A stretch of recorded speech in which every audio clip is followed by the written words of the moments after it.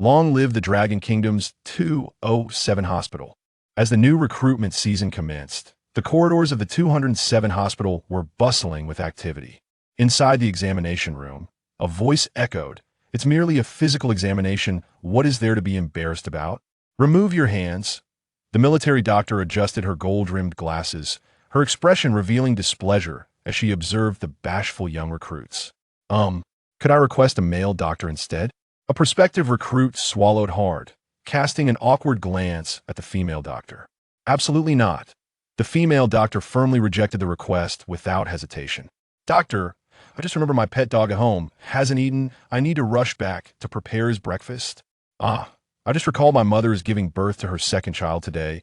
I must return to assist her during her confinement." Such remarks stirred a wave of commotion among the young men, all of whom were unaccustomed to such situations, especially under the gaze of a beautiful military doctor while partaking in such humiliating acts. Suppressing her amusement, the female doctor scoffed.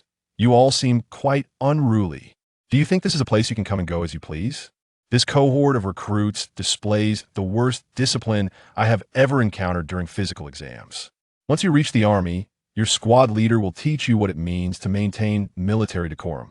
Upon witnessing her sudden change in demeanor, the inexperienced youths instinctively held their breath, fearful of incurring her wrath.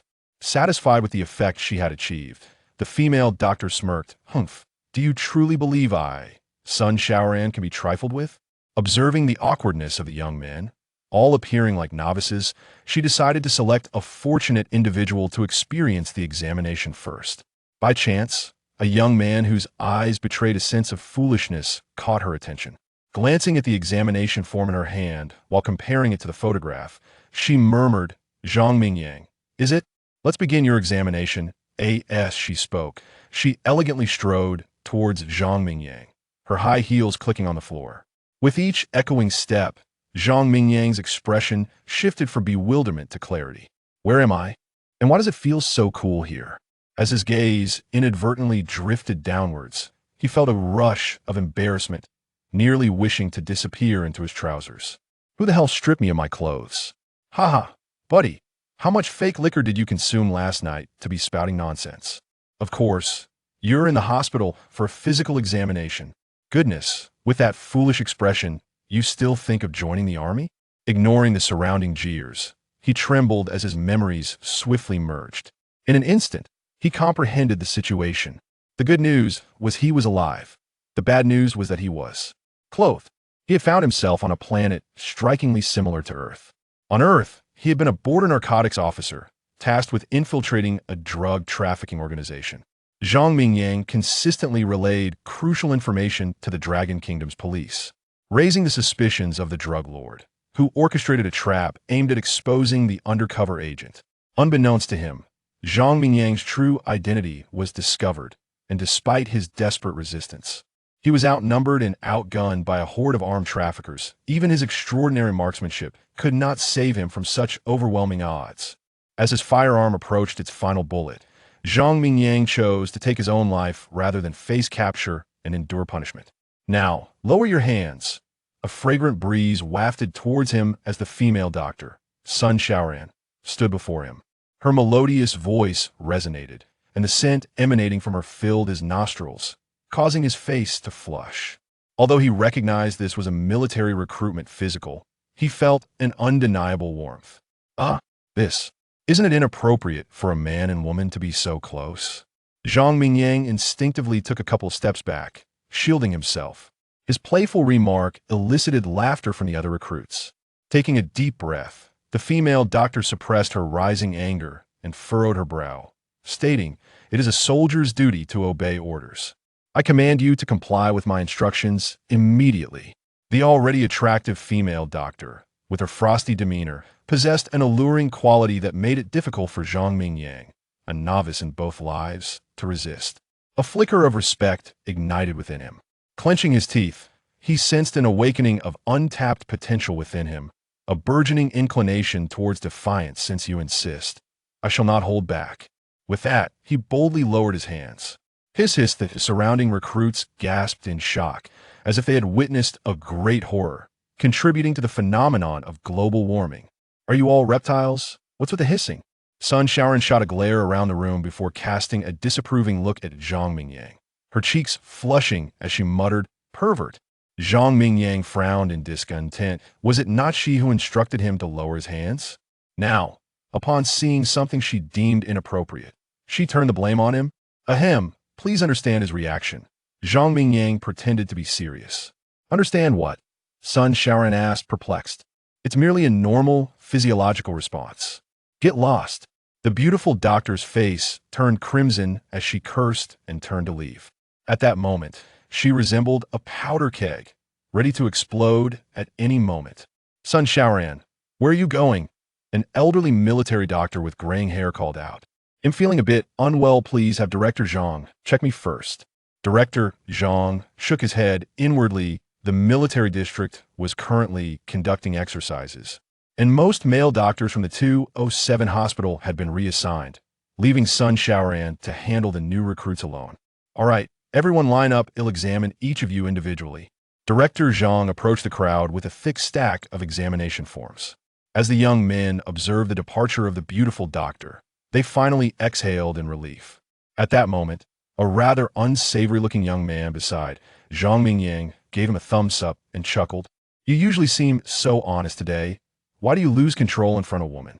TSK, TSK, TSK. Looks like I'll have to call you stiff brother from now on. Zhang Mingyang narrowed his eyes and glanced at the speaker. This person was familiar to him, someone he knew all too well. His name was Zhou Dalong, and they had grown up together as neighbors. However, their relationship was far from amicable. Zhou Dalong was a typical delinquent, always either fighting or chasing after women, viewing school as a punishment, while Zhang Mingyang had been regarded as a model student, not only handsome, but also excelling academically. This had fueled Zhou Dalong's jealousy, leading him to secretly sabotage Zhang Mingyang during their college entrance examinations.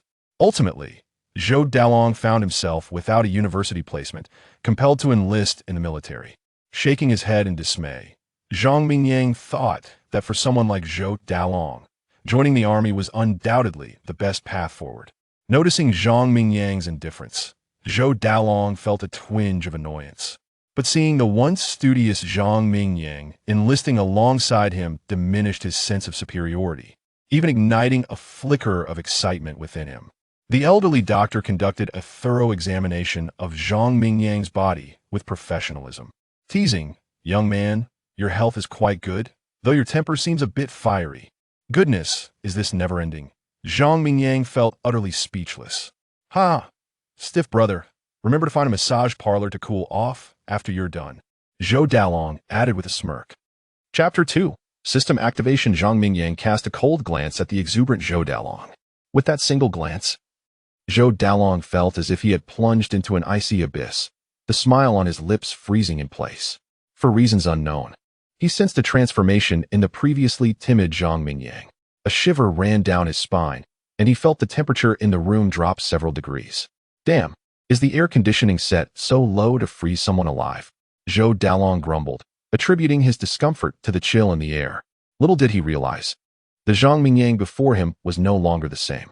In his previous life, as a narcotics officer, he had dispatched no fewer than 10 drug dealers. The glare aimed at Zhou Dalong was imbued with a fierce, murderous intent. Feeling humiliated, Zhou Dalong stiffened his neck and retorted, "What are you staring at?" Zhang Mingyang instinctively replied, "What are you looking at?" Zhou Dalong was taken aback. He had bullied this boy since childhood, and this was the first time he had ever responded with such audacity. Just as he was about to throw a punch at Zhang Mingyang, the elderly military doctor nearby barked, "What are you shouting about? Do you still want to be a soldier?" Zhou Dalong shrugged. "Just wait until the physical examination is over." Zhang Mingyang chuckled nonchalantly, dismissing the petty trash talk. Had it not been for the crowd surrounding them, he would have certainly shown Zhou Dalong why the flowers bloomed so vibrantly. It is worth noting that in his former life, he was a top graduate of the police academy. Although years of undercover work had dulled his grappling skills, his street fighting techniques remained unparalleled. A scum like Zhou Dalong would be no match for him. Seeing that Zhou Dalong was ignoring him, Zhou felt as if he had punched a pillow. Just as he prepared to throw some more insults, the old military doctor slapped Zhou Dalong's shoulder, saying, "You're up. Bend over and spread." Oh. Zhou Dalong hastily bent over, exerting force with both hands. The elderly doctor was overwhelmed by a foul stench wafting up. "Young man, when was the last time you bathed?" he asked, fanning the air in an attempt to dispel the odor. I washed last month," Zhou Dalong mumbled. "Remember to maintain hygiene in the army. Now let me take a close look." After offering this advice, the doctor and Appo's years of medical experience allowed him to regain his composure. The doctor squinted, unsure of what he was seeing. To clarify, he pulled out a magnifying glass from his pocket. Minutes later, as Zhou Dalong's anxiety mounted and he struggled to maintain his bent-over position, the doctor spoke slowly. "Young man, it appears you have hemorrhoids." As soon as the words left his lips, uproarious laughter erupted around them. However, the focus had shifted from Zhang Mingyang to Zhou Dalong. Not only does he not bathe, but he also has hemorrhoids. What a peculiar fellow. By the way, can someone with hemorrhoids even serve in the military? Zhang Mingyang couldn't help but chuckle. Who would have thought, Dalong, that you are a young man with hemorrhoids? Impressive. Zhou Dalong felt an overwhelming sense of shame, itching to retort, but the mocking gazes from those around him left him utterly humiliated. He just wanted to finish the examination and retreat home to hide under the covers like an ostrich. Yet, before he could bury himself in his bed, he was determined to give Zhang Mingyang a good beating. "Young man, don't stick out your buttocks. It's rather tiring. You have a mixed hemorrhoid condition, fortunately not exceeding the specified centimeters. Otherwise, you would need to be hospitalized for treatment." After putting away his magnifying glass, the doctor also tucked the measuring ruler into his pocket. "Now, turn around. Let me see the front." Zhou Dalong shut his eyes, unable to bear the strange stares from those around him, mechanically following the command. The old doctor had intended to share a few jokes, but upon seeing Zhou Dalong's condition, he instinctively took 3 steps back. "Young man, you cannot serve in the military now. Quickly put your clothes back on and go see a urologist for treatment." At this pronouncement, every gaze in the vicinity turned toward Zhou Dalong. "I am in good health. Why can't I serve? Explain that to me." When it came to his interests, Zhou Dalong no longer cared about respect. His tone rose in indignation. "You want me to spell it out for you?" The doctor replied, slightly irritated. Zhang Mingyang, initially uninterested in Zhou Dalong's condition, cast a glance after hearing the doctor's words. Just that one glance made him retreat 3 steps as well. "Warts? Syphilis? I can always come back next year." Zhang Mingyang feigned concern, but his retreating legs betrayed his inner turmoil. Who would panic in the presence of such a toxin? Seeing Zhou Dalong frozen in disbelief, the doctor cleared his throat and began to explain in detail. "Young man, this condition is medically referred to as..." "Do you understand now?" As the doctor concluded his explanation, a 10-meter radius around Zhou Dalong was devoid of any onlookers. He stood there in utter solitude. In that moment, he felt as if the sky had collapsed upon him. There was no way he could serve as a soldier now. It must have been that Xiaofang from the massage parlor. I knew there was a reason she kept the lights off at night, claiming to be afraid of the dark. She was clearly working while sick. Before departing, Zhou Dalong shot an annoyed glance at the smug Zhang Mingyang, silently dressing himself before exiting the hospital.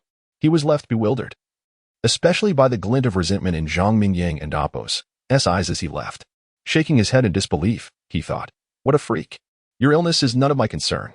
Previously, he had been a student oblivious to worldly matters, so he had little understanding of such unmentionable afflictions. Yet, he had vaguely heard Zhou Dalong boast about visiting various massage parlors and knowing some software engineers, as well as KTV princesses from the previous dynasty. In short, Zhou Dalong was adamant about distancing himself from drugs and gambling, but now he had effectively squandered his future.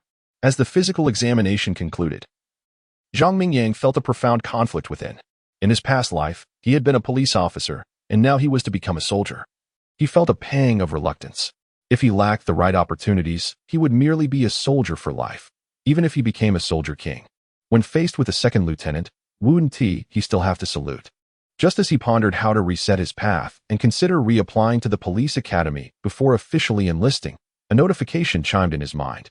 The strongest military god system is loading. System.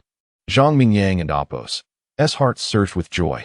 He recalled that the original host had grown up with his grandfather, with his parents having been absent for many years.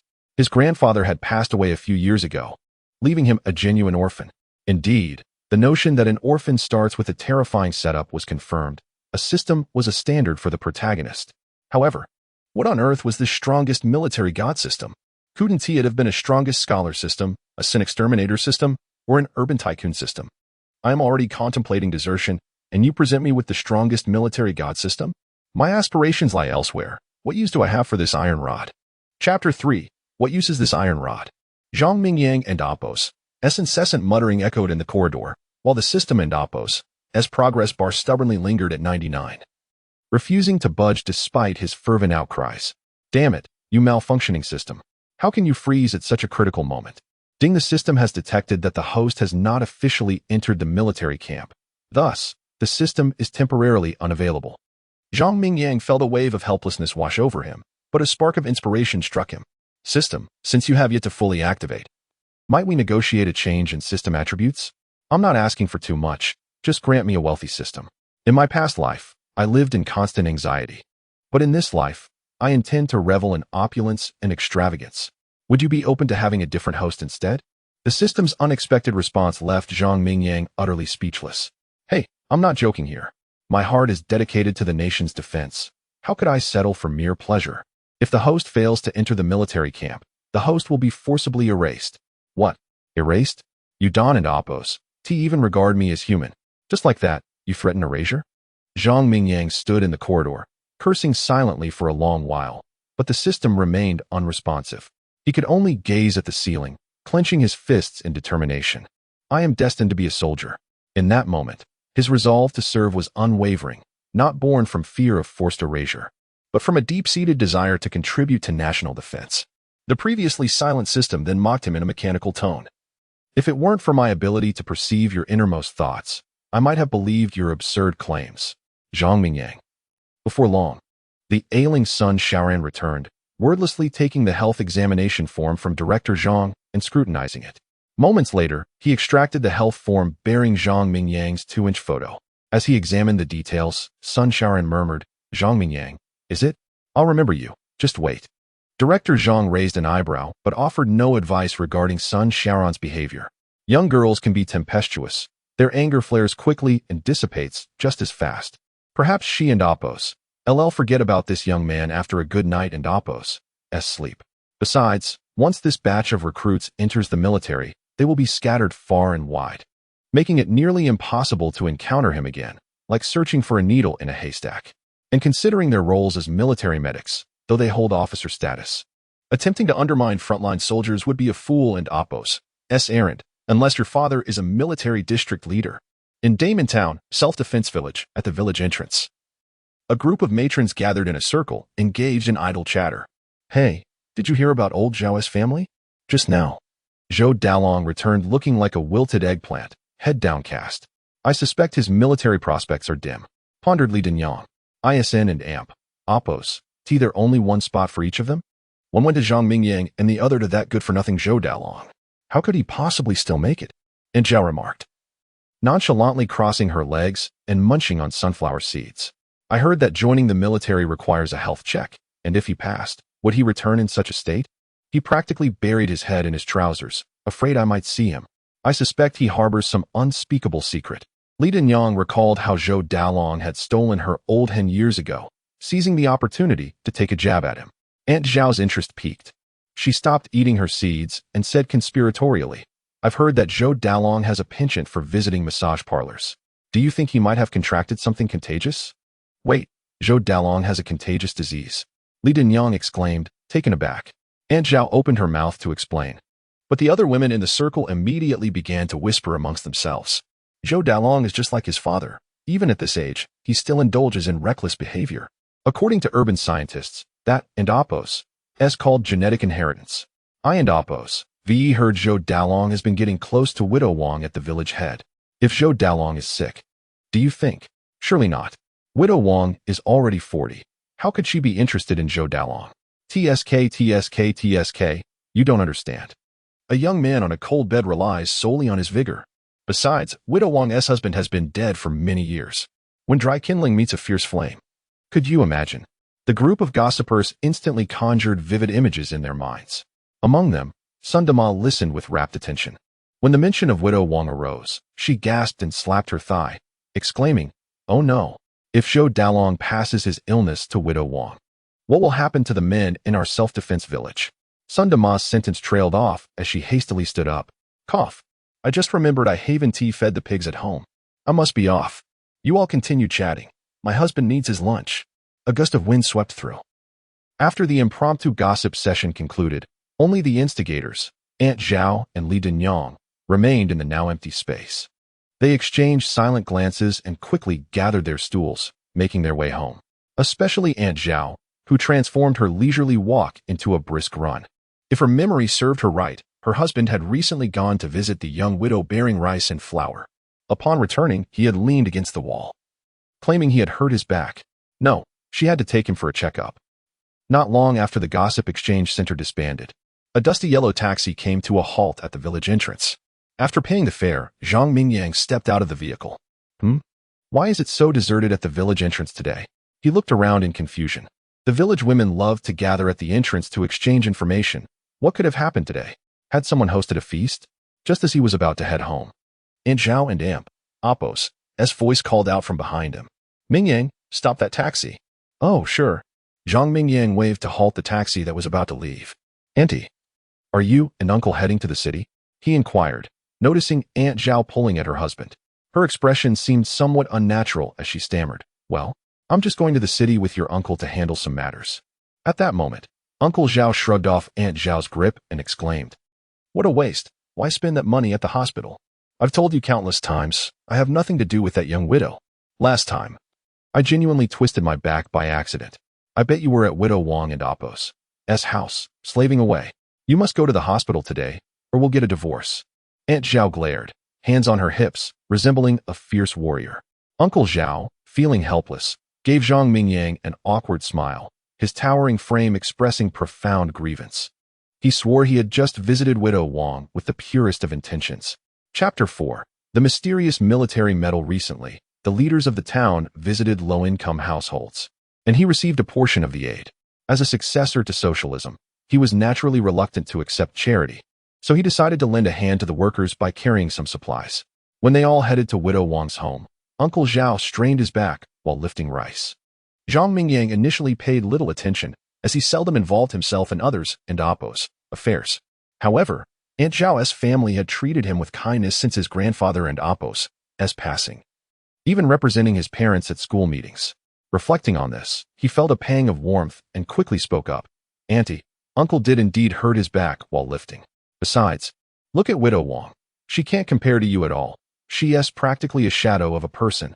Aunt Zhao was momentarily taken aback, while Uncle Zhao cast him a grateful glance. You certainly have a way with words. On your account, I'll forgive your uncle today. She replied. By the way, didn't you go for a health checkup? Did you pass? Aunt Zhao inquired, her face glowing with curiosity. She trusted Zhang Mingyang's character, believing that despite his lack of university admission, his 9 years of compulsory education and high school experience would keep him from falling into the same pitfalls as her husband. Zhang Mingyang grinned proudly, patting his non-existent muscular chest. With my physique, passing was a certainty. Aunt Zhao chuckled, her worries dissipating. Your uncle and I will head back now. Do come over for a meal sometime. Sure thing. Take care. After parting ways, Zhang Mingyang strolled home, greeting familiar villagers warmly. Before long, he arrived at his residence. Upon entering, he found an expanse of over 100 square meters, with a small vegetable garden, leading into the modest house he inhabited. As he pushed open the iron gate, the sound of barking filled the air, and a dark figure rushed toward him. It was his pet dog, a pure black mutt, often coveted by dog thieves. All right, Blackie, you're filthy, don't get too close. Just as he was about to pet it, Blackie turned sharply and dashed out of the yard, barking, I'm coming for the village's female dogs. Zhang Mingyang stood still, choking on the dust kicked up by Blackie's sudden sprint. With his impending enlistment and no one at home, he pondered how to care for the dog.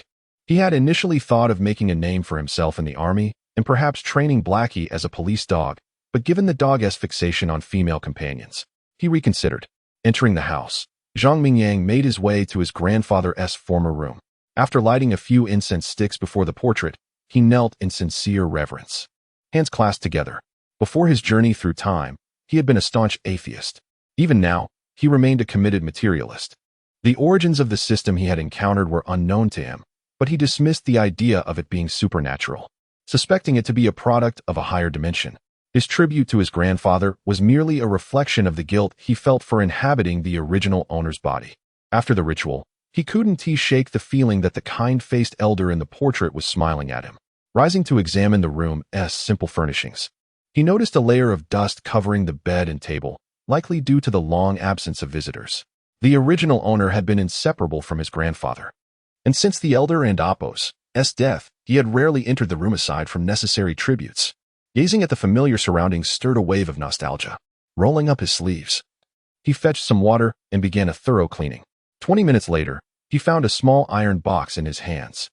His grandfather had meticulously kept this box safe throughout his life, and whenever Zhang Mingyang had expressed curiosity, the elder would scold him, causing him to forget about it over time. Now, unable to contain his curiosity, he thought, "Grandfather, you're no longer here, and according to inheritance laws, this belongs to me." He glanced nervously at the portrait. "Since you're silent, I'll take that as consent." With a grin, he envisioned the treasures that might be contained within. It was rumored that elders often collected valuable items as family heirlooms. His grandfather had passed unexpectedly, without the chance to share details, but the significance of these items surely held great value. Dusting off the box, he whispered a phrase for good luck, held his breath, and opened it. The first sight that greeted him was an array of iron medals of various sizes. They seemed vaguely familiar as he cautiously picked one up. The inscription nearly made him leap in shock. Special Merit Medal. Such accolades were typically reserved for wartime honors. Had his grandfather served in the military? Had he collected someone else's medals? Confusion swirled within him. His grandfather had never mentioned a military past, claiming to be merely a farmer with little experience beyond the village. Pushing aside his bewilderment, Zhang Mingyang delved deeper into the iron box. Soon, the table was strewn with an assortment of military medals. 3 special merit medals, 5 first-class medals, and over 10 second- and third-class medals. The rust on the medals whispered tales of time long past. As he extracted the last of the medals, he discovered a letter and a small, palm-sized piece of paper remaining in the box. The paper had yellowed and darkened, the black ink faint and blurred. Upon closer inspection, it read, "Dragon Country Eternal Army Officer Certificate." Zhang Mingyang was taken aback. This was the first officer certificate he had ever seen. Although it was from the last century, it bore significant implications. Was it possible that his grandfather had once been a prominent figure in the military? Filled with excitement, he carefully unfolded the certificate. A black and white photograph appeared, showcasing a young man with a radiant smile and piercing eyes that hinted at a chilling intensity, making it difficult to gaze directly at him. Despite the youthfulness of the figure, Zhang Mingyang immediately recognized his grandfather, Zhang Taizhu. His grandfather had served in the military and earned commendations. But why had he chosen to live as a humble farmer, forsaking a life of distinction? Had he been a victim of persecution, leading to his current station? Zhang Mingyang was utterly perplexed. Seeking clarity, he continued to read the details on the officer certificate. Name: Zhang Jiui. Gender: male. Position: Deputy Director of the Intelligence Department. Rank: Colonel. This was strange. His grandfather's name was Zhang Taizhu. He had seen his grandfather's ID, which clearly stated Zhang Taizhu. Zhang Mingyang's mind raced. How could someone obtain such a position in the 1950s without being well known? No matter how hard he tried, he could not recall any soldier named Zhang Jiui. In the early days of the Dragon Country's establishment, amid the arduous and prolonged struggle, there existed a covert front that played a crucial role in securing revolutionary victories, which was the intelligence department. Zhang Mingyang felt overwhelmed, deciding to search for his grandfather's name on his phone. Unfortunately, he found nothing. Chapter 5. The release certificate. After casting a reluctant glance at the portrait of his grandfather, Zhang Taizhu, Zhang Mingyang scoffed to himself. "Grandfather, even after all these years, you still find amusement in playing tricks on me. I had thought I was the descendant of a great figure." With that thought dismissed, he placed the military medal along with the officer's certificate into an iron box. Wait, there is also a letter. Zhang Mingyang picked up the envelope, and with a heart full of tranquility, opened it, extracting the paper within. Having just endured a tumultuous emotional roller coaster, he believed he had achieved a state of calm. Yet upon reading its contents, he nearly spat out a mouthful of blood. A release certificate. Upon seeing the name inscribed above, Zhang Taizhu. "Grandfather, you have misled me." Zhang Mingyang felt as though the world was spinning around him. According to the Dragon Kingdom's conscription laws, any criminal record within 3 generations of direct relatives forbids one from enlisting. Even minor offenses could result in disqualification. While his grandfather's past misdeeds were daunting, the real horror lay in the fact that should he be unable to serve, the system would forcibly erase him. At that moment, He felt compelled to seek a favorable location for himself. With tears welling in his eyes, Zhang Mingyang gazed at his grandfather's portrait and thought, "Forget it. When my time comes, I shall simply be buried beside you." After a brief moment, his emotions stabilized. Having already faced death once, the prospect of facing it again seemed less terrifying. Lying on the bed, he examined the release certificate closely. The date read September 1949. But the details of the offense were so obscured that no matter how he squinted, he could not discern the words. "Never mind, as long as it indicates a crime. I cannot enlist. What use is it to know the specifics?" Zhang Mingyang lost his inclination to lie down and began pacing restlessly around the room. No. The historical trajectory of this world is strikingly similar to my previous life. There were no electronic records at the end of the 1940s. This meant that my grandfather and Appo's criminal record could not be found on a computer. To uncover it, one would need to search through paper archives, and after decades, who could guarantee their existence? The most crucial aspect was that no one knew of his grandfather's crimes. As long as he remained silent, no one would be aware. Upon realizing this pivotal point, Zhang Mingyang felt an invigorating rush of energy. His body no longer ached, and he felt revitalized. He could even devour 3 bowls of rice for dinner. Even the sight of Hazy, the playful pup outside, seemed charming to him. Looking at the release certificate in his hand, Zhang Mingyang narrowed his eyes. This document represented an inconspicuous secret and thus should be completely destroyed. However, as it was a relic of his grandfather, he hesitated to part with it. After much contemplation, he ultimately decided against destruction. He placed the envelope back into the iron box, secured it in the wardrobe, and even retrieved a large lock to ensure the cabinet was locked.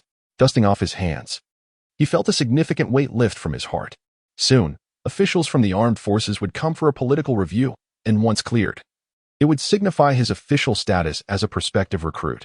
2 hours earlier, Zhou Dalong, having learned of his unspoken affliction, trudged home in a daze. He lacked the energy to even greet the village aunties at the entrance, his head bowed like a wounded quail. Upon entering the house, Zhou Sihai noticed his son's unusual demeanor. "Son, didn't you go for a medical checkup? Why do you look as wilted as a frostbitten eggplant?" Was it that he had failed the examination? Zhou Sihai fancied himself humorous, but his words struck a nerve with his beloved son. Upon learning of his illness, Zhou Dalong grew increasingly paranoid. "It and Appo's, as just a trivial military matter. What is the big deal? I have no desire to enlist." Zhou Sihai and Appo's expression darkened. "What? I spent a fortune to secure your spot, and now you say you won't go?" Zhou Dalong, too fearful to disclose his ailment, retorted. "Being a soldier is tough and exhausting. If you want to go, then go. Leave me be. I'm going to sleep." With that, he stormed into his room without a backward glance. "Get back here." Zhou Sihai and Appo's face was as dark as a pot bottom as he grabbed Zhou Dalong by the collar. "Do you think I went through all this trouble for nothing? I nearly groveled to the village chief, and now you say you won't go?" Zhou Dalong, already vexed, exploded in fury. With a forceful motion, he shrugged off Zhou Sihai's grip. "Do you think I want to go? I have hemorrhoids and couldn't pass the medical exam." Zhou Dalong dared not reveal the true nature of his affliction and instead opted for a common ailment. 9 out of 10 men have hemorrhoids. What's the big deal?" Zhou Sihai and Appo's hand hovered in midair, and upon hearing his son and Appo's response, he could only sigh in resignation. "Fine, if you didn't and Appo's go today, the next year. Tomorrow, I'll take you to the hospital for a proper treatment." Zhou Dalong dreaded the thought of visiting the hospital. If he did, his secret would surely be exposed. He had already planned to wander around the city tomorrow, where he heard old Chinese medicine advertisements for treating infectious diseases were posted on telephone poles. Why go? "I'm not joining the army. Tomorrow I'll find a job in the city." Zhou Sihai felt a surge of relief. As long as his son wasn't getting into trouble, he was fine with whatever path he chose. Now that his son seemed motivated, he felt a swell of pride. In that moment, Zhou Sihai reflected on how difficult it had become to manage his son since the passing of his wife. Today, it was smashing windows. Tomorrow, it would be climbing through a widow's window. He had caused a plethora of mischief without a proper direction in life. Yet, he thought, with the Zhou family being a single line for 3 generations, who else should he dote upon if not his only son? "Son, go rest for a bit. I'll whip up something for you. If the army ISN and Appo's to your calling, so be it." With that, he left the house in good spirits. Zhou Dalong let out a sigh of relief. He had passed through this hurdle. Now, he needed to threaten Zhang Mingyang. Only this boy knew about his illness. And if word got out, Zhou Dalong would no longer be welcome in self-defense village. With a tarnished reputation, which widow would want to associate with him? Patting his growling stomach, he resolved to take out his frustrations on Zhang Mingyang after dinner. Chapter 6: The imminent political examination. Zhou Sihai felt somewhat peculiar today. Typically, when he encountered familiar women in the village, they would exchange greetings.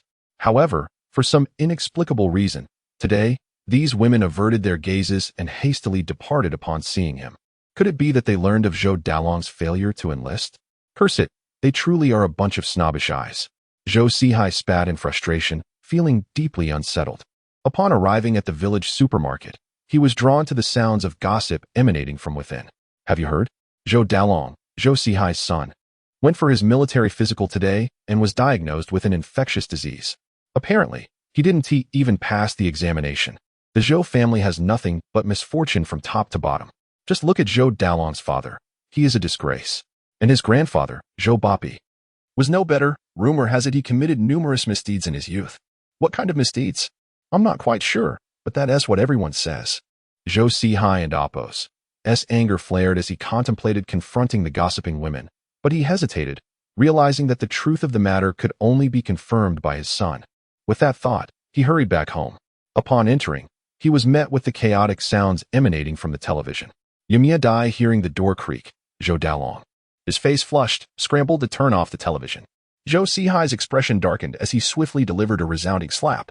How dare you hit me? Zhou Dalong growled, revealing his fierce demeanor. You better tell me the truth. What disease did you fail the physical for? Zhou Sihai seized his son by the collar, his grip tight. I already told you. I have hemorrhoids. Zhou Dalong stammered, fear creeping into his voice as he trembled. Hemorrhoids? The entire village is buzzing with rumors of an infectious disease, and I almost believed your nonsense. Zhou Sihai gritted his teeth. Zhou Dalong was stunned. How did they find out? It must have been that bastard Zhang Mingyang. I'll kill him. Seeing Zhou Dalong inadvertently confess, Zhou Sihai could no longer contain his rage. I'll be damned if I let you off this easily. The sounds of chaos and Zhou Dalong's cries echoed through the Zhou household. After a tumultuous 15 minutes, both father and son lay on the ground, bruised and battered. Zhou Sihai panted heavily. You even dared to lay hands on your own father? Staying still makes you a coward. I don't care if you are my father, Zhou Dalong retorted defiantly. Zhou Sihai, in his fury, regretted not having put a stop to Zhou Dalong's mischief earlier. Now, he had this troublesome offspring causing daily distress. If only his wife hadn't passed away so soon, he might have considered starting anew. After the shouting and hitting subsided, Zhou Sihai gradually calmed down and posed the question that weighed heavily on his mind. Tell me, whose windows have you peered into in the village? Zhou Dalong, sprawled on the ground, awkwardly raised his hand to count. I've looked into old Wang's, old son's, old Li's. Zhou Sihai felt a mixture of emotions. His son was indeed a prodigy in finding trouble. Thankfully, he had peered into old Wu's widow's window. Otherwise, they would be in the same predicament. After a brief pause, both men managed to rise. Zhou Dalong, filled with resentment, declared, Dad, the only person who knows about my illness is Zhang Mingyang. How many years would I get if I killed him? None. Zhou Sihai shook his head. Really? Do we have someone looking out for us? What are you talking about? With the right connections, you might as well be sentenced to death. Zhou Dalong. Then I want care. I must vent my anger. Even if I can't kill him, I'll make sure he can't serve in the military. Zhou Sihai frowned, harboring a growing animosity toward Zhang Mingyang. After pacing the room for a while, a thought struck him. I seem to recall your grandfather mentioning that Zhang Taizhu had been imprisoned before. What does his grandfather's imprisonment have to do with Zhang Mingyang? Zhou Dalong questioned, bewildered. Do you have a pot on your shoulders filled with urine? Don't you know that direct relatives with a criminal record can enlist? Zhou Sihai scolded in exasperation. Really? I didn't know that. Zhou Dalong grinned. Well, I won't say anything further. I'm going to report him right now. Do you even know where to report him? When the armed forces come for the political examination, you can file a formal complaint in front of them. They won't let it slide easily. Zhou Sihai smirked ominously. What if they don't believe me? Zhou Dalong voiced his concern. Don't worry about that. I'll handle the rest. Zhou Sihai devised a plan, and soon, the Zhou household resonated with the conspiratorial laughter of father and son. At the Zhang household, Zhang Mingyang was blissfully unaware that his grandfather's past had been uncovered. At that moment, he was cooking dinner alone in his home. As he heated oil in the pan, a phone call interrupted his thoughts. Hello, is this Zhang Mingyang? A young man's voice inquired over the line. Yes, who is this? Zhang Mingyang asked, puzzled. I'm a staff member from the armed forces. We will be conducting a political examination in your village tomorrow. All right, understood, sir. After hanging up, Captain Sun Xiaofeng glanced helplessly at the lieutenant-ranked female officer lounging on the sofa. Sister, what on earth are you thinking? What is so important about this political examination? Sun Xiaofeng regarded his sister with exasperation. I don't care. I want to go. Sun Xiaofeng rubbed his temples in frustration. Why can't you just stay at the military hospital and do your job instead of wandering around? If you don't let me go, I'll tell Mom you're slacking off at work. The beautiful officer pouted, her striking demeanor softened by a pinch of adorableness. Fine, I give up on you. Sun Xiaofeng reluctantly acquiesced. His sister had always been a handful. Refusing to comply would only lead her to concoct more bizarre schemes to torment him. However, he couldn't help but wonder why his sister was interested in this Zhang Mingyang. He had just reviewed the young man's profile, and apart from his handsome appearance, there was nothing remarkable about him. His parents were missing, and his grandfather had passed away years ago. Moreover, his sister was 5 or 6 years older than that boy. Was she hoping for a romance with a younger man? With that thought, Sun Xiaofeng scrutinized his sister with a teasing gaze. What are you staring at me for? I'm just curious since I've never been through a political examination. Sun Xiaoran blurted, a hint of blush creeping onto her cheeks as she hurried to explain. Her explanation only solidified Sun Xiaofeng's suspicions. He resolved to observe closely in the coming days to uncover his sister's true intentions. Sun Xiaoran stomped her foot, her mind involuntarily drifting back to that day's physical examination. The fury of the dragon. She scolded herself inwardly. Sun Xiaoran, what on earth are you thinking? Chapter 7. The missing parents. Upon receiving a call from the armed forces, Zhang Mingyang felt a mixture of trepidation and excitement. As the saying goes, serving in the military brings 2 years of regret, while not serving brings a lifetime of it. Deep down, he harbored dreams cloaked in military green. His reluctance stemmed from his free-spirited nature, which made it challenging for him to adapt to the regimented and monotonous life of the army, especially considering his past life as an undercover agent infiltrating a drug den, which had left him with a duality of character. Truth be told, such a disposition was ill-suited for military life. Had it not been for the emergence of the system, he might have repeated the same path he once trod. He hoped everything would proceed smoothly. Lying on his bed, his gaze drifted to a photograph of his parents hanging on the wall, a wedding photo, with his father beaming and his mother radiant with joy. In his memories, he scarcely glimpsed his biological parents during his childhood, often inquiring about them from his grandfather, who remained tight-lipped. One day, however, after indulging in drink, his grandfather inadvertently revealed a secret in his sleep. Tianqin, how are you and Yaqing doing over there? Your beloved grandson misses you both. Initially, Zhang Mingyang thought over there referred to the afterlife, but the more he pondered, the more he sensed something amiss. His grandfather claimed their family was composed of mere farmers. Yet they had not tilled the land for ages and lacked for nothing financially. His grandfather possessed a bank card, receiving tens of thousands of yuan monthly. While his former self was an academic, it did not imply that the soul inhabiting his body was a fool. All these hints pointed to the likelihood that his parents, much like in his previous life, had become undercover agents within a criminal organization. Suddenly, Zhang Mingyang sat upright, shaking off the chaotic thoughts. What kind of undercover work could yield such wealth? Was it a mysterious overseas organization? No, that didn't seem right. The source of this money was shrouded in mystery. He had once tried to trace it using his grandfather's identification at the bank, only to be met with the absurdity of the bank staff claiming that the remitting party's information was untraceable, a ludicrous notion in Longhua, where banks are under strict financial regulations. Feeling somewhat lost, yet gradually regaining focus, he dismissed the overwhelming thoughts. There was no need to overthink. He would cross that bridge when he got to it. His primary objective now was to join the army and secure his own safety.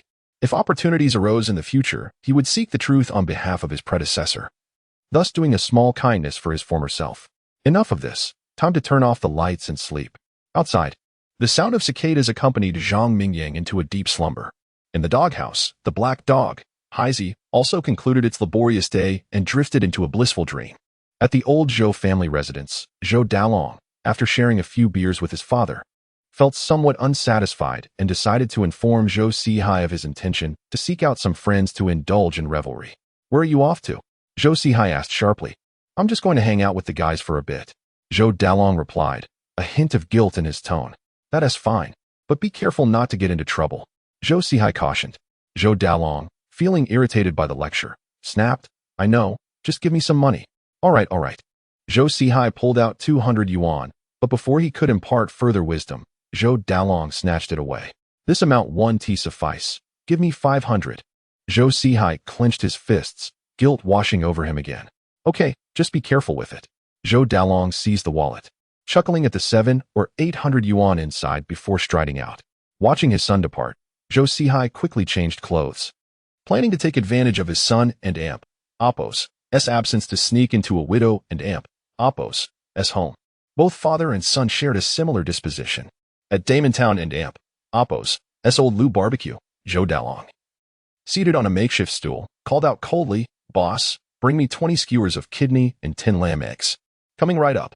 A young man with dyed yellow hair, eager to please, asked, Hey, Long Gu, are you feeling down about something? Oh, how did you figure that out? Zhou Dalong replied nonchalantly, taking a swig of beer. Long Gu, you're about to enlist. Naturally, there's a bit of reluctance. Another youth with a flamboyant hairstyle chimed in, adjusting his fashionable shoes. The mention of military service struck a nerve in Zhou Dalong, akin to pouring salt into an open wound. Are you ever going to shut your mouth? You just can't stop talking, can you? He growled, veins throbbing on his forehead. Realizing his blunder, the flamboyant youth quickly grabbed a beer bottle. What are you doing? Zhou Dalong exclaimed, startled. Long Gu, I'm sorry. Let me make it up to you. In an instant, the youth showcased his drinking prowess, clapping his hands in admiration. Wei Gu is amazing. The yellow-haired boy cheered. Zhou Dalong relaxed, reassured as long as he wasn't about to be assaulted. All right, brothers, tonight we drink until we're intoxicated. I'll take you out for a good time. Can we add an hour to the night? Zhang Wei asked with a grin. I want to add 2. The yellow-haired youth raised his hand. Step up. Not that I'm criticizing you, but with your 3-second limit, do you really think you can add an hour? You seem more suited for charity work. Zhou Dalong retorted, his tone laced with irony. Listen to me. Head home and stay under the covers tonight to study your battle tactics. He added meaningfully. The yellow-haired youth blushed at the remark, stammering, Long Gu. I'm just here to participate. If I don't go, it'll seem like I'm not part of the group. Zhou Dalong sighed. If you don't go, you could save me some money. Naturally, none of their money came without effort. After we finish drinking, I need you to help me with something. Zhou Dalong seized the moment to express his intentions. If Zhou Sihai were to hear his son's thoughts, he would surely be furious. For the money was not merely a gift. It had been taken from his own hands. Zhang Wei and the yellow-haired youth exchanged glances before responding in unison, Long Gu. Just give us the order. Chapter 9. Revenge from Zhou Dalong. Although the two did not know what Zhou Dalong wanted from them, the allure of pursuing their desired technician overshadowed any concerns about potential dangers. Zhou Dalong, feeling quite pleased, said, You both know Zhang Mingyang from our village, right? That brat has crossed me recently, and I'm quite displeased. Let us pay him a visit and teach him a lesson. The two breathed a sigh of relief simultaneously. They knew Zhang Mingyang well. He was the kind of person who couldn't stand up for himself and had often been bullied by Zhou Dalong in the past. Don't worry, Brother Long. I've been practicing my flying kicks lately. Just watch me take care of him. Yang Wei boasted, thumping his chest with a loud clang. Bu Ju was equally eager. I've also learned a thing or two about making spicy chicken. Just watch how I deal with him. Zhou Dalong felt a warm surge of camaraderie. Indeed, they were good brothers who would back him up. Here, little brother, your 20 skewers of lamb kidneys. The owner of the barbecue shop, a man in his 40s, personally brought over a large platter filled with skewers. Zhou Dalong grunted in displeasure. Only 20 skewers? Who has that enough for? Bring me 40 more. My brothers and I are going to indulge tonight. The shop owner was momentarily taken aback, his expression shifting. Zhou Dalong had intended to display his generosity but inadvertently offended the barbecue shop owner, known on the streets as Six Brother, a figure of some notoriety. Even Zhou Dalong's father, a seasoned troublemaker himself, would show him respect. Sorry, uncle, I was wrong. Zhou Dalong quickly apologized. Six Brother slammed the skewers onto the table, warning him that next time, he would break his legs if he dared to act up again. After enjoying their meal, the group left in a dejected manner under Six Brothers' disapproving gaze.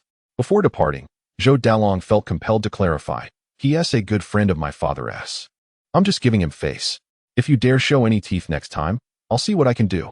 Yang Wei opened his mouth to speak, but hesitated, thinking to himself, When your day comes, your autopsy report will surely note that your body was soft everywhere except your mouth, fueled by their libations. The trio decided to unwind at a nearby massage parlor. Faced with the heavily made-up massage therapists, Zhou Dalong and Buju each selected a slim figure, while Yang Wei's eyes remained fixated on a hefty matron weighing around 200 pounds. "Brother Long, I'll choose her." This revelation shocked the other two, and Zhou Dalong marveled. "With your build, can you handle that?" After some time, the three emerged from the massage parlor, with Zhou Dalong looking as pale as a ghost, while his companions appeared invigorated. "Brother Long, just tell us how to deal with Zhang Mingyang." Zhou Dalong replied darkly, "Follow me. Tonight we'll teach him a lesson." Under the cover of night, the three figures crouched beneath the eaves of Zhang's house. "This is it. Let us sneak in quietly. No loud noises, understood?" Zhou Dalong, wearing a mask and hat, whispered. "Don't worry, Brother Long. I'm quite agile." Buju replied in a hushed tone. "What's that smell?" Zhou Dalong wrinkled his nose, noticing the black lace mask on Buju's face. He paused. "What on earth are you wearing?" Cough, cough. I just borrowed it from the massage parlor," Yang Wei stammered, his eyes darting around. Aware he couldn't afford to pay for anything and had to improvise during lonely times. "Look at you." Zhou Dalong turned to Yang Wei, nearly startled by his appearance, unable to contain his anger any longer. "Where did you get that, brah? Are you cosplaying as a superhero?" Buju, somewhat bashful, chuckled. "The masseuse gave it to me, saying she liked customers like me." Zhou Dalong sighed deeply, feeling pity for Buju. 3 seconds with that will be a lifetime of regret. "All right. Let us get to work. Remember, don't kill him," Zhou Dalong instructed, stepping back and easily climbing over the wall of Zhang's home. Yang Wei followed suit, albeit with some effort. However, Buju struggled, unable to scale the wall despite his best attempts. "Brother Long, I can't make it up. Useless. Just stay here and keep watch. If anyone comes, bark like a dog." Buju felt a rush of excitement. The two on the wall descended carefully, trying not to wake the sleeping Zhang Mingyang inside. "Brother Long, there's a dog," Yang Wei exclaimed, sweating profusely. "That mutt is known to be a coward." "Don't panic," Zhou Dalong reassured him. Yang Wei sighed in relief, and they approached the door quietly. Zhou Dalong gently pushed the door, which creaked open slightly. "Huh, leaving the door unlocked at night? Can't blame me for that." Inside, Zhang Mingyang was restless in his sleep, excitement from his recent transition still coursing through him. Just as he was daydreaming about a bright military future, he awoke at the sound of the door. Years of being undercover had instilled a cautious nature in him. Initially thinking the creaking door was just the wind, he soon realized that footsteps indicated intruders had entered. "Damn it, I was careless," Zhang Mingyang chastised himself. Having forgotten to lock the door in his excitement, he stealthily emerged from his covers, quickly scanning the room by moonlight and spotting a shovel in the corner. Raising it above his head, he inhaled deeply, preparing to strike down any intruders. While most would instinctively call the police in such a situation, Zhang Mingyang was different. In his past life, he had been a police officer himself, and his personal heroism would never allow him to seek outside help. Meanwhile, Zhou Dalong was unaware that their presence had already been detected. Upon entering, he found himself somewhat disoriented, unsure of which room Zhang Mingyang occupied. Concerned that Zhang Mingyang might resist fiercely, he decided to search each room one by one. After a brief moment of contemplation, he and Yang Wei entered Zhang Mingyang's grandfather's room. As soon as they stepped inside, Zhou Dalong suddenly remembered that Zhang Mingyang had never lacked wealth. Every time he bullied him, he always ended up with a few $100. What if the family had valuable items stored away? In the dark, Zhou Dalong's eyes glimmered with determination. "Let us do this. I can't be a soldier anymore." He quietly switched on a small flashlight, which illuminated a portrait of Zhang's grandfather.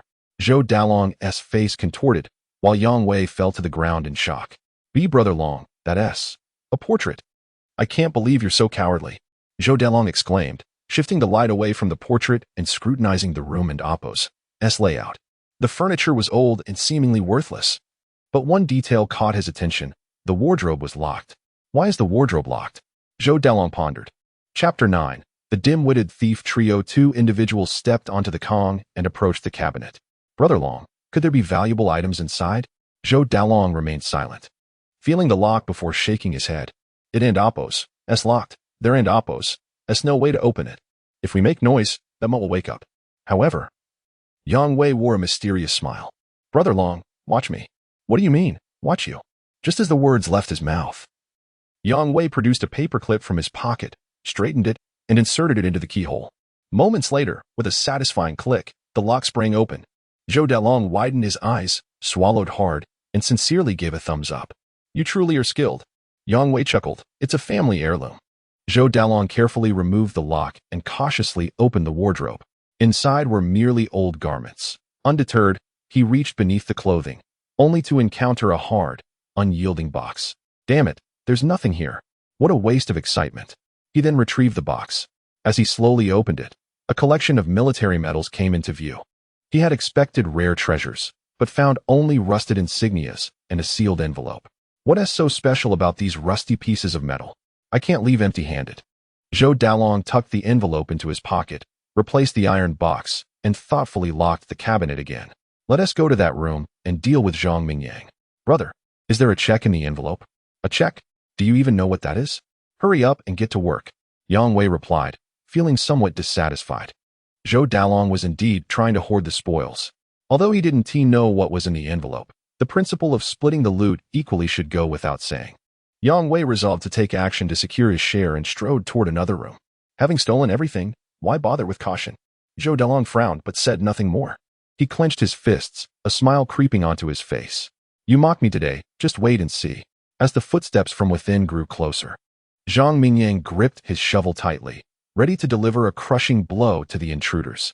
He muttered to himself, "They're getting closer." With a loud crash, the door was kicked open by Yang Wei, who charged into the room, completely oblivious to Zhang Mingyang lurking in the corner. "You scoundrel, how dare you!" Zhang Mingyang swung his shovel with great force, striking Yang Wei on the head. Another loud thud echoed as Yang Wei, unable to make a sound, collapsed to the ground. Zhou Dalong barely avoided being knocked over by Yang Wei's fall. "Useless fool," he hissed, steadying Yang Wei. Yang Wei groaned, overwhelmed by Zhou Dalong's overpowering masculine scent, and quickly exclaimed, "Brother Long, it hurts. Let's retreat." "Retreat? Get up and fight him." Zhou Dalong, with a glint of malice in his eyes, pushed Yang Wei back into the room. "Damn it." Yang Wei barely finished his complaint before another heavy blow from the shovel landed on his head. Zhou Dalong's ferocity ignited. He spotted a stool in the moonlight and seized it. With the second-best cold weapon in hand, he felt invincible. Though not as effective as a brick, it would suffice against the weak Zhang Mingyang. "I'll deal with you," Zhou Dalong cursed under his breath, motivating himself as he charged into the room. Yet, he forgot about Yang Wei on the floor, nearly tripping over him as he took a few steps forward. Clang! The shovel struck one of the intruders' heads, and Zhang Mingyang couldn't help but chuckle. "How foolish, they're coming to me one by one." If they had come at him together, he might have had to reconsider, as he had nearly forgotten the grappling techniques taught in the police academy after years of undercover work. However, the street thug tactics he had mastered were still sharp. In the dim light, it was a test of who could strike hardest. Zhang Mingyang even found time to hum a tune. "Blow, blow, my pride runs wild." Zhou Dalong, rolling on the ground, used the stool as a makeshift shield, desperately blocking Zhang Mingyang's shovel strikes. Yang Wei, regaining his senses, quickly scrambled to his feet. Seeing his older brother being tossed around, he impulsively shouted, "Brother, don't worry. Watch my new flying kick." Zhou Dalong felt a rush of joy. "Brother, you're the best." Zhang Mingyang furrowed his brow, swiftly redirecting his shovel toward the airborne Yang Wei. Clang! The flying kick was short-lived. Looking at his fallen comrade, Zhou Dalong felt tears welling. Zhang Mingyang continued his relentless onslaught, taunting, "Are we in a martial arts duel here? Do I need to announce my moves before striking?" Yang Wei was speechless. Seizing the moment while Zhang Mingyang was preoccupied, Zhou Dalong forced himself up from the ground. "Don't hit my brother. Come at me." Yang Wei felt a surge of emotion. At that moment, Zhou Dalong seemed so heroic.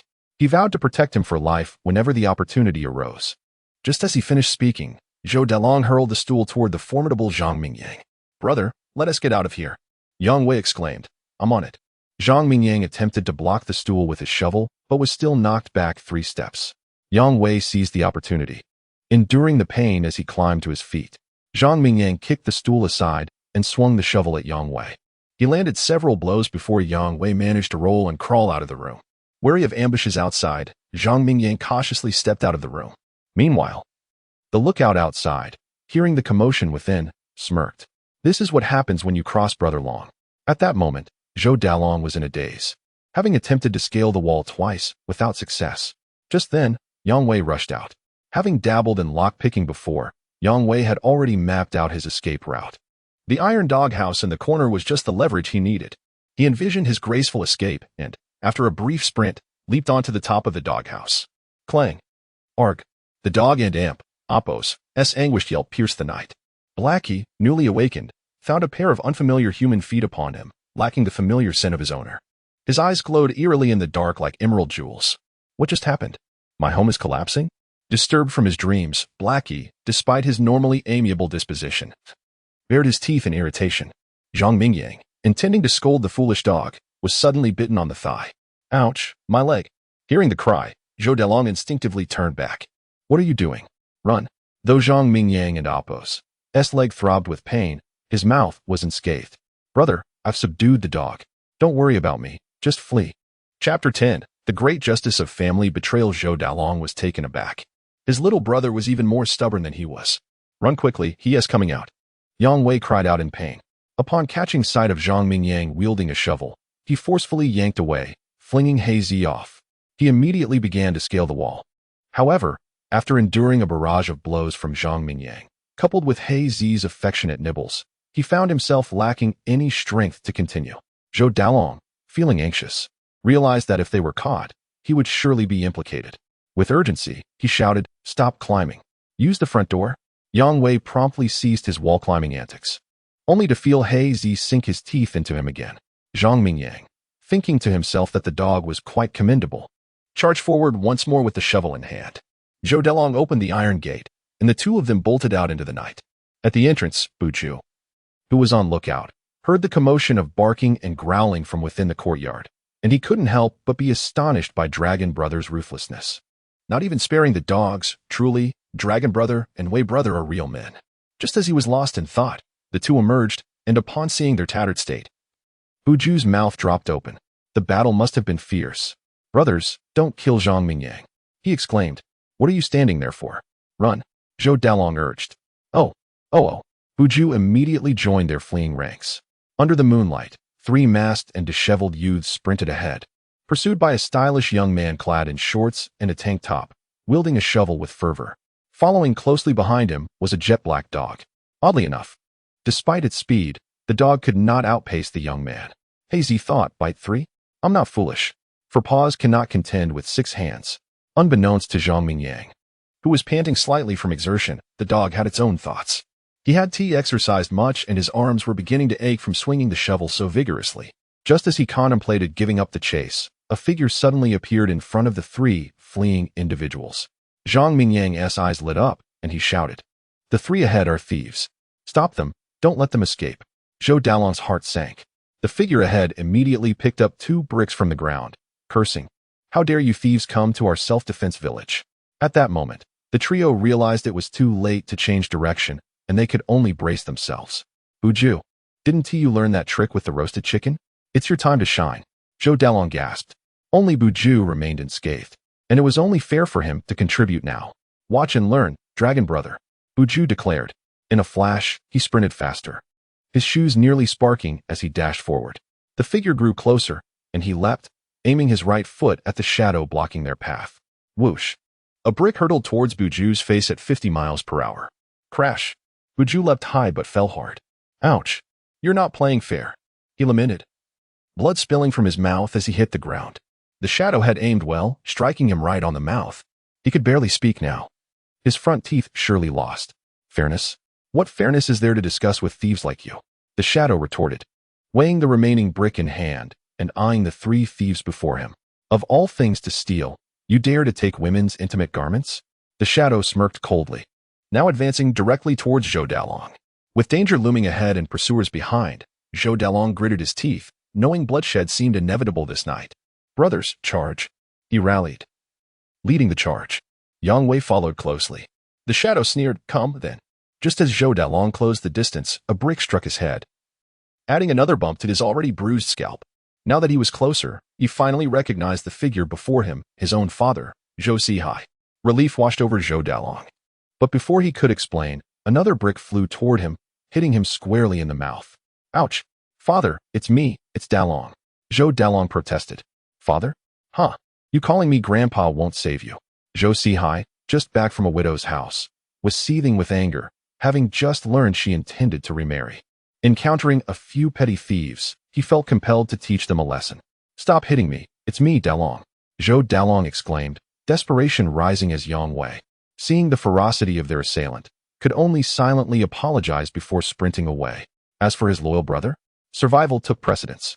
The vow he swore to protect Dragon Brother now seemed trivial.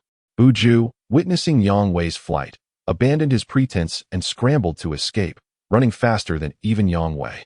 Zhou Sihai wielded the brick with the confidence of a seasoned street fighter, striking the shadow on the ground, who cried out in distress, calling for his father. As Zhou Sihai swung the brick again, Zhou Dalong's mask fell away. "Dalong, what are you doing here?" Zhou Sihai barked, halting his swing midair, gazing at his beloved son. He whispered, "My boy, who did this to you?" "It's you, of course. From this moment on, I renounce our father-son relationship." Zhou Dalong lamented, tears of frustration welling up. "Father, let me go. Stop Zhang Mingyang, and I will explain everything when I return." As Zhang Mingyang approached, Zhou Sihai threw the brick aside and sat down, feigning injury. "How dare you ambush me?" For his son's sake, he decided to act, pretending to have been assaulted by the thieves. Seizing the opportunity, Zhou Dalong scrambled to his feet and fled, glancing back at the panting Zhang Mingyang with determination. "You wait. I will return."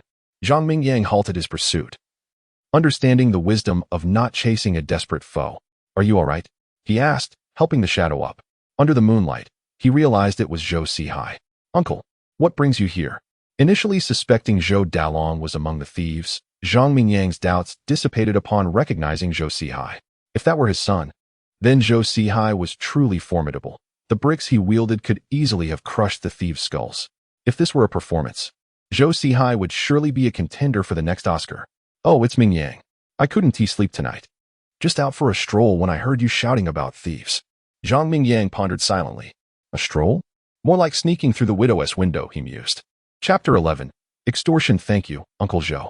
It's getting late. You should head home and rest." Zhou Sihai nodded and casually inquired, "Your home was burglarized. Do you want me to accompany you to report it to the police?" Zhang Mingyang shook his head. "There is nothing of value in my house. I think I and Appos. LL let it go."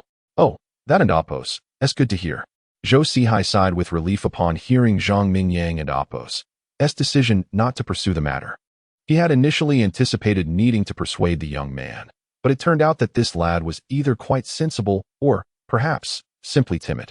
Zhang Mingyang cast a suspicious glance at Zhou Sihai, raising an eyebrow.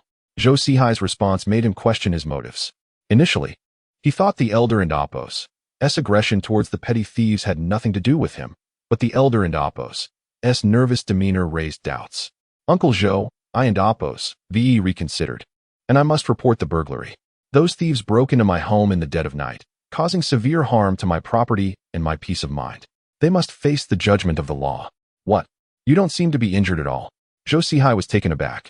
In the darkness, Zhang Mingyang wielded a shovel with a commanding presence, and aside from a few beads of sweat on his collar, there were no visible injuries. "I have internal injuries. Oh dear, my heart, liver, spleen, lungs, and kidneys." "Uncle Zhou, do you think I could suffer long-term effects since I'm supposed to enlist in the army soon?" Zhang Mingyang clutched his stomach, mumbling to himself. Zhou Sihai thought to himself, this young man is clearly putting on an act, realizing he had inadvertently revealed too much.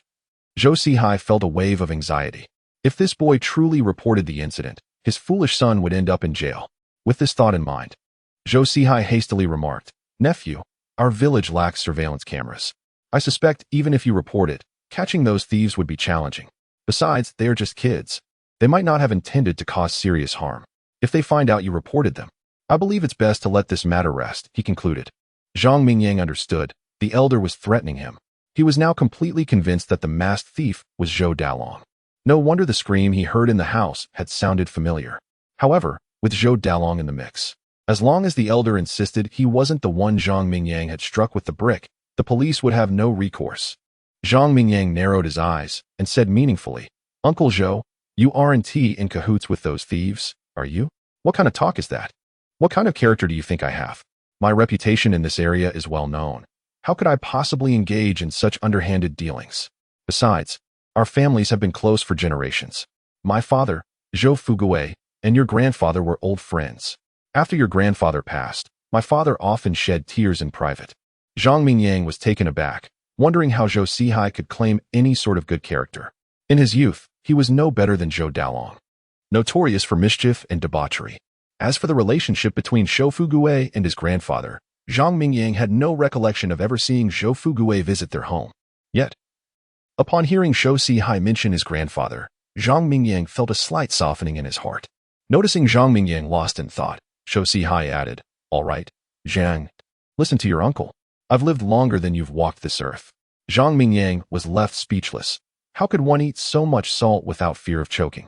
But he replied, "Uncle Zhou makes a fair point. Although I'm not seriously affected, those little thieves trampled my dog's house, and now Blackie has nowhere to stay." As he spoke, Blackie barked twice, eyes filled with a pitiful expression. Zhou Sihai and Appo's eyelids twitched. He was now certain this boy had discovered something and was leveraging it for his own gain. What if I arranged to repair Blackie's house tomorrow? Zhou Sihai felt cornered, verbally conceding while harboring resentment towards Zhang Mingyang. "That would be too much trouble, uncle. Just give me 20,000, and we'll call it even." "What? Is your doghouse made of gold? Is it worth 20,000 to fix?" Zhou Sihai's eyes widened in disbelief as if he had heard the funniest joke. "Do you know the psychological trauma inflicted on Blackie when that fool destroyed his home? It's certainly worth that much." "Then I'll just report it," Zhang Mingyang declared, hoisting the shovel and preparing to leave. Zhou Sihai quickly grasped Zhang Mingyang's arm. All right. I'll send you the money shortly, but please don't misunderstand. I have no connection to those thieves. I'm simply concerned for Blackie."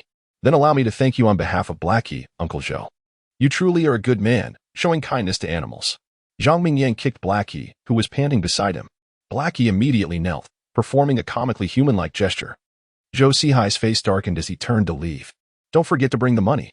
If I don't see the money tonight, I shall report this." Zhou Sihai nearly stumbled in shock. At the village edge, Zhou Dalong scrambled into the bushes, spotting his two companions as he crouched down. "Wow, you two ran pretty fast." Zhou Dalong, having checked his teeth while running, was relieved they were intact, though his mouth felt swollen as if stung by bees. "Brother Long, don't mention it. I lost the pair of bean shoes I bought for 98. My golden Chelsea boots got dirty." Zhou Dalong, feeling sore all over from the beating, nearly spat blood upon hearing his friend's complaints. "Brother Long, you know that old man who stopped us earlier? Do you recognize him? If you do, lead the way, and I'll dig up his family's grave. Get lost. That's my father." Zhou Dalong glared fiercely at the one who spoke. The speaker felt embarrassed and quickly clarified. Well, our father is still quite vigorous." Yang Wei nodded in agreement. "Brother Long, your father is indeed fierce. He even beat his own son so mercilessly. All right, let us all keep a low profile for the next few days. We'll go our separate ways and regroup once the dust settles," Zhou Dalong said, his face dark.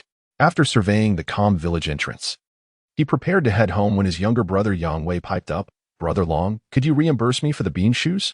I've had them for 3 months, and they were a limited edition." "Pay you? Get lost." "Sure thing." Chapter 12. The Conspiracy of the Zhou Family. Zhou Dalong stealthily returned home, only to find Zhou Sihai waiting for him, belt in hand. "You wretched creature, do you even know how to come back?" he exclaimed, his anger palpable as he lunged towards Zhou Dalong. With a sharp crack, the sting of pain radiated from Zhou Dalong's back, leaving him feeling utterly despondent. Having endured 3 beatings in a single day, his spirits were at an all-time low. As he witnessed his father's arm swing menacingly, he instinctively cried out, "Yamiadi!" After a vigorous session with the whip, Zhou Sihai, panting heavily, collapsed into a chair. "Look at the mess you've made, forcing your old man to clean up after you." Zhou Dalong, now sporting an array of bruises and crouched on the floor, retorted defiantly, "That Zhang Mingyang has no proof it was me. Why should I clean up anything?" The mere mention of Zhang Mingyang only served to exacerbate Zhou Sihai and Appo's fury. "How dare you talk back? I and Appo's LL beat you to death." 5 minutes later. "What did you say?" "Dad, Zhang Mingyang swindled you out of 20,000 yuan. I never imagined that the so-called good student could resort to such underhanded tactics." Zhou Dalong exclaimed, incredulous. Zhou Sihai lamented, "He must have figured out it was you." Reluctantly, "I have to agree to give him the money to fix his damn doghouse." "Dad, we can't pay him. As long as we deny it, he has no way to force our hand." Zhou Dalong wiped the blood trickling from his nose, his expression a mix of indignation and sorrow. "That's 20,000 yuan. If we give it to him, he could indulge in a different mistress every day. My own ailments? Who will notice them in the dark?" Zhou Sihai's eyes brightened. You didn't steal anything from his house, did you? Absolutely not. Zhou Dalong assured him confidently. Then, in that case, we won't pay him a single cent. He thinks he can extort money from me? He's living in a dream. Zhou Sihai chuckled triumphantly. Being threatened by a mere junior would rattle anyone. With the evidence that could have compromised his son now gone, Zhou Sihai felt like a man rejuvenated. Good son. Quickly grab some tissue to wipe your nose. Youngsters are so fiery. Look how easily you get riled up, he said with concern.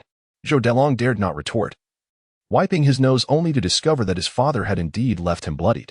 Frowning, he reached into his pocket but found not a tissue, but an envelope. Where did that envelope come from? Zhou Sihai asked, his curiosity piqued as he observed his son. Oh, it's from Zhang Mingyang's house. How dare you say you didn't steal anything? I'll beat you to death. Stop. The woeful Zhou Dalong braced himself for his fourth beating of the day. Minutes later, father and son opened the envelope together. Zhou Sihai extracted the paper within, while Zhou Dalong eagerly urged, Dad, check what it says. Zhou Sihai, ignoring his son's impatience, began to read aloud, release certificate. Zhang Taiju has completed his sentence. What is this? Zhou Dalong felt a surge of excitement as he snatched the release certificate, scrutinizing it before erupting in laughter. This is perfect.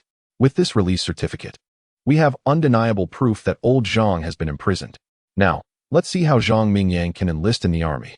Zhou Sihai shared in his son's joy. The Zhou family and the Zhang family had been bitter rivals in their village for generations.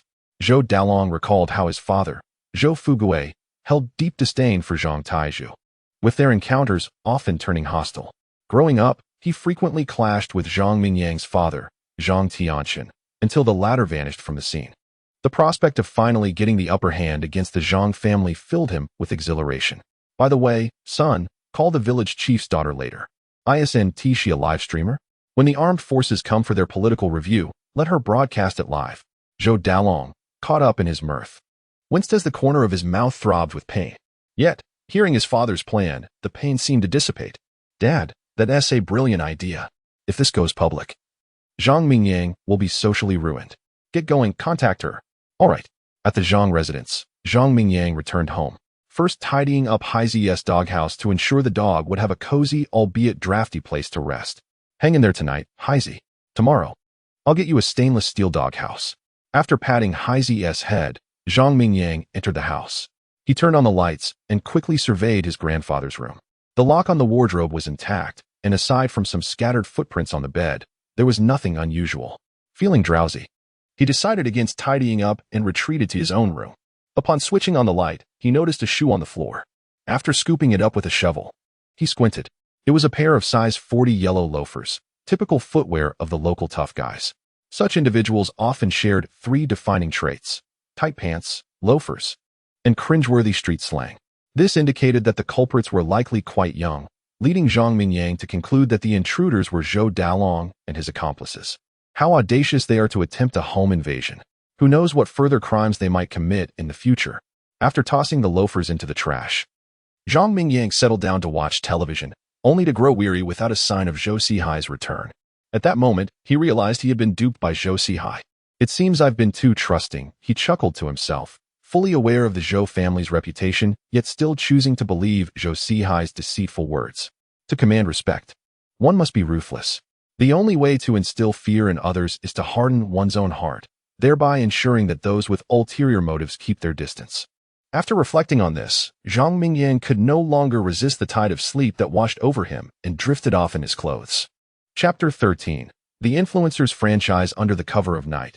The Zhou father and son hastily made their way to the home of Sun Dequan, the village chief of ZY Village. Sun Dequan's residence, a grand two-story villa situated at the eastern edge of the village, was a testament to his elevated status. Over the past few years, as the village chief, he had profited handsomely from land sales and fraudulent subsidies. A military enlistment quota for Zhou Dalong alone had fetched him 50,000 yuan. Without that, given Zhou Dalong and Appo's reputation in ZY Village, the thought of joining the army would have been nothing but a fanciful whim. As for Zhang Mingyang, the village chief had considered exploiting him as well. But he was wary of appearing too greedy. The eyes of the villagers were upon him, and he could not afford to tarnish his reputation by bullying an orphan. If word got out that Sun Dequan had taken advantage of a vulnerable youth, it would bring shame upon his family. Suddenly, A series of loud knocks echoed from the iron gate outside the villa. Who could it be at such a late hour? Sun Daquan, irritable and interrupted from a cozy moment with his new wife, Li Lily, snapped out a curse. They had been engrossed in learning the intricacies of writing the character koan, and he was understandably vexed. Old son, go check if someone is delivering gifts, Li Lily suggested, brushing damp hair from her forehead. Ever since her husband had ascended to the position of village chief, the gifts had been pouring in. It was a source of pride for her, as passers-by would greet her as the village chief's wife. Sun Daquan grumbled, these troublesome villagers. Can't they bring gifts during the day instead? Li Xiaomei shot him a glance, admonishing, why refuse a gift that comes without cost? Hurry back after you check. I've learned some new vocabulary for our little language lessons. All right, just a moment. Sun Daquan, despite nearing 50, maintained a sturdy physique that belied his age, especially with a new wife a decade his junior. After a vigorous courtship following her late husband's demise, he had successfully won her affection. He quickly donned his clothes and rushed out. When the iron gate swung open, the Zhou father and son stood before him. What brings you here? Sun Daquan inquired, his displeasure evident as he regarded Zhou Sihai. Had he known it was Zhou Sihai knocking, he would have refused to open the door entirely. He had heard the recent rumors surrounding Zhou Dalong, particularly concerning his failed military physical, which had revealed an array of peculiar ailments. Now, at this late hour, Zhou Sihai's visit could only mean he was thinking of that 50,000 yuan. With that thought, Sun Daquan's expression soured. Is there something you wish to discuss? Speak here. There is no need to enter, he insisted, blocking the doorway with no intention of allowing them inside. Zhou Sihai was aware of the village chief's sentiments, but, needing a favor, resorted to flattery. Rest assured, we are not here regarding the 50,000 yuan. We seek your daughter's assistance. Seek my daughter? For what purpose? Sun Daquan pondered, his curiosity piqued but protective instincts flaring. Any matters should be discussed with me, and do not disturb my daughter's rest. It appeared that Sun Daquan was indeed quite fond of his daughter. Zhou Sihai understood that without relinquishing some benefits, he would not gain an audience with her. With a pained expression, he continued, Village chief, I shall forego the 50,000. I only ask for your daughter's help with a small favor. Really? Sun Daquan murmured, skepticism evident in his tone. Of course, I would not dare deceive you, Zhou Sihai affirmed, though internally he was cursing the predicament. Very well. Come in, and we shall discuss this, Brother Sihai? Sun Daquan's demeanor shifted dramatically as he welcomed them inside. Moments later, Li Lily descended the staircase in her nightwear. Upon seeing Zhou Sihai and his son, she beamed, Brother Sihai, what a surprise to see you at this hour. Please, take a seat. I'll brew some tea. Yet, as she scanned the two men, her smile faded upon realizing they were empty-handed. You've come without gifts? She remarked, her enthusiasm rapidly dissipating. With a huff, she turned and retreated upstairs. The Zhou father and son, undeterred by her scorn, understood that they needed to play the part of the humble supplicants. Zhou Dalong clenched his fists, having long set his sights on Li Lily, only to find her now among the grasp of the village chief. Oh, my wife can be a bit thoughtless. Please, sit down while I fetch Sun Rong. Sun Daquan chuckled, dismissing the awkwardness. No worries about today. I assure you that next time, we will bring a more generous gift. Though Zhou Sihai was a seasoned rogue, he knew how to navigate social niceties. Hearing Sun Daquan's agreeable response, he felt encouraged and awaited the arrival of Sun Rong. Several minutes later, a displeased Sun Rong made her entrance. Why is Zhou Sihai looking for me at this hour? She inquired, taking a seat on the sofa, clearly uneasy. Zhou uncle, what brings you here at such a late hour? Zhou Sihai, feeling the weight of the moment, fidgeted nervously. I heard from Dalong that your live streaming is going quite well. Would you be interested in collaborating tomorrow?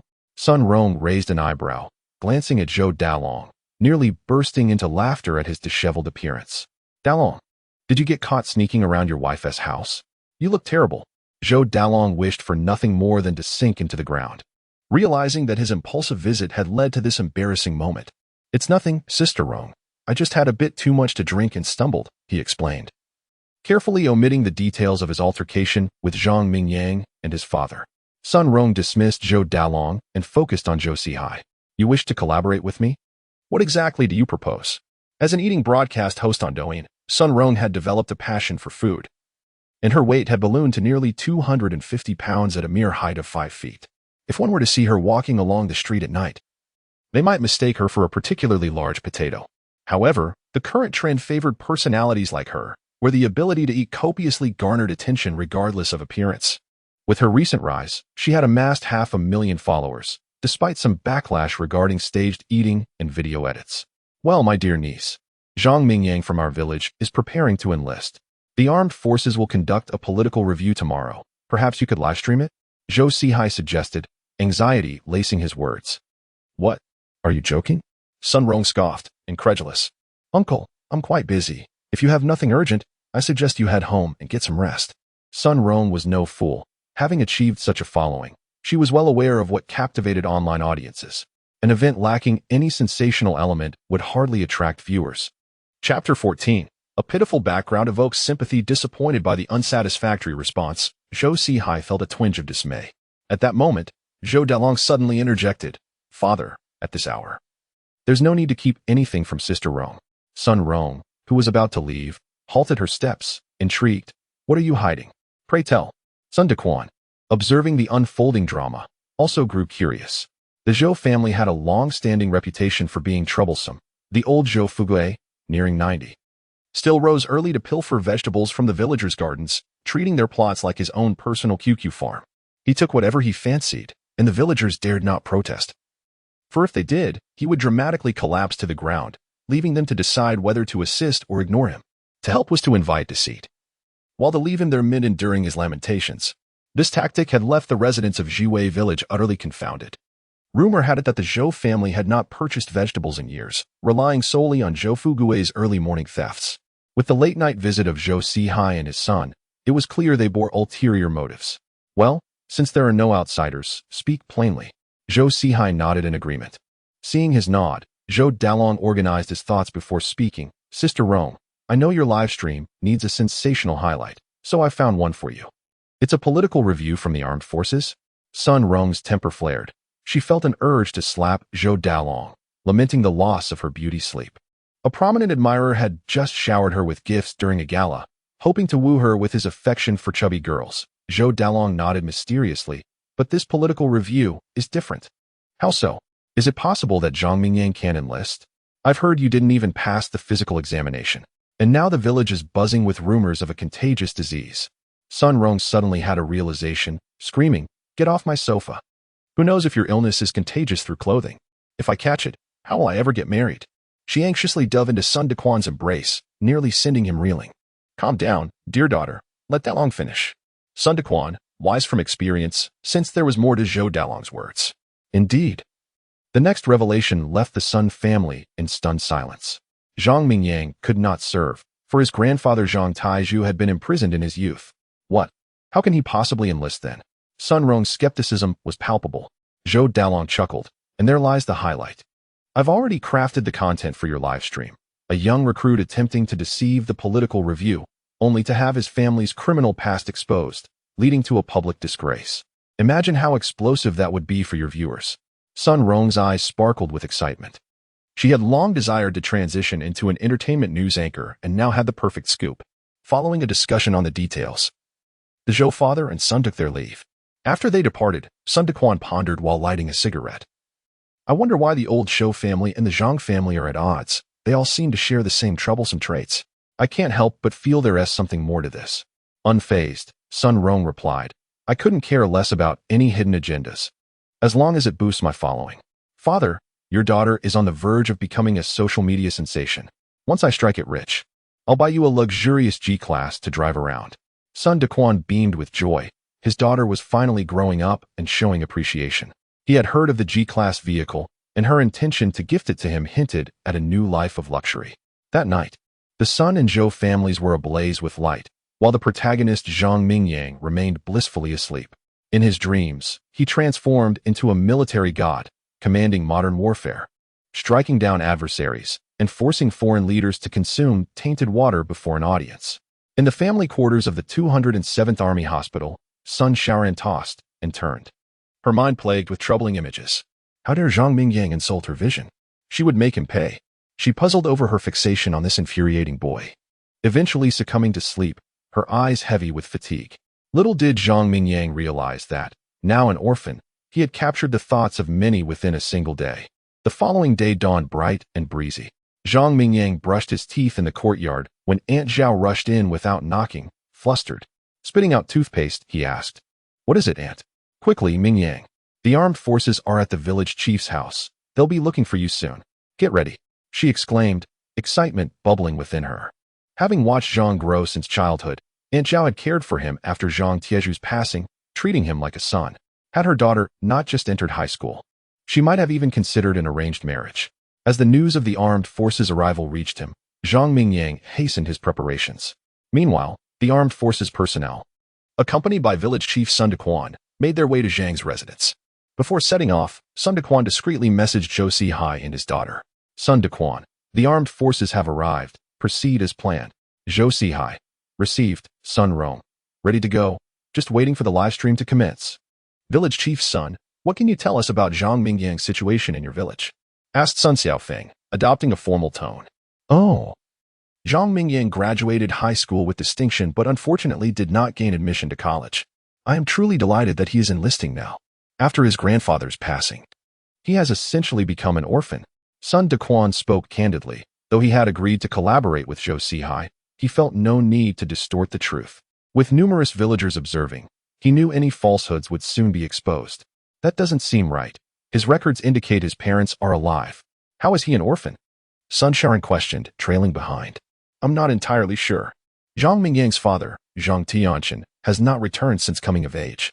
The reason I refer to him as an orphan is that his grandfather mentioned their disappearance, and over time, the village has accepted it as fact. Perhaps they met with misfortune elsewhere." As he spoke, Sun Dequan pretended to wipe away a tear, secretly pinching his thigh to evoke a sorrowful atmosphere. Chapter 15. Live broadcast upon seeing Sun Dequan, whose eyes were tinged with redness. The sibling duo of Sun Shaoran and Sun Xiaofeng felt a surge of admiration for the village head. Given his amiable disposition, he must have shown considerable kindness to Zhang Mingyang, they thought. Initially intent on confronting Zhang Mingyang, Sun Shaoran began to waver upon hearing the village head recount the boy's unfortunate background. He has already endured so much suffering. Would it be exceedingly cruel of me to add to his plight? "Humph, you little rascal, you ought to express gratitude for my benevolence." Sun Shaoran pondered silently. Meanwhile, Sun Xiaofeng felt a twinge of confusion as he absorbed the village head's narrative. Having perused Zhang Mingyang's personal file, he questioned why the section regarding his parents had not been updated to reflect their prolonged absence. Was it a matter of sentimentality? His mind swirled with uncertainty, and he attributed his perplexity to nostalgia for parental figures. As the group meandered towards the Zhang residence in Ziyue village, Sun Dequan continued to share anecdotes from Zhang Mingyang and Appo's life, praising him at every turn. Sun Xiaofeng and Sun Shaoran nodded intermittently in response. Even the villagers trailing behind discreetly offered thumbs up to Sun Dequan, with some gossiping amongst themselves. The village head is genuinely a good person, advocating tirelessly for the young lad from the Zhang family. "I always thought Sun Dequan was less than exemplary, but it seems he possesses a kind side. Today has truly opened my eyes. What has prompted this uncharacteristic generosity from our village head? Has he perhaps received a favor from the Zhang boy?"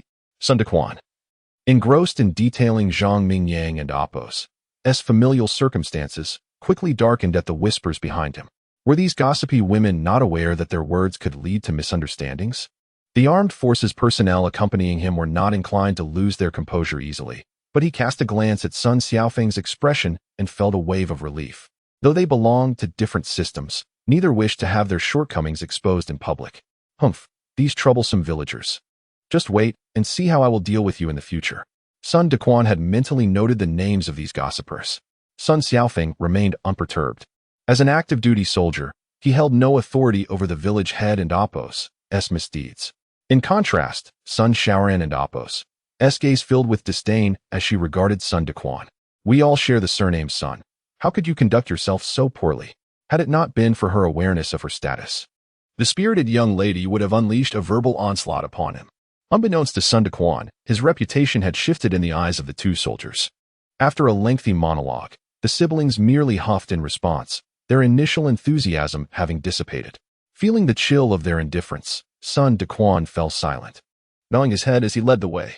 As the group neared the Zhang home, a plump young woman approached from the distance, holding a phone stand aloft as if engaged in a live broadcast. "Hello everyone, I am your favorite streamer, the adorable Piggy." Sun Rong greeted with a self-proclaimed cute expression. Instantly, the comment section erupted. Wow, is this a case of a mother pig turning into a human? The streamer seems to have gained weight. ISN and AMP. Oppos. T. She worried about her health? What is she eating? She was recently exposed for faking her meals. I can and AMP. Oppos. T. Believe I showered her with gifts. What's wrong with pretending to eat? It's not like she stole your rice. You're meddling too much. Piggy, don't let the haters get to you. Stay true to yourself. You are the most fabulous. Is Piggy doing an outdoor broadcast today? The background looks like a village. Observing the barrage of negative comments, Sun Rong felt a surge of irritation. Nonetheless, recalling her purpose, she spoke with a playful lilt. Yes, dear family, I am currently in Ziwa village, but today, Piggy is not here for a feast. Her tone shifted to one of seriousness. In this era of peace, there exists a group of individuals who, far from their hometowns, dedicate themselves to the military, forging a steel wall with their youth and passion to safeguard our nation and its people. They are the soldiers, truly the most admirable beings. With the annual conscription season upon us, I'm sure my beloved fans are curious about the enlistment process, right? As Sun Rong concluded her statement, viewers flooded the chat with supportive messages. I was ready to criticize Piggy, but I can't refute her words. Soldiers are the backbone of our country. I don't follow internet celebrities or stars. I only support Dragon Kingdom soldiers. Piggy's words have won me over. From now on, I will protect her. Seeing the shift in sentiment, Sun Rong felt a swell of pride. Her late-night brainstorming had borne fruit. Indeed, these villagers quickly rallied to defend her. Despite her indifference toward military service, she spoke these insincere words for the sake of viewership. As she drew closer to Sun Xiaofeng, dressed in his military uniform, she aimed the camera at the siblings. Wow, the young captain is so handsome. That jawline has captured my heart. Piggy, can you get me his number? I'm ready to find love. That captain already has a girlfriend. Don't get your hopes up. Indeed, that person is me. Everyone is focused on the captain. But that lieutenant lady is absolutely stunning. Her long legs are something else. Piggy, hurry over for an interview. I can't wait to hear the captain's magnetic voice. The audience was thoroughly captivated by the siblings' looks. Sun Rong glanced behind her before dashing towards them. Sun Xiaofeng and Sun Shaoran had already taken note of the live broadcast, and, upon seeing the plump girl rushing towards them, Sun Xiaofeng instinctively felt the urge to caution her against continuing the recording. Chapter 16 Farewell to the female medic madam. Please cease your live streaming immediately. Sun Xiaofeng extended his palm, his expression cold. Sun Rong paused, her hand holding the tripod hovering in a state of bewilderment. After contemplating the content of her broadcast throughout the night, it seemed to have lost its purpose in this moment. The barrage of comments began to flood in. Wow, the lieutenant is so cool. I like him. What's the point of watching if we can't livestream? Please, Lieutenant, you're too handsome. I want to keep watching you. Sun Rong instantly adopted a pitiful demeanor, her voice trembling. Sir, I merely wish to live stream your work to educate the citizens of Longwood about the recruitment process. Sun Shaoran observed her humble appearance and felt a twinge of sympathy. She occasionally watched live streams herself. For girls like Sun Rong, achieving internet fame seemed a viable path to financial independence. Moreover, this girl appeared to be slightly overweight and possessed an ordinary appearance, which further stirred Sun Shaoran's compassion. Noticing her brother's intervention, Sun Shaoran whispered, Brother, the regulations do not explicitly prohibit others from live streaming, do they? Sun Xiaofeng was momentarily taken aback, casting a doubtful glance at his sister. He truly wished to inquire which side she was on. Sun Dequan hastily interjected, Comrade Lieutenant, it's not easy for the young lady to live stream. Could you please grant her this opportunity? Sun Xiaofeng found himself swayed, realizing that the regulations indeed lacked explicit prohibitions. Furthermore, the modern-day military was evolving. Various units were innovating their promotional methods, and internet live streaming had become commonplace. As long as it did not involve sensitive military secrets, they often turned a blind eye. With this in mind, Sun Xiaofeng nodded. Yea, thank you, handsome lieutenant. I adore you. Sun Rong feigned a cute expression. Sun Xiaofeng had participated in numerous drills and accomplished many arduous tasks assigned by his superiors, persisting through any challenge. Yet, upon seeing Sun Rong's demeanor, he hesitated. Damn it, how could this disrupt my resolve? Sun Xiaofeng swiftly turned his head, suppressing the nausea rising within him. Witnessing her brother's acquiescence, Sun Shaoran beamed. Her smile sent the male viewers in the live stream into a frenzy. Some particularly talented male netizens even commenced a poetic relay, radiant as the dawn. Like a celestial being descending, her figure sways like wisps of smoke, glistening like dew upon the bloom. Children of the nation possess grand aspirations, not enamored by adornment, but by valor. With elegance and poise, the military woman stands, a graceful jade amidst the ranks. Sun Xiaoran's popularity utterly eclipsed the stern demeanor of Sun Xiaofeng. As for Sun Dequan's plea, Sun Xiaoran's impression of him shifted slightly, although the village women held her in low regard.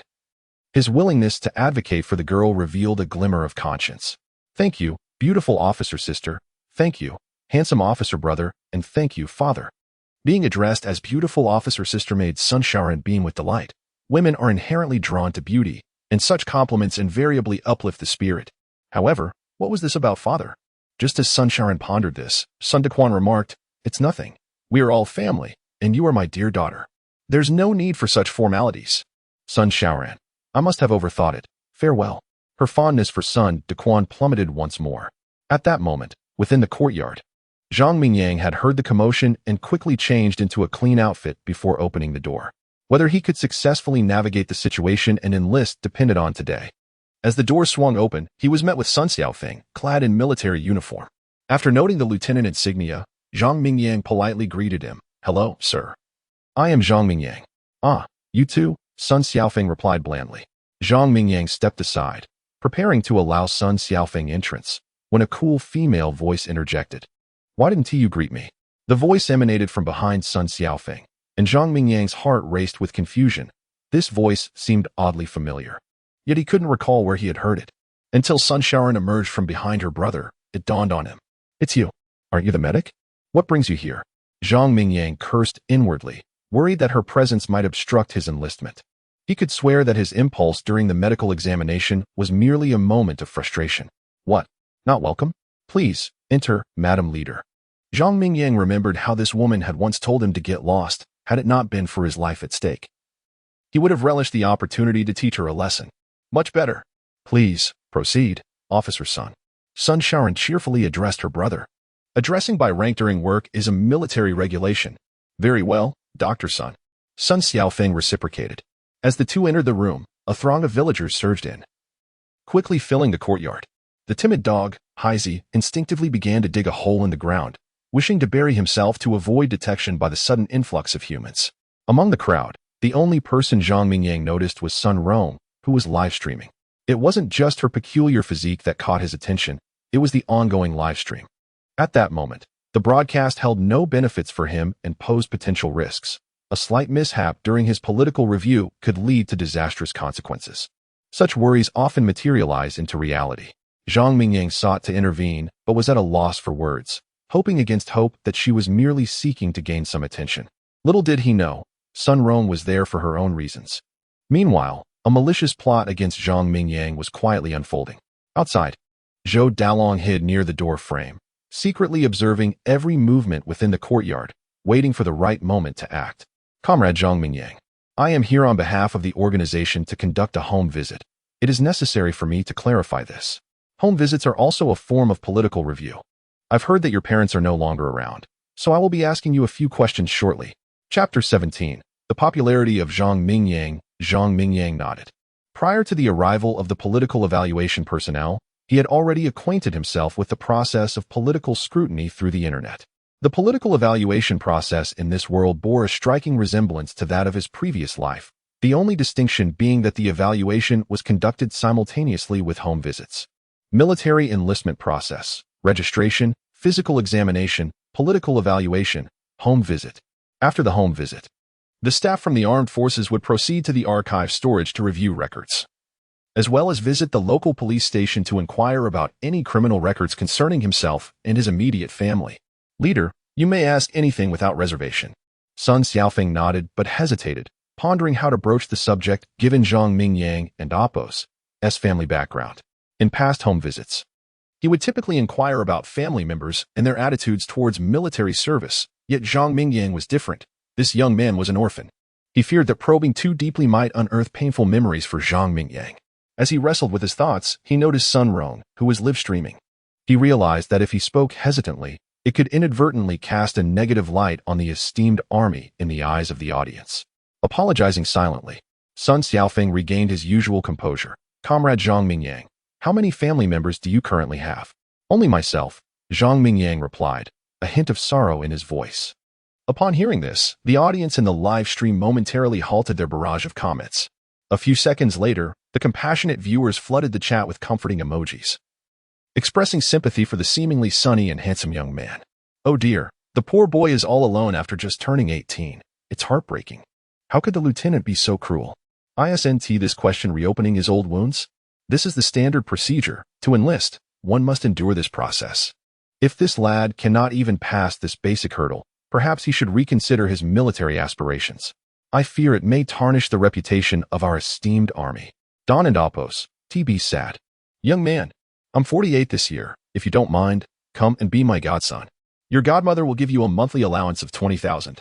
Clearly, this was a woman yearning for companionship, evidently captivated by Zhang Mingyang's striking looks. Meanwhile, the number of viewers in the live stream was visibly on the rise. Such an engaging format of streaming had captured the attention of newcomers. The once secretive Wanshui army had maintained a veil of mystery, with stringent confidentiality protocols in place, leading many streamers to shy away from military-related content for fear of being banned by the authorities. However, Sun Rong's bold venture today had opened a new avenue for streamers. The Wanshui army was not as unyielding or detached as presumed. They welcomed broadcasts that promoted the positive aspects of the military. Sun Rong felt a surge of excitement as the viewer count climbed. Though she had 500,000 followers, her previous streams had never exceeded 1,000 viewers. Yet today, merely discussing the political evaluation process, the numbers had soared to 10,000. Envisioning her future success, Sun Rong eagerly anticipated unveiling her grand plan. Meanwhile, Sun Xiaofeng posed a question that had been weighing on his mind. I reviewed your file, which states that your parents are alive. How can you claim to be alone? Zhang Mingyang lowered his gaze, his voice slightly hoarse. I have lived with my grandfather since childhood, but he passed away a few years ago. As for my parents, my grandfather told me they were ordinary farmers who went to work elsewhere and lost contact. Over a decade has passed, and there has been no word. Have you never sought them out?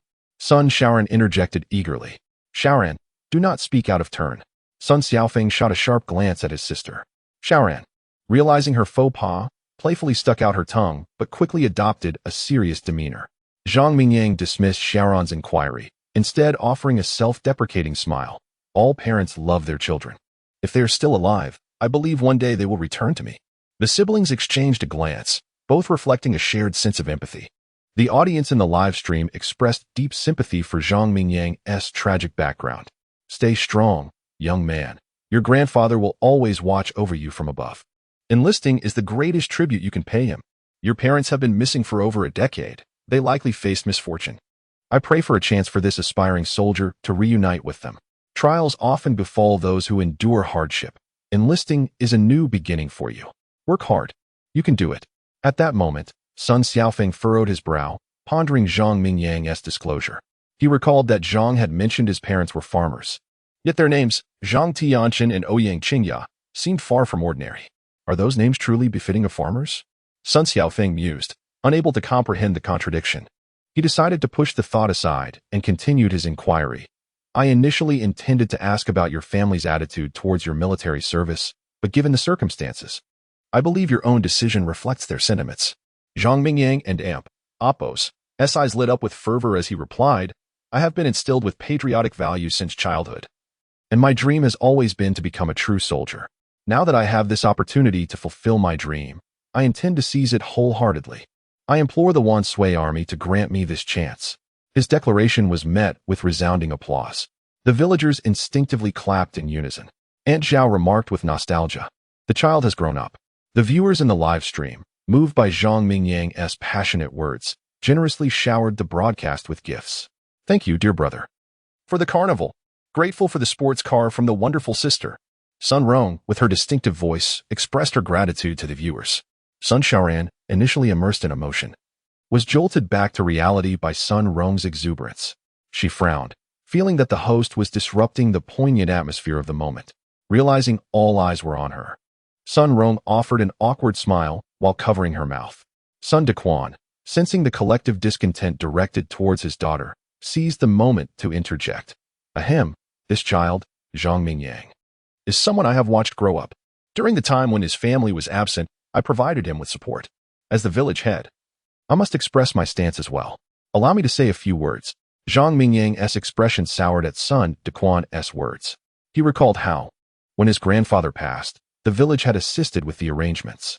At that time, he had felt grateful to son Daquan, but after the funeral, this man had audaciously demanded 50,000 yuan for funeral expenses. The young Zhang, naive and inexperienced, had handed over the money. Reflecting on it now, he realized how foolish he had been. Such an exorbitant amount for a rural funeral seemed absurd, and it was likely that the unscrupulous village head had pocketed the excess. Chapter 18. The system retracted a message upon this realization. Zhang Mingyang bluntly stated, "Your attitude is inconsequential, so spare me your words." Such a dismissive remark caused son Daquan's expression to darken. The audience in the live stream began to flood the screen with comments. What's going on with this guy?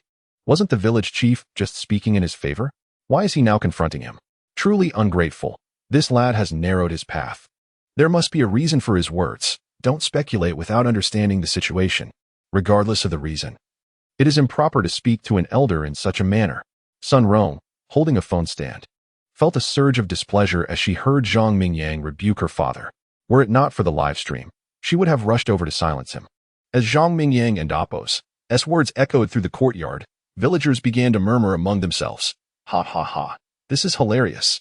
The Zhang lad truly shows no respect for the village chief. The chief loves to seek attention, doesn't he? He always wants to speak up in every situation. I've never seen him visit the Zhang household when old Zhang was alive, yet now he is spouting all this pompous talk because his daughter is live streaming. He avoided the Zhangs because old Zhang suspected him of ill intentions. The village chief has held a grudge ever since. Just then, Sun Rong swiftly covered the microphone of her phone. She aimed to gain popularity, not to climb the ranks by stepping on her father's head. Humph, you gossiping busybodies. Just wait until the live stream ends. I'll deal with you. Sun Rong thought disdainfully, convinced that in terms of arguments, she had never backed down in all of Self-Defense Village. Sun Daquan, overhearing the villagers' chatter, suddenly coughed loudly. Ahem, are you all idle? What nonsense are you spouting? The villagers fell silent, realizing that they had overstepped. Even with his cultivated demeanor, Sun Daquan's face betrayed his anger at being publicly challenged. He cursed under his breath, thinking, arrogant brat, aren't you supposed to be enlisting? Let us see how you end up. However, he merely responded, very well. If my dear nephew prefers I say no more, I shall oblige. With that, he folded his arms and observed the unfolding drama. Sun Xiaofeng paid no heed to Zhang Mingyang's attitude towards the village chief. He believed that the youth should possess the vigor of youth, rather than be perpetually submissive. Sun Xiaoran, however, chuckled as she grasped the situation from the surrounding comments, realizing that there was tension between the Zhang family and the village chief. Despite the slight she had received from Zhang Mingyang at the hospital yesterday, she found herself momentarily aligning with him upon hearing about the village chief's behavior. Outside, Zhou Dalong seethed with frustration at Zhang Mingyang's passionate declarations, just then feeling a tap on his head. Who the hell just hit me? Don't they know I'm already irked? He shouted without turning around. At that moment, an elderly voice emerged from behind him. My dear grandson, who has offended you to rouse such fury? Zhou Dalong turned in surprise. Grandfather, you've finally arrived. Before him stood his grandfather, Zhou Fugui, leaning on a cane, a sly grin on his face. The old man had a cunning visage, marked by a large black mole at the corner of his mouth, and his eyes were peculiarly mismatched, one gazing straight ahead, the other perpetually veering to the right, as if imbued with profound wisdom. Zhou Fugui's arrival was a crucial part of Zhou Dalong's plans.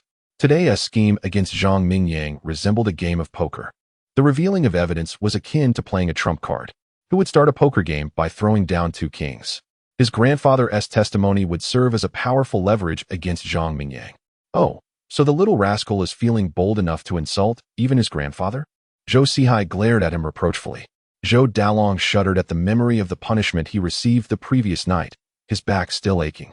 All right, Dalong didn't mean any harm. We must focus on the matter at hand. You dare to offend my dear grandson? Just wait and see how I deal with that Zhang boy. Zhou Fugui straightened his stooped back, determination radiating from him. Let us go inside and let my grandson vent his frustrations. When Zhou Dalong and his grandfather entered the Zhang courtyard, a ripple of surprise swept through the villagers. The enmity between the Zhou and Zhang families was well known. It was inconceivable that they would come to celebrate Zhang Mingyang's momentous occasion. Zhou Fugui ambled forward. And the villagers parted ways, not daring to murmur about the old man. Should he catch wind of any insults directed at him, he might very well pay a visit to their vegetable garden or unleash a beating upon their livestock. Sun Xiaofeng, having finished his inquiries, stated gravely, Comrade Zhang Mingyang, the organization has come to understand your family situation. We are now entering the formal political review stage. Provided you pass this, you will be eligible for enlistment. However, before proceeding, I have already reported your personal information to the police, and I believe they have reached a conclusion by now. As he spoke, his phone rang, and he offered Zhang Mingyang an apologetic glance before answering. Hello. Yes, you said there are no issues, correct? Thank you, Director Qian, I understand. After hanging up, Sun Xiaofeng stepped closer, giving Zhang Mingyang's shoulder a hearty pat. The call was from your local police station chief. He informed me that your political review encountered no problems. Now, on behalf of the Dragon Kingdom's glorious military, I hereby officially announce that you have been approved. Zhang Mingyang's heart soared with joy. This notification from the captain signified the safeguard of his future. Ding host is impressive, successfully navigating the murky waters. The system congratulates the host in advance. Before the system's notification could conclude, a loud shout erupted within the courtyard. As the battered Zhou Dalong made his entrance. Wait, who said his political review was without issues? Ding, the system has said nothing. Chapter 19. Zhou Fugui's on-site report. Upon hearing the system's notification, the smile on Zhang Mingyang's face abruptly froze. Having perused countless novels, he found it unprecedented to witness a system activation accompanied by a retraction. Now that it transpired in his own life, he felt a surge of irritation. Damn system. Are you playing tricks on me? Beep, this system has never claimed anything. After mentally cursing the system's ancestors, he reluctantly accepted the reality. At that moment, Zhou Dalong seemed to emerge with confidence. But what fueled his audacity? Was it Liang Jingru? After all, this was the political review site for the Dragon Kingdom's valiant army. It was hardly a place for him to act recklessly. Unbeknownst to him, his little secret had already been laid bare before Zhou Dalong's eyes. Sun Xiaofeng's words were abruptly interrupted, and a flicker of annoyance crossed his cold visage. Sun Xiaoran furrowed her brow upon recognizing the newcomer. He was the individual who had undergone a medical examination alongside Zhang Mingyang.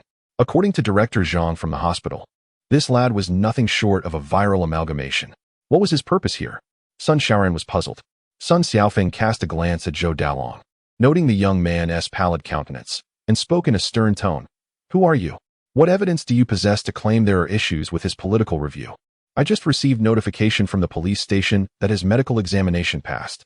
You must provide a reasonable explanation, or I will have the police detain you for obstructing a valiant army officer's duties. Initially basking in the attention of those around him, Zhou Dalong was rendered speechless by Sun Xiaofeng's inquiry, his momentum diminishing. The threat of police intervention prompted him to retreat, hiding behind Zhou Fugui. I'm merely voicing my grandfather's concerns. You can discuss this with him. His cowardly demeanor drew laughter from the villagers, while they refrained from excessive commentary. Given that the Zhou family trio was present, the viewers in the live stream were unrestrained, launching a barrage of comments. Is this guy out of his mind? Just look at that pitiful expression. He must despise other success. The lieutenant confirmed he passed. Why is this person opposing him? It's just a political review for military service. Why does it feel like a dramatic novel? I know this guy. He is Zhou Dalong, a notorious troublemaker who bullied Zhang Mingyang. Troublemaker? It seems he is feeling unsettled now that Zhang Mingyang intends to enlist, and he has come to stir up trouble. What a character. To sabotage another and Oppo's future. He even called upon his elder. Could there be a plot twist? Otherwise, why is he so sure? Impossible. The lieutenant said there is no problem. We must trust the valiant army. As the live stream erupted with fervent discussion, a surge of viewers flocked in, quickly grasping the context thanks to the explanations of longtime followers. Sun Rong was particularly animated, realizing her bet had paid off. Judging by the audience count exceeding 100,000, she was undoubtedly triumphant. Haha, from today onward, I'm an entertainment news anchor. Zhou Fugui thumped his cane on the ground with conviction.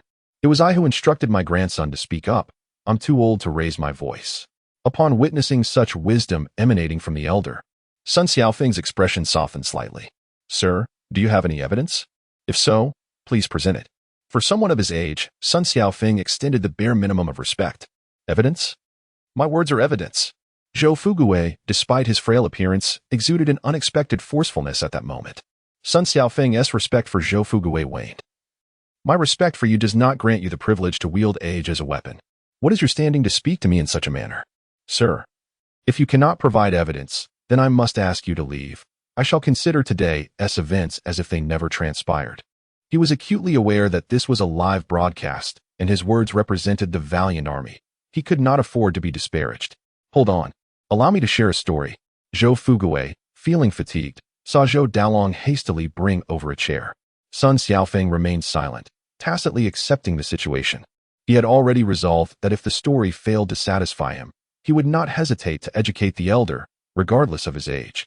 Once Zhou Fugui settled into the chair and felt the collective gaze upon him, he began, "The villagers of Self-Defense Village must know me well. So I shan't elaborate further. I came here because my grandson Dalong informed me that the Zhang family lad intends to enlist. And I must mention that a direct relative of this Zhang lad has served time in prison." The declaration sent shockwaves through the crowd. Many gasped. Served time? Zhang Mingyang's complexion paled. Such a concealed matter had never been divulged by his grandfather. So how could this elder be aware? Could he have seen his grandfather's release papers? But that made no sense. Such details were blemishes on one's life, and his grandfather had no reason to disclose them to old Zhou. Suddenly, a realization struck Zhang Mingyang. The night prior, Zhou Dalong had intruded into his home, first heading to his grandfather's room. Although the lock on the wardrobe remained intact, the footprints on the Kong had yet to be erased. Could it be that the lock was easily opened, allowing Zhou Dalong to exploit the situation? Zhang Mingyang seethed with anger, contemplating how others thrived in their respective journeys, while he found himself the target of a downward spiral. Observing Zhou Dalong's provocative gaze, he felt he comprehended the entire scheme. It was over. It seemed today he might pay with his life. Unwilling to relent, Zhang Mingyang internally screamed, "System, you better show yourself." Yet, no matter how he cursed, the system remained utterly unresponsive. It appeared he could only rely on himself. In that fleeting moment, he devised his countermeasures. Strategy 1. I shall not admit. Strategy 2. Deny to the death.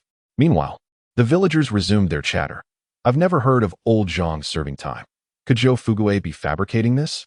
Old Zhang's character is impeccable. I refuse to believe he served time.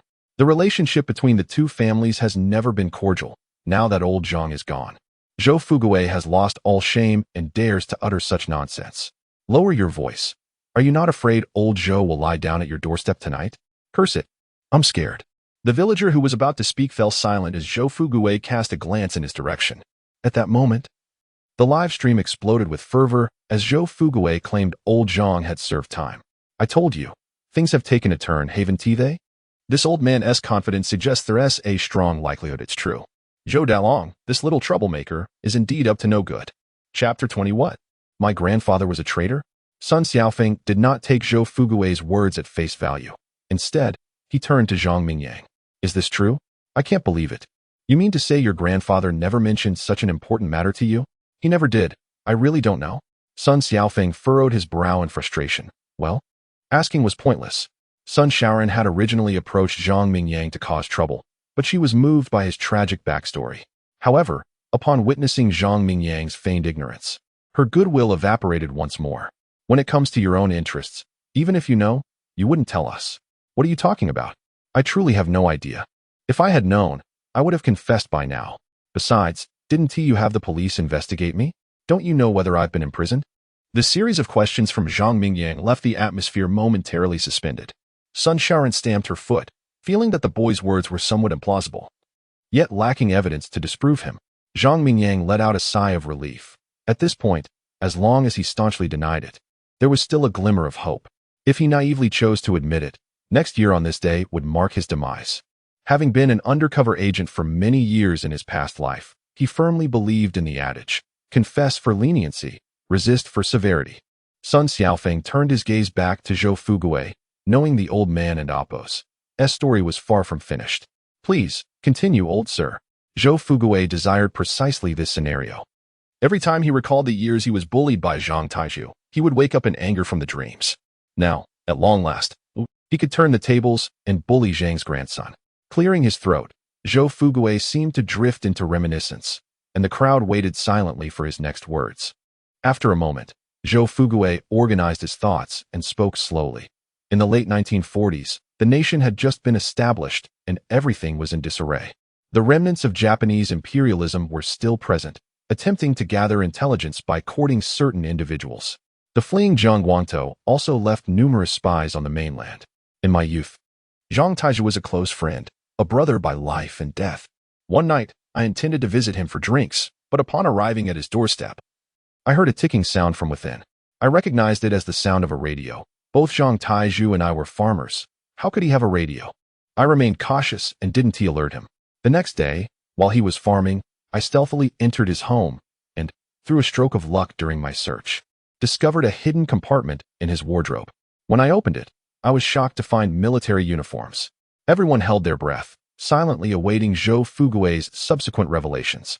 However, the uniforms belonged to Guzi. Subsequently, I discovered a radio hidden beneath his stove. At that moment, I was 100% certain that my so-called good brother Zhang Taizhu was a traitor. Without a second thought, I chose to report him. This statement caused an uproar among the crowd. The villagers suddenly realized why Zhou Fugui had been at odds with Zhang Taizhu. The key lay in this revelation. Zhou Fugui reported Zhang Taizhu, leading to his imprisonment. After serving his sentence, Zhang Taizhu began to make life difficult for the Zhou family. Without Zhou Fugui needing to explain, the villagers had already pieced together the backstory of the conflict between the two families. Zhou Dalong and Zhou Sihai were somewhat bewildered. This was not how the narrative was supposed to unfold. Wasn't it opposite? It just meant for Zhou Fugui to say that Zhang Taizhu had been imprisoned? Why did he add the label of a patriot to himself? However, having achieved their initial objective, the Zhou father and son refrained from excessive complaints. Zhou Fugui was quite pleased with the audience's reaction, his right eye glimmering with a spark of cunning. The words spoken today were entirely improvised. Who could verify the truth of events from decades past? The old folks who knew the details had long since passed away. The unfolding events were entirely at his discretion. His true identity from back then mattered little now. After all, isn't T1's identity something one crafts for oneself in the world? Upon hearing Zhou Fugui and Appo's words, Zhang Mingyang was equally astonished. He had thought his grandfather had committed minor offenses, perhaps petty theft or even serious injury, but he never imagined he was a traitor. As a citizen of Longhua, being labeled a traitor was the gravest of sins. In that instant, he even felt an overwhelming urge to sacrifice himself to atone for his grandfather's sins. In his previous life, Zhang Mingyang had watched a video explaining why so many ancestors sacrificed themselves. It was not due to the lack of fighting spirit among the people of Longhua, but rather the abundance of traitors. These treacherous individuals served as vanguards for the enemy, exhausting the fighting strength of their forebears. When the traitors were wiped out, they would emerge, resting while others fought. Thus, the war was exceedingly difficult. Initially, those villagers who insisted Zhang Taizhu was innocent lowered their heads. It was not that they no longer believed in Zhang Taizhu, but rather that Zhou Fugui's account was too convincing. His expression did not convey fabrication. It was as if he were recounting his glorious deeds. At that moment, Sun Rong addressed the live audience, stating, "Our predecessors bled and sacrificed on the battlefield. Yet the descendants of these traitors still attempt to infiltrate the ranks of the vanguard army. Regardless of your agreement or disagreement, I am the first to oppose it." Sun Rong's words garnered immense approval from the live audience. Do not forget history. That does not mean we should forget our hatred. Initially sympathetic towards the young man, they now found it hard to feel for him. Concealing the fact that his family had been imprisoned in an attempt to blend into the vanguard army was despicable. This old gentleman dared to speak the truth, thereby indirectly preventing losses to the nation. If such a person were allowed to serve in the military, the ancestors would surely scold us, their unfilial descendants. Initially, they thought this family was merely slandering others out of jealousy. But now they could only commend the old gentleman's righteousness. Old gentleman, righteousness 10087. Sun Xiaofeng did not believe Zhou Fugui's words. Treason was a capital offense. If that were truly the case, how had the Zhang family continued their lineage? Even if he had not been sentenced to death, how could one reproduce after spending 20 or 30 years in prison? Was it a case of having a child in old age? Or perhaps Zhang Tianqin was adopted by Zhang Taizhu. Sun Xiaoran's reaction differed from her brother's after hearing Zhou Fugui's words. She was now filled with righteous indignation. Pointing her delicate finger at Zhang Mingyang's nose and scolding, "You shall not step 1 foot into the vanguard army." Sun Xiaofeng, however, pulled his sister's hand down and looked at Zhou Fugui. "I express my doubts regarding your words, but what you have presented is insufficient to convince me.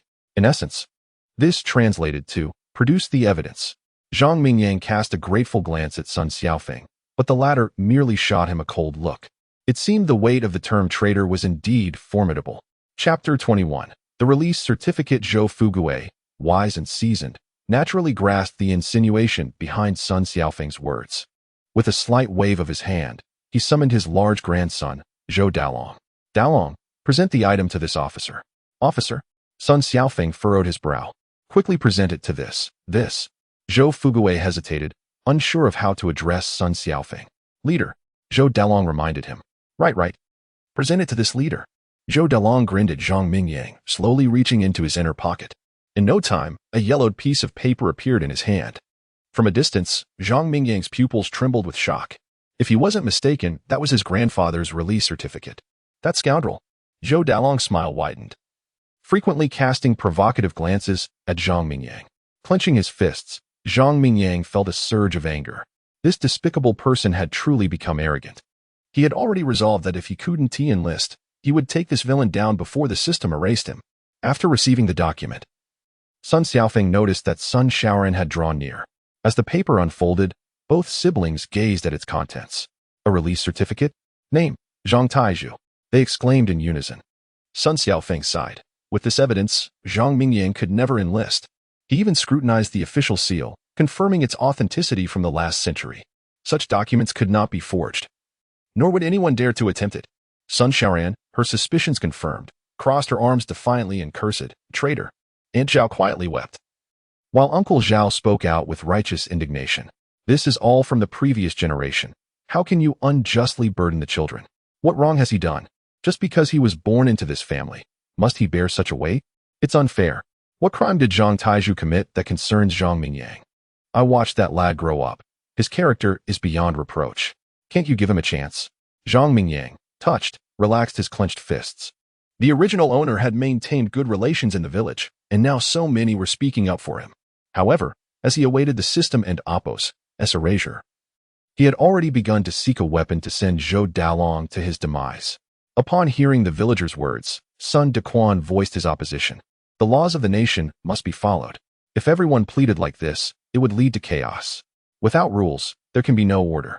Since regulations have been established, everyone must abide by them. Wouldn't you agree, Lieutenant Sun? Sun Xiaofeng nodded in agreement. Indeed. At this moment, Sun Rong began to stir emotions for attention. You don't understand. The moment I saw Zhang Taizhu, I sensed he wasn't a good person. Now that Zhou grandfather has exposed his true identity, I regret not criticizing him while he was alive. The audience in the live stream loved this narrative, showering gifts endlessly. Simultaneously, several journalists, like sharks sensing blood, flocked to the village. They understood precisely what kind of news would create a sensation. If reported, this incident would undoubtedly become the top trending topic. In pursuit of their performance and bonuses, they rushed to secure exclusive interviews before their competitors arrived. To avoid misinterpretation, Sun Xiaofeng re-examined the release certificate and noted the blurred charge, saying, "It's just that the charge is uncertain."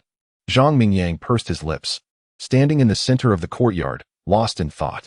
In his memory, his grandfather, Zhang Taizhu, always stood tall, speaking with conviction and executing tasks with efficiency, embodying strong self-discipline. He could not fathom how such a person could be labeled a traitor. If asked who the traitor was, he would undoubtedly point to Zhou Fugui. The cunning look in his eyes and the mole at the corner of his mouth screamed traitor. Unwilling to concede, Zhang Mingyang declared, "My grandfather cannot be a traitor. This release certificate must be fake." Having reached this point, he could only hope against hope. Before Sun Xiaofeng could respond, Zhou Dalong interjected. "Just because you say it's fake means it is?" Zhang Mingyang narrowed his eyes, a faint aura of menace radiating from him. Sun Xiaofeng felt a flicker of fear. This young man instilled an unexpected sense of dread. Unfortunately, the boy and Appos' family background was questionable, seemingly disqualifying him from the glorious army. Zhang Mingyang had a point. No one could ascertain the authenticity of the release certificate. Since he was not willing to give up, let us have the local police station send over Zhang Taizhu's records. The truth will be evident. Sun Xiaofeng's suggestion garnered the support of most villagers. However, Zhou Fugui, who had been quite composed until now, voiced his dissent. "I have provided sufficient details. With the release certificate as evidence, why go to the trouble of investigating Zhang Taizhu and Appos' records? Do you not trust me? Do you realize that this could dishearten a patriot? Sun Xiaofeng hurriedly clarified, Sir, our army values evidence. Although we now have proof of Zhang Tieju's crimes, we must also confirm that this Zhang Taizhu is indeed the same individual. What do you mean by this Zhang Taizhu and not that Zhang Taizhu? You're confusing me. Zhou Fugui feigned ignorance. Noticing Zhou Fugui's peculiar behavior, Sun Xiaofeng grew increasingly suspicious. If you wish to obstruct, then I shall not yield. Without waiting for Zhou Fugui to continue, he swiftly dialed the local police chief, Qian. At the Damon police station, Qian was bewildered by Sun Xiaofeng's call. Haven T, I already informed you of the results of the political review. Why request the paper files? This matter has sparked public discourse online. We must investigate the circumstances thoroughly. I appreciate your assistance. Sun Xiaofeng explained. All right, Zhang Taizhu, right? I'll have the household registration look into it. The paper files are already registered on the computer. It will be swift. Not just Zhang Taizhu. I also need the records for Zhang Tianxin and Ouyang Yaqing. Understood. After hanging up, Qian immediately instructed his officers to commence the document retrieval process. He then opened his phone, only to find the first trending post on Douyin. The Dragon Kingdom's Glory Army's political review scene shockingly reveals the traitor's descendant enlisting. He gasped in disbelief. This incident had already become a hot topic in town, with its momentum suggesting it would soon claim the national spotlight. Realizing this, he took out his walkie-talkie and commanded, "We must act swiftly." Chapter 22. The public deserves to know the truth at this moment. The courtyard of the Zhang family was filled with onlookers. Standing at the center, Zhang Mingyang felt like a monkey on display for all to see, transformed into an ordinary person upon inhabiting the original host's body. He realized that without the aid of any system, today's situation would be exceedingly difficult for him to navigate. He scanned the crowd and perceived the myriad expressions of humanity. Some were anxious, others reveled in schadenfreude, and a few glared at him with clenched teeth, as if he had committed some heinous crime. Zhou Delong, observing Zhang Mingyang's predicament, barely contained his laughter. His mouth curled into an exaggerated grin, resembling the Nike swoosh, akin to a dragon king with a crooked smile. Just last night, this young man had displayed such arrogance while wielding a shovel, and now Zhou relished the thought of his fall from grace. His intent was not only to shatter Zhang Mingyang's dreams of military service, but also to cast him as a pariah, the target of universal scorn. With his goals achieved, Zhou could not help but feel a sense of triumph. Remembering the embarrassment he faced in front of his two subordinates the previous night, he discreetly pulled out his phone and messaged them. Zhou Dalong, brothers, the elder brother has avenged you. Come quickly to observe the scene at the Zhang family in Zui village. Buju, Yang Wei, Zhou Dalong, search for pig treasure on Douyin. In an internet CAF engrossed in their games, Buju and Yang Wei immediately abandoned their mice upon receiving their brother's message. They pulled out their phones and began searching feverishly. Moments later, having grasped the unfolding situation, they simultaneously exclaimed, "Dragon Brother is amazing." Ignoring the barrage of insults in the game and Oppo's voice channel, they hastily exited the CAF and made their way to Zui village. Wasn't this spectacle far more entertaining than their games? The courtyard buzzed with animated discussions, while Aunt Zhao and her husband whispered among themselves.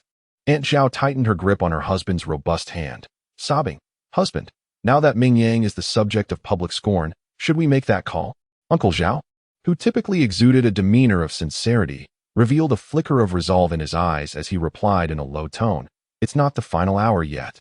Moreover, I refuse to believe that old Zhang is a traitor." After uttering this, Uncle Zhao seemed lost in thought. Aunt Zhao ceased her tears, nodding in agreement, only to shake her head in sudden frustration. "But this is so unfair to Ming Yang. Why should he bear all of this? Enough. This is not our concern. Remember your own identity." Uncle Zhao's expression darkened as he cast a fierce glance at Aunt Zhao, rarely one to remain silent. Aunt Zhao chose an unusual quietude in response to her husband and Oppo's reprimand. Had the villagers witnessed Uncle Zhao's attitude towards Aunt Zhao, they would surely be taken aback, perhaps even praising him for coming to his senses. The officers from the police station arrived far more slowly than anticipated. During this interval, Sun Shaoran incessantly ridiculed Zhang Mingyang, yet he remained resolutely silent. No one could fathom what thoughts swirled within the young man's mind. "Zhang Mingyang, I initially believed you to be a true man. Now that matters have escalated to this point, are you not prepared to come clean?" Sun Shaoran probed. "If you have made up your mind, you can tell me." I can put an end to this farce, sparing you from humiliation before everyone. Sun Shaoran clung to a shred of hope, wishing to afford Zhang Mingyang some dignity. Should the truth of his lineage as a traitor's descendant be confirmed, he would forever be ensnared in the judgmental gaze of others. Finally lifting his head, Zhang Mingyang, with eyes glistening like a lion's, hesitated and grappled with his thoughts. This beautiful officer is currently broadcasting live. What do your words imply? Do you wish to keep the truth hidden from our viewers? Though Sun Shaoran's voice was soft, Sun Rong, just a few steps away, heard her clearly. If Zhang Mingyang were to confess to the officer, how could she continue to cultivate the story's momentum? Protecting her interests, she resolved to take action, unwilling to bury her head in the sand. At that moment, Sun Dequan interjected, Zhang Taiju was a reputable figure in the village during his lifetime, and I find it hard to believe he was a traitor. With so many eyes on this matter, let us patiently await the police's clarification. Sun Shaoran gazed incredulously at Sun Dequan.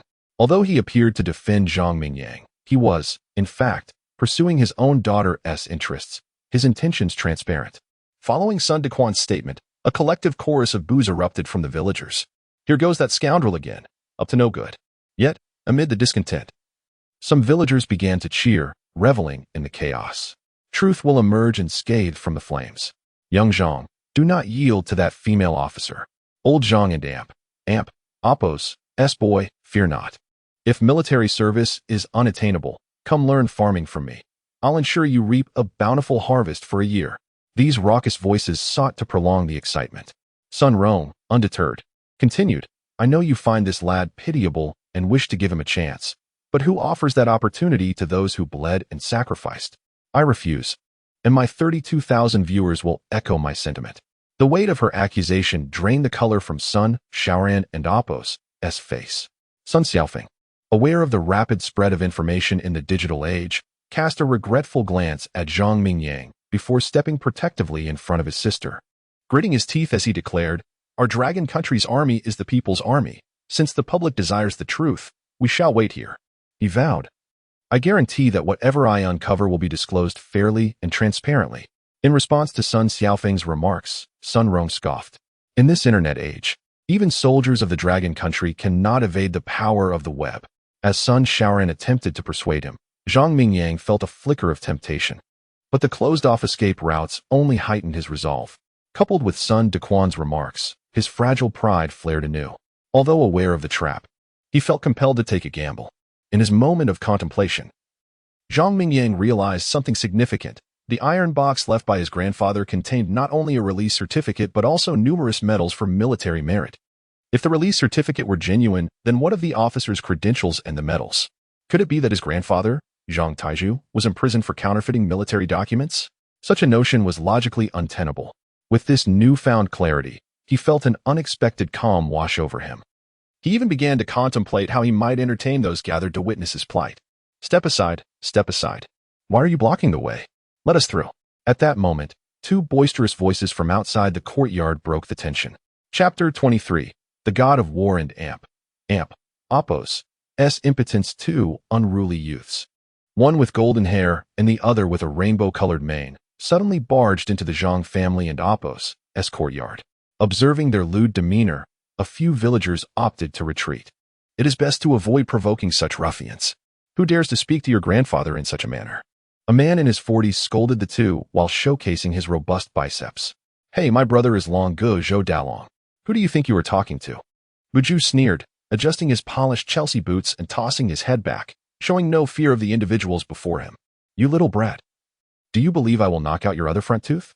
Hearing the commotion, Zhou Dalong hurried over. Upon witnessing the imposing stance of the burly man, he quickly grabbed the other and Oppos' arm and spoke rapidly, Apologize. Did you hear? My brother demands an apology. Yang Wei, eager to join in, was itching to show off his new bean shoes. Buju, too, felt an urge to flaunt his swagger, for Long Gu was indeed a worthy elder brother, exuding such bravado wherever he went. However, to his surprise, Zhou Dalong delivered a resounding slap across Buju and Oppos' smug face, the sound echoing loudly. Buju stood frozen, tears welling up in his eyes. In that moment, he pondered many thoughts. It must have been his ostentatious entrance that overshadowed his brother Long Gu, provoking his jealousy. It seemed he would need to learn the art of humility. Seeing Buju's expression shift, Zhou Dalong could not help but coldly admonish him. I told you to apologize. This is my second uncle, Buju. Yang Wei. I'm sorry, second uncle, I was wrong. The two, who had entered with such bravado, now appeared utterly humbled. The villagers regarded the duo as a spectacle, casting a glance before ignoring them entirely. Zhang Mingyang observed the two individuals trailing behind Zhou Dalong and nodded thoughtfully. It was evident that these three were the foolish thieves from the previous night. Particularly the one in the bean shoes. It was unmistakable, as he still had the yellow pair in his own trash bin at home. At the Damon Town police station, Qian Ming listened to his subordinate's report. Director Qian, we have located Zhang Tieshu's paper file. But there is no information regarding Zhang Tianchen and Ouyang Qingya. What about the electronic files? Qian Ming inquired casually. The electronic files are inaccessible. Inaccessible? What does that mean? Are you slacking off? Qian Ming's tone turned serious. No, it's not that. It's a matter of insufficient access rights. The officer scratched his head. Our station can only retrieve records of criminal history. We are unable to view anything else. I wanted to check the details, but it prompted me. Qian Ming paused, frowning as he asked, what did it prompt you? The male officer gulped nervously. The system indicated that their files are classified as top secret. Wow, what? Top secret? You must be joking. Qian Ming nearly choked. In Longhua, to be classified as top secret typically signified someone of great importance. Not even the police department had the authority to access such files. Qian Ming swiftly rose and closed the door to his office. Fixing his gaze intently on the male officer. You must remember to forget everything that transpired today. Do not mention it to anyone, do you understand? The officer straightened up sharply, saluting earnestly. Director, I assure you I will keep my mouth shut. Good. Accompany me to Jiwei village. Lieutenant Sun must be waiting anxiously. Qian Ming patted the officer's back, only to find it already damp with sweat. It seemed not only he was startled, but the newly appointed officer was equally unnerved. Subsequently, Qian Ming strode out of the office. As he walked, he pondered, having witnessed the live broadcast and understood the context. If Zhang Mingyang's parents' identities were indeed top secret, then this individual should not be treated as an ordinary person. He also contemplated whether to address him as Little Zhang or Young Master Zhang upon their meeting. Having connections is not daunting. The real fear lies in not knowing who stands behind the other person. In the Zhang household, within the courtyard, Yang Wei immediately noticed Sun Rong, who was live streaming. Her appearance captivated him. Her petite stature and figure were, in his eyes, the epitome of perfection. Feeling a sudden rush of affection, he stealthily approached Sun Rong from behind. Hello, beautiful, are you live streaming? Yang Wei brushed his hair away from his eyes, attempting a pose he deemed charming. Who are you? Are you insane? Sun Rong jumped, turning to see Yang Wei's outlandish hairstyle, which startled her once more. In mere seconds, she had been frightened twice. Yang Wei truly possessed an exceptional talent for startling others. After scolding him, Sun Rong felt a pang of regret. This was live streaming. After all, if viewers witnessed her displaying such a lack of decorum, she and Oppos D surely lose fans. Oh dear, little brother, you startled me, she said in a teasing tone. Her playful demeanor and exaggerated expressions prompted Zhou Dalong and Buju to turn away in unison, feigning disgust. Ugh, keep your distance, Zhou Dalong remarked, somewhat impressed by Yang Wei's peculiar taste, pulling Buju away from the two. Your voice is so sweet. Do you have a boyfriend? Yang Wei felt his heart melting at her words. Of course not. Little brother, do you intend to pursue me? Sun Rong playfully glanced at Yang Wei. The audience in the live stream was in stitches, reveling in the comedic effect of the moment. Tight pants and bean shoes. This is a true socialite. He bashfully nodded. Sister. From the first moment I laid eyes on you, I was smitten. Oh, what do you like about me? I love your round face and your love handles. Yang Wei awkwardly drew circles on the ground with his foot. Sun Rong nearly exploded with rage at his words. Your whole family has a round face. Is this how you compliment me, a little fairy? However, upon glancing at the comments, she noticed the viewers were enjoying the show, prompting her to take a deep breath and continue the act. Are you good friends with Zhou Dalong? Sun Rong asked curiously. Hee, Long Gu is my elder brother, and I am his capable subordinate. I go by the name of the god of war, Yang Wei. What a title, the god of war Yang Wei. But why is the god of war particularly impotent? Truly, his aesthetic sense is unlike that of ordinary individuals. In the Baku district of the Lu Island Psychiatric Hospital, we find you meet the admission criteria for our facility. Please come in for treatment. Chapter 24. Sun Rong's beauty scheme. Sun Rong, filled with admiration, nodded in acknowledgement. So it's Wei Ge. I've heard DeLong mention you before, but I never imagined you would be even more handsome in person. Yang Wei, with a smug toss of his bald head, replied, of course. You can ask around.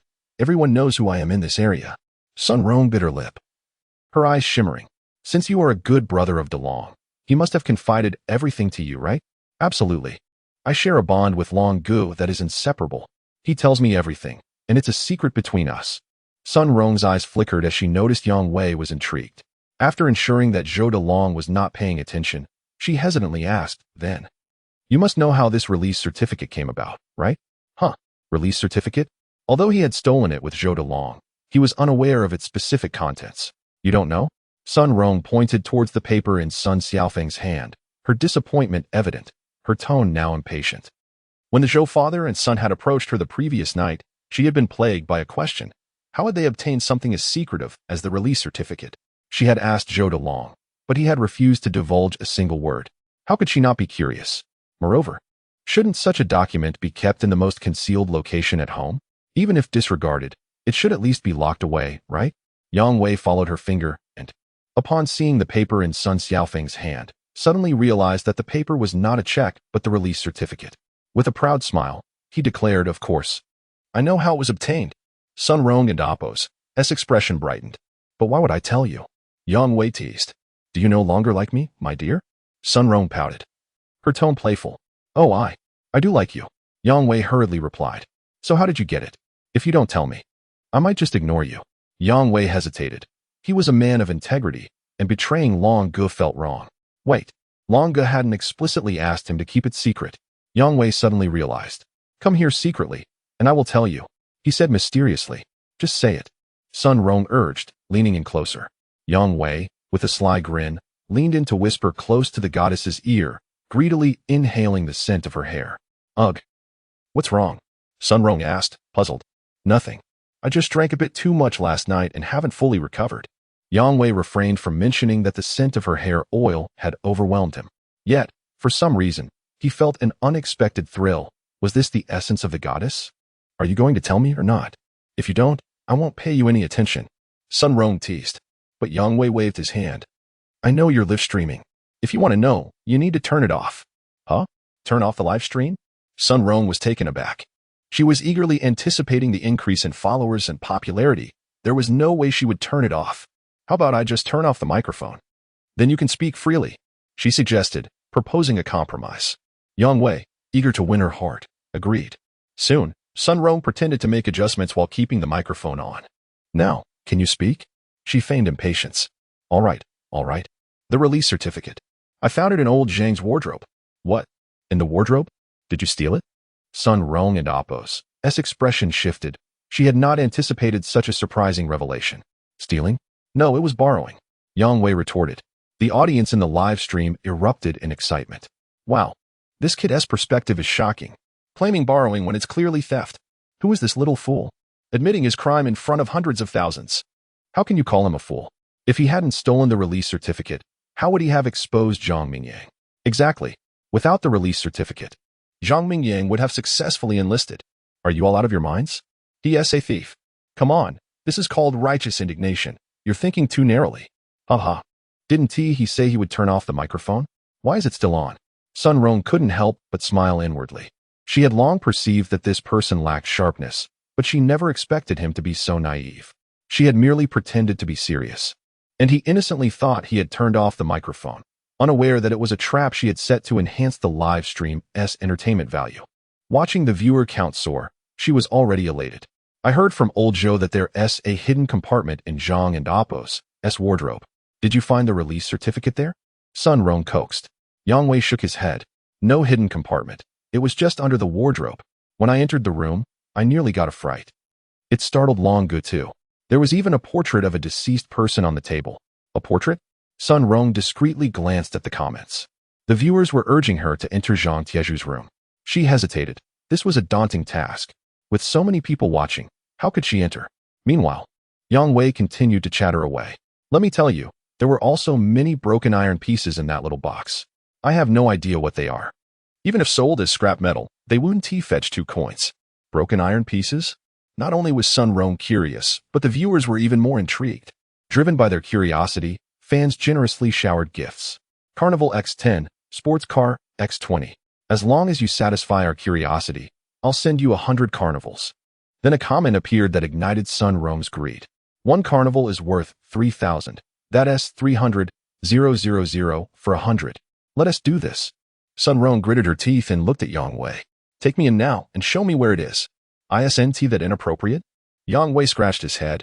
Sun Rong pressed. As long as you take me, I'll agree to date you. What? Is it a deal? Yang Wei's face lit up. A gentleman's word is his bond. Sun Rong asserted, her expression serious. All right, I'll keep my word. Rest assured, I mean what I say. Sun Rong nodded calmly. Excitement coursed through Yang Wei. He was finally going to have a girlfriend. With this thought, he rushed toward the Zhang household without hesitation. Are you crazy? Do you really think this is your home? Sun Rong gasped, quickly pulling him back. Chapter 25. The arrival of the military district commander. My apologies. I'm just too excited. Yang Wei and Appo's expression was awkward. Why not wait until tonight? Tonight? The cucumbers have already gone cold, while the heat still lingers. One must strike while the iron is hot. Watch me. Sun Rong confidently approached Zhang Mingyang. Brother Mingyang, may I visit your home? Absolutely not. Get lost. Zhang Mingyang had long noticed the two whispering conspirators. Though he was unaware of their exact conversation, it was unlikely to be anything commendable. Sun Rong seethed with anger, wanting to retaliate, but fearing the audience in the live stream would label her a shrew, she could only cast a pleading glance toward the war god, Yang Wei. Yang Wei wanted to chastise Zhang Mingyang for his disrespect, advocating for his woman, but upon meeting the man's menacing gaze, he was instantly reminded of the fright he endured last night at the hands of the shovel. Seeing Yang Wei clench his fists, Zhang Mingyang coldly remarked, "What's the matter? Do you have something to say?" "And no, nothing." "Then why are you clenching your fists? Planning to hit me?" "No, you misunderstood. I merely wanted to offer you a back rub." "Scram, just stand there quietly." Zhang Mingyang scoffed at the shamelessness of his opponent, dismissively huffing. How could he waste time with these two clowns? One a rotund fool, the other a societal degenerate. What else could they be but jesters? Sun Rong, witnessing Yang Wei's performance, inwardly cursed him as useless. How could he dare to call himself a war god? More like the god of standing punishment. Or simply the standing god. Embarrassed before the woman he admired, Yang Wei felt his face burn with humiliation, regardless of the insults thrown at him. He thought to himself that he would not stoop to Zhang Mingyang's level. Had he unleashed his full might, Zhang would not stand a chance. Yang Wei clasped his hands behind his back, attempting to present an air of dignity. Sun Rong took a deep breath, feeling that being around this overly dramatic man was diminishing her own intellect. Just then, a military jeep rumbled to a halt outside, and a middle-aged man clad in the insignia of a colonel strode in confidently. "I am from the military district. Kindly make way." Upon hearing this, the villagers instinctively parted. Sun Xiaofeng and his sister quickly peered outside, and even Zhang Mingyang was no exception. Sun Rong nudged Yang Wei, raising an eyebrow slightly. Yang Wei mistakenly interpreted Sun Rong's gesture as flirtation, winking back and blowing a kiss in return. What a perfect opportunity, let us sneak in. Sun Rong rolled her eyes. Undeterred, Yang Wei stealthily followed behind her. The colonel was none other than the commander of the military district, Zhai Yutian. "Greetings, sir." Sun Xiaofeng saluted sharply. "Humph, look at the mess you've caused." Zhai Yutian grunted. "Why didn't you answer my call? This kid is truly a handful." Making the political review known to the entire internet. If it weren't for the provincial military district commander's call, he would still be oblivious. As the situation escalated, the public relations department of the provincial military district received feedback and promptly reported it. The commander of the provincial military district demanded that the military district handle the matter justly, ensuring that no descendants of traitors enter the long-live army. Thus, Commander Zhai Yintian rushed to the scene to oversee operations and prevent further escalation of public opinion. Sun Xiaofeng hastily explained, "I apologize, sir. I forgot to charge my phone last night, so I didn't bring it. Be more attentive next time." Zhai Yuntian's expression darkened as he turned to Zhang Mingyang. "So, you are the main subject of today's political review? I didn't expect to personally attend the review of a new recruit.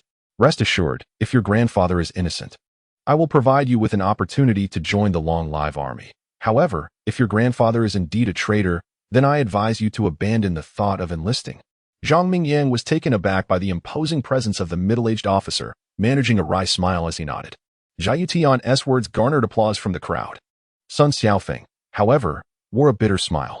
He wished to convey the same sentiment, but Zhai Yutian's powerful declaration had won the hearts of the onlookers, and he imagined the live stream audience felt the same way. Wait, live stream? Where's that live streamer? Sun Xiaofeng scanned the surroundings, but found no trace of Sun Rong. At that moment, Sun Rong and Yang Wei, seizing the attention directed at the middle-aged officer, stealthily slipped into the house. Yang Wei pushed open Zhang Taiju's room, quickly darting inside, followed by Sun Rong, who tiptoed in with her phone tripod in hand. This was her first time doing something like this, and naturally, she felt a bit nervous. As soon as she entered the room, she spotted Zhang Taiju's portrait on the table. She had previously known old Zhang, so he was not unfamiliar to her. But the audience in the live stream was unaware and clamored to see what a traitor looked like. Sun Rong aimed her phone at the portrait. Immediately, the live stream erupted in discussion.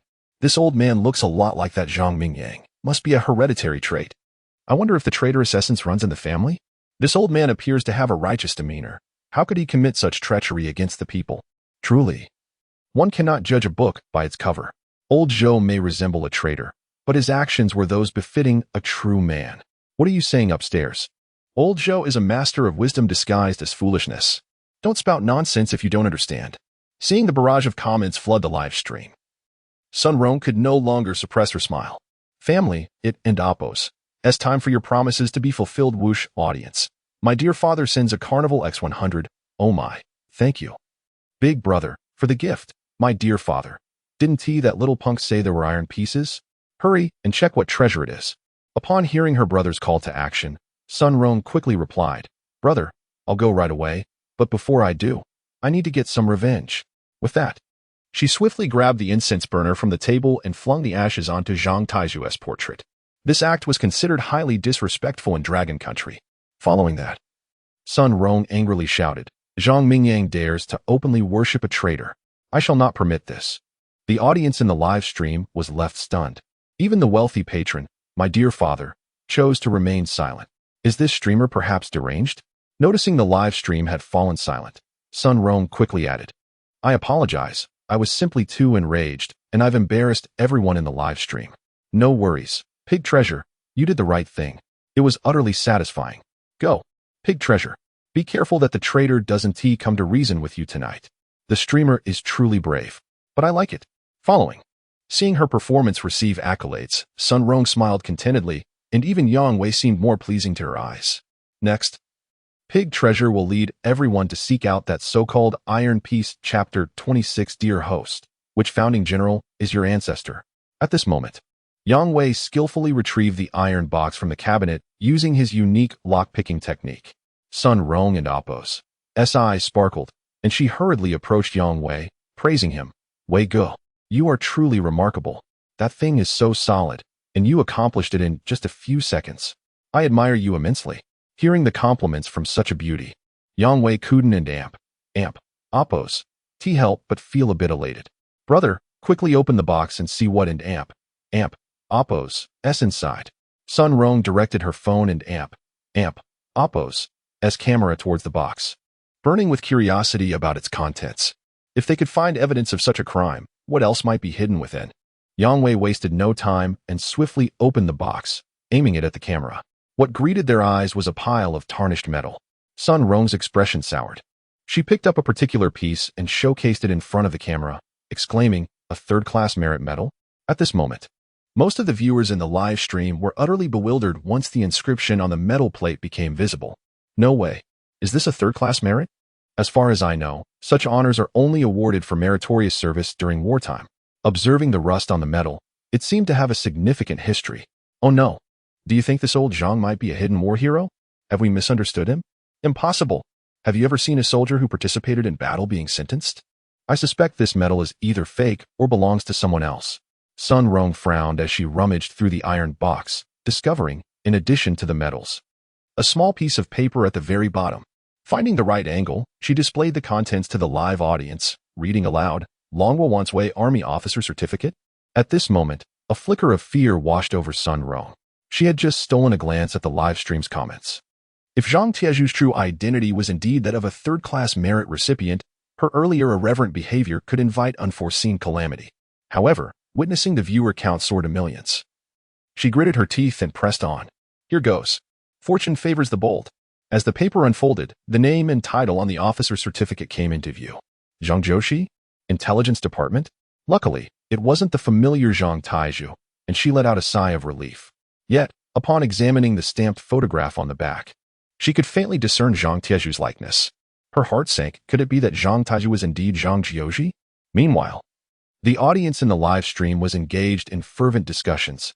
Isn't it possible that the old Zhang family was involved in forging documents? How laughable that a criminal would aspire to be an officer in the Wanshui army. This doesn't seem authentic. If it were, based on the position listed, shouldn't he be residing in a retirement home? Why is he living in the countryside? So, it must be fake. That's why he wouldn't dare to use it. Don't forget, this person is a traitor. Creating counterfeit documents to extract intelligence from our nation is a spy's basic operation. If it weren't for old Zhou reporting him, this traitor might have posed as an officer in the Wanshui army, continuing to infiltrate. In those days without electronic communication, verifying authenticity was nearly impossible. With such a document, we're Kuden and Opos, Tihigo and Longhua, but it has a stamp. Nonsense. Even radishes can be stamped. What does a seal mean? Sun Rong couldn't help but chuckle at the absurdity. While she pondered how to explain, the viewers were already conjuring various far-fetched theories. At that moment, a large influx of spectators flooded into the live stream.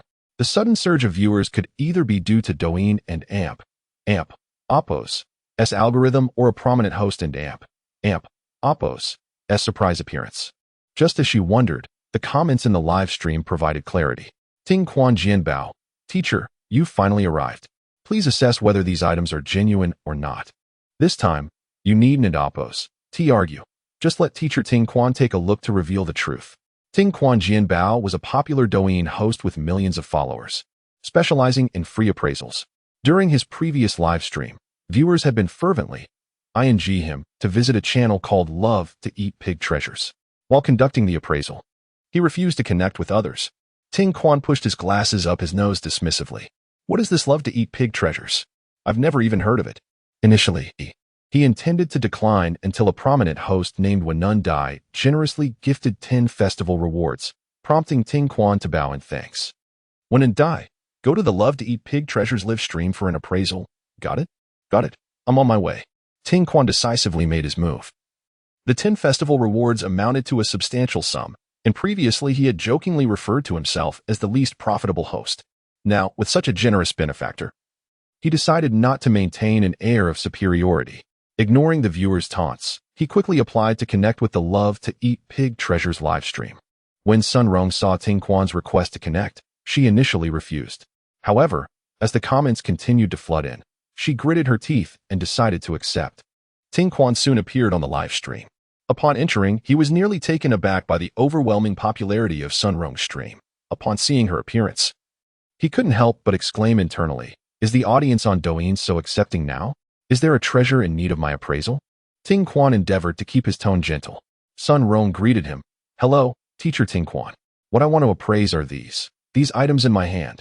All right, turn your phone camera around and focus on the treasures you wish to evaluate. Sun Rong cooperatively produced a third-class merit medal. Ting Quan merely glanced at it before casually stating, this is a third-class merit medal from wartime. And how much is it worth? Sun Rong cautiously inquired, not daring to question its authenticity. Ting Quan smirked disdainfully. This is an honor, priceless. It seems your ancestors served in the military. The viewers responded to Ting Quan's explanation with less enthusiasm, instead intensifying their criticisms towards Zhang Taizhu. Oh, teacher Ting Quan, please take a look at this. As she spoke, Sun Rong held up a special class merit medal. Ting Quan, initially unimpressed, immediately adopted a respectful demeanor upon seeing the special class medal, his tone shifting dramatically. Please hold that piece closer. Let me examine it closely. After a thorough inspection lasting over 10 seconds, Ting Quan solemnly declared, to be honest, I have only seen this in a museum. May I ask, dear host, which founding general in Longhua is your ancestor? Chapter 27. This thing is quite revealing. Sun Rong found herself at a loss for words to describe her current emotions and cautiously inquired, what does general mean? Ting Quan, bewildered, replied, the special merit medal was only awarded 102 times before the founding of the Dragon Kingdom. Each recipient became a founding general. Given your puzzled expression, is this not something inherited from your ancestors? Sun Rong quickly waved her hands, insisting, this is not mine. The audience in the live stream nearly burst into laughter, as it seemed Ting Quan had finally stumbled in his endeavors. Clearly, this was a counterfeit special merit medal. Observing Ting Quan and Apos' serious demeanor only heightened the amusement. Various video editing accounts began recording, eager to upload the footage once the live stream concluded. Upon hearing Sun Rong declare the item was not hers, Ting Quan sighed in relief. He had initially thought she might be a descendant of a notable figure, but it seemed he had overestimated. After all, why would a prominent descendant choose to participate in? It was not until his audience elucidated the situation that he grasped the unfolding events. He couldn't help but lament how fortunate the host was to have encountered such a sensational topic during the live broadcast. Yang Wei, leaning closer, had forgotten when Sun Rong had activated her microphone. Seeing Ting Quan offering a free appraisal, he was eager to jump on screen for a moment of fame. Teacher, please check if this document is genuine. Sun Rong's expression soured slightly, yet she did not refuse. All right, move a bit closer to the camera.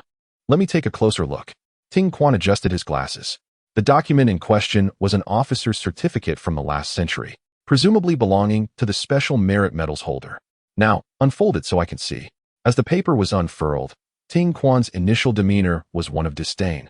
But with each passing moment, his astonishment grew. Hiss! This handwriting. This steel seal. The audience, familiar with Ting Quan and Apos' style of building suspense, anticipated that he would declare the item a forgery. Sun Rong calmly asked, Teacher Ting Quan, is this genuine or not? After narrowing his eyes and shaking his head, Ting Quan adopted an air of mystery. This item is quite old. During that era, no one dared to forge such things, as being caught would lead to severe penalties. All I can say is, this item is quite revealing. Revealing? Sun Rong was momentarily bewildered. Both she and Yang Wei were at a loss as to the meaning of revealing. However, the audience understood. If Ting Quan declared the item authentic, it implied that this traitor had once persecuted a general of the Dragon Kingdom. This fellow named Zhang Mingyang would be deserving of 1,000 deaths. He was a soldier who had shed blood for the Dragon Kingdom. How could his grandfather have dared to act thus? Sun Rong had just checked the name on the officer's certificate and found no trace of wrongdoing. Could it be that Ting Quan had made a mistake? Ting Quan has never faltered since his debut. Do not forget, the figure on the officer's certificate was an intelligence operative. Intelligence work is particularly unique, and perhaps it remains classified even now. Just then, the sound of police sirens wafted in from outside. Ding ding ding. Upon hearing the sirens, Yang Wei instinctively darted around the room, searching for a hiding spot. Sun Rong paused, offering an apologetic expression to Ting Quan before ending the live stream. Observing Yang Wei's comical antics, she stifled a laugh and asked, What are you jumping around for? Hurry and put everything back in its place. Just then, a villager shouted outside, Director Qian from the police station is here. Everyone, make way. Realizing he had become a startled rabbit, Yang Wei stammered, I just wanted to perform a flower-shaking hand for the audience. Yes, that's it.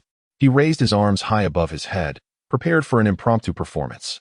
Had he not heard the commotion outside, he might have thought the police were after him. All right, enough performing. Quickly return everything to its rightful place. Sun Rong regarded the ludicrous Yang Wei with disdain. Yang Wei complied, beaming with joy, oblivious to the fact that he was merely a pawn in Sun Rong's eyes. Meanwhile, in the live stream, my father figure once again inundated the chat with 100 celebratory messages. My father figure, take these items and slap me in the face, understand? Sun Rong was elated, understood.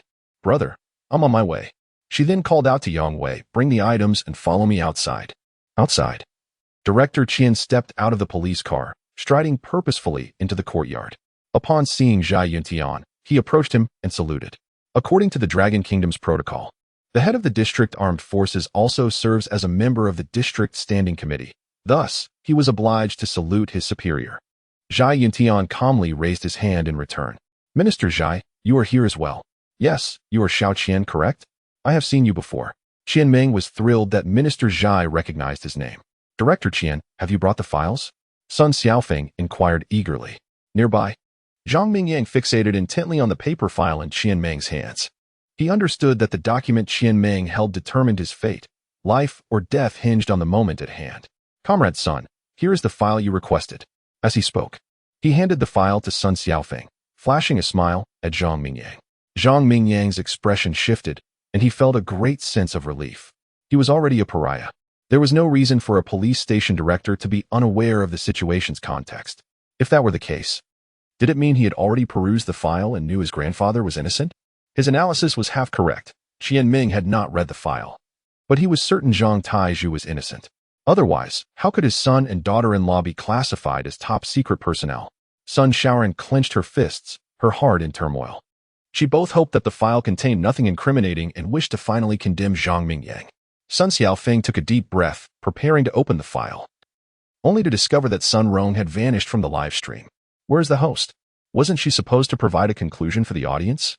Zhang Mingyang also glanced around, confirming that Sun Rong was indeed missing.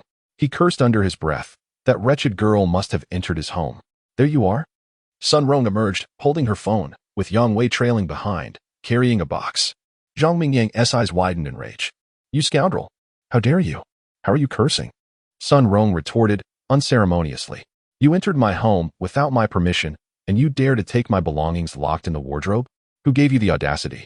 In response to Zhang Mingyang's accusation, Sun Rong shrugged and pointed at Yang Wei behind her. I may have entered your home, but I did not take anything. He did. As Zhang Mingyang erupted in fury, Sun Rong remained unfazed, realizing this indicated he was aware of the contents within. He was undoubtedly terrified of exposure, fearing that his deceased grandfather would gain further infamy. Chapter 28. A favor today, a generous return in the future. Yang Wei, feeling guilty, concealed the items behind him. Zhang Mingyang could no longer tolerate it. His fist clenched, ready to strike the two. Yet, as he raised his hand, he felt as though his wrist was ensnared by an iron hoop. What do you intend to do? Sun Xiaofeng spoke coldly. Although he held little affection for Sun Rong, he found Zhang Mingyang even more detestable, a descendant of a traitor. Zhang Mingyang struggled but could not break free. Mr. Sun, Zhang, he hasn't Oppos, he done anything. Please don't hurt him, let go. Qian Ming, the police chief, refrained from rebuking Zhang Mingyang and instead urged Sun Xiaofeng. Stand still, or I want to hesitate to be rude. Sun Xiaofeng issued a stern warning before releasing his grip. With the pressure lifted, Zhang Mingyang swiftly dashed into the room. Is this fellow feeling guilty? Huh. Looks like he knows his grandfather's traitorous identity is about to be confirmed, and he can't bear to stay any longer. Might as well return home and bury his head in the sand. Sun Shaoran thought, internally cursing him as a coward for fleeing when it mattered most. Little did she know, Zhang Mingyang had noticed the dust on Sun Rong and Oppos' hands and intended to return to the room to verify his suspicions. Indeed, upon entering his grandfather's room, he was met with chaos. Ash from the incense burner had spilled onto the memorial portrait. Bastard, seeking death. Everything that had transpired today felt like a burden upon his shoulders. As a man, he could not tolerate the humiliation of his deceased grandfather. With no time to clean the ash, he clutched the portrait and stormed out. Hey, this brat is back. Why is he still holding on to old Zhang's portrait? The onlookers murmured, this Zhang lad is truly unfilial. He doesn't even wipe off the dust from the portrait. Ignoring the surrounding chatter, Zhang Mingyang advanced toward Yang Wei and Sun Rong. Zhou Delong hastily cautioned, this kid is coming again. Be careful. But it was too late. Zhang Mingyang kicked Yang Wei to the ground, causing the box he held to tumble, scattering its contents.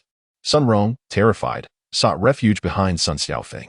In a furious state, Zhang Mingyang's physical attributes surged, and he swung his arm, delivering a fierce blow to Sun Rong's face. Slap! How dare you hit me?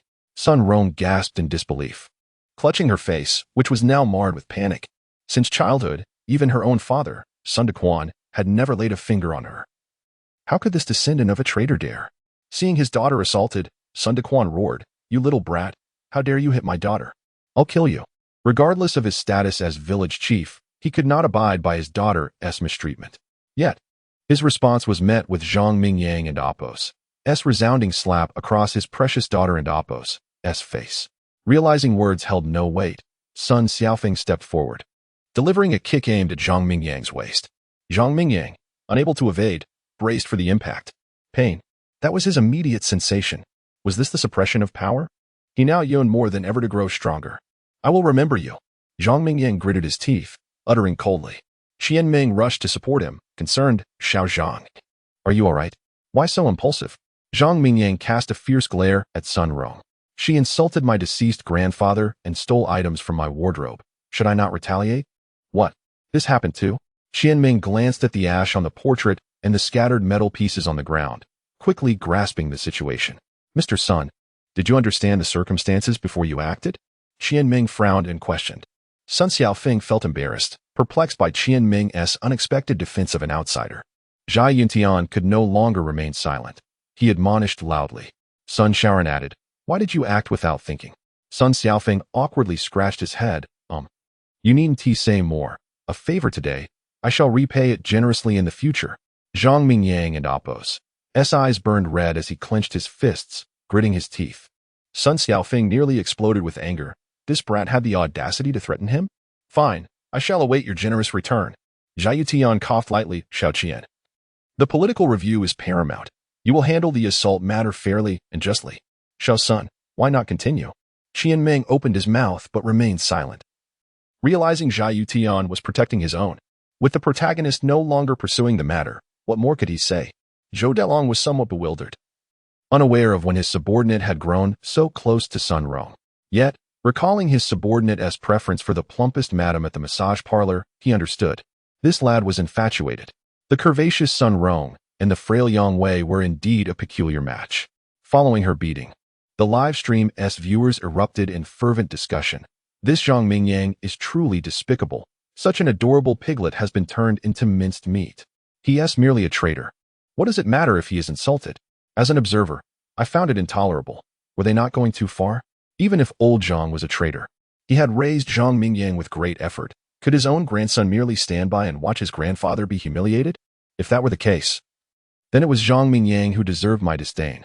Let us not forget, it was the streamer who first laid hands on the deceased, with Zhang Mingyang responding subsequently. Furthermore, Yang Wei had attempted to steal from him. Regardless of your thoughts, I have already reported this. At that moment, Sun Rong touched her bruised face, prompting Yang Wei to express his sympathy. To seek revenge, I shall report this to the authorities. Report to the authorities? Qianming's face twitched. Could this lad have a criminal record? He squinted, feeling a sense of familiarity with the figure lying on the ground. Zhai Yutian sighed, as the highest official present. He had to respond. Young man, what do you wish to report? Yang Wei, equally confused, pondered what exactly he should report. Sun Rong, internally cursing him as useless, took the initiative. The metal pieces on the ground and that piece of paper all belonged to Zhang Mingyang and Appo's family, likely planted by his grandfather to frame the martyrs. Oh, is that so? Zhai Yutian exchanged glances with Sun Xiaofeng. Understanding the cue, Sun Xiaofeng bent down, gathering the so-called metal pieces and presenting them to Zhai Yutian. Zhang Mingyang silently observed everything unfold. The situation had evolved beyond his control. Military medals? Zhai Yuntian exclaimed in astonishment upon recognizing the items. Chapter 29. What crime? Treason? Or distinguished service? Zhai Yuntian turned to Zhang Mingyang and said, Young man, do you understand that every recipient of our country and Appo's distinguished service medal is a hero? If your grandfather truly was a traitor, then all of this lies in his hands. Do you comprehend the implications? What implications? Zhang Mingyang asked, maintaining an impassive demeanor. This means your grandfather conspired to harm a national martyr. Your grandfather is a sinner beyond redemption. I understand, but what does that have to do with me? Zhang Mingyang replied expressionlessly. It may not concern you directly, but it certainly pertains to your grandfather. Zhai Yuntian retorted coldly. My grandfather is my grandfather. He is not me. And I am not responsible for his actions. Zhang Mingyang calmly used his sleeve to wipe the incense ashes off the portrait, not sparing Zhai Yutian a glance. Zhai Yutian was taken aback, choosing to ignore him as he resumed inspecting the other items within the iron box. Meanwhile, discussions among the villagers in the courtyard grew more fervent. Sun Rong, fearing the villagers were unaware of the context, shouted while covering his face.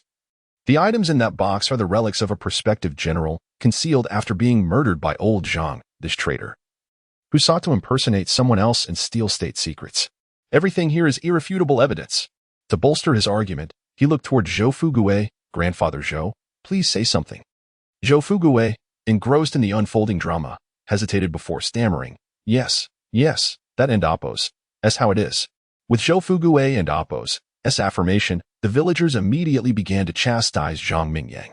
Little Zhang, it and Appo's. It's not my intention to criticize, but why Haven and Appo's?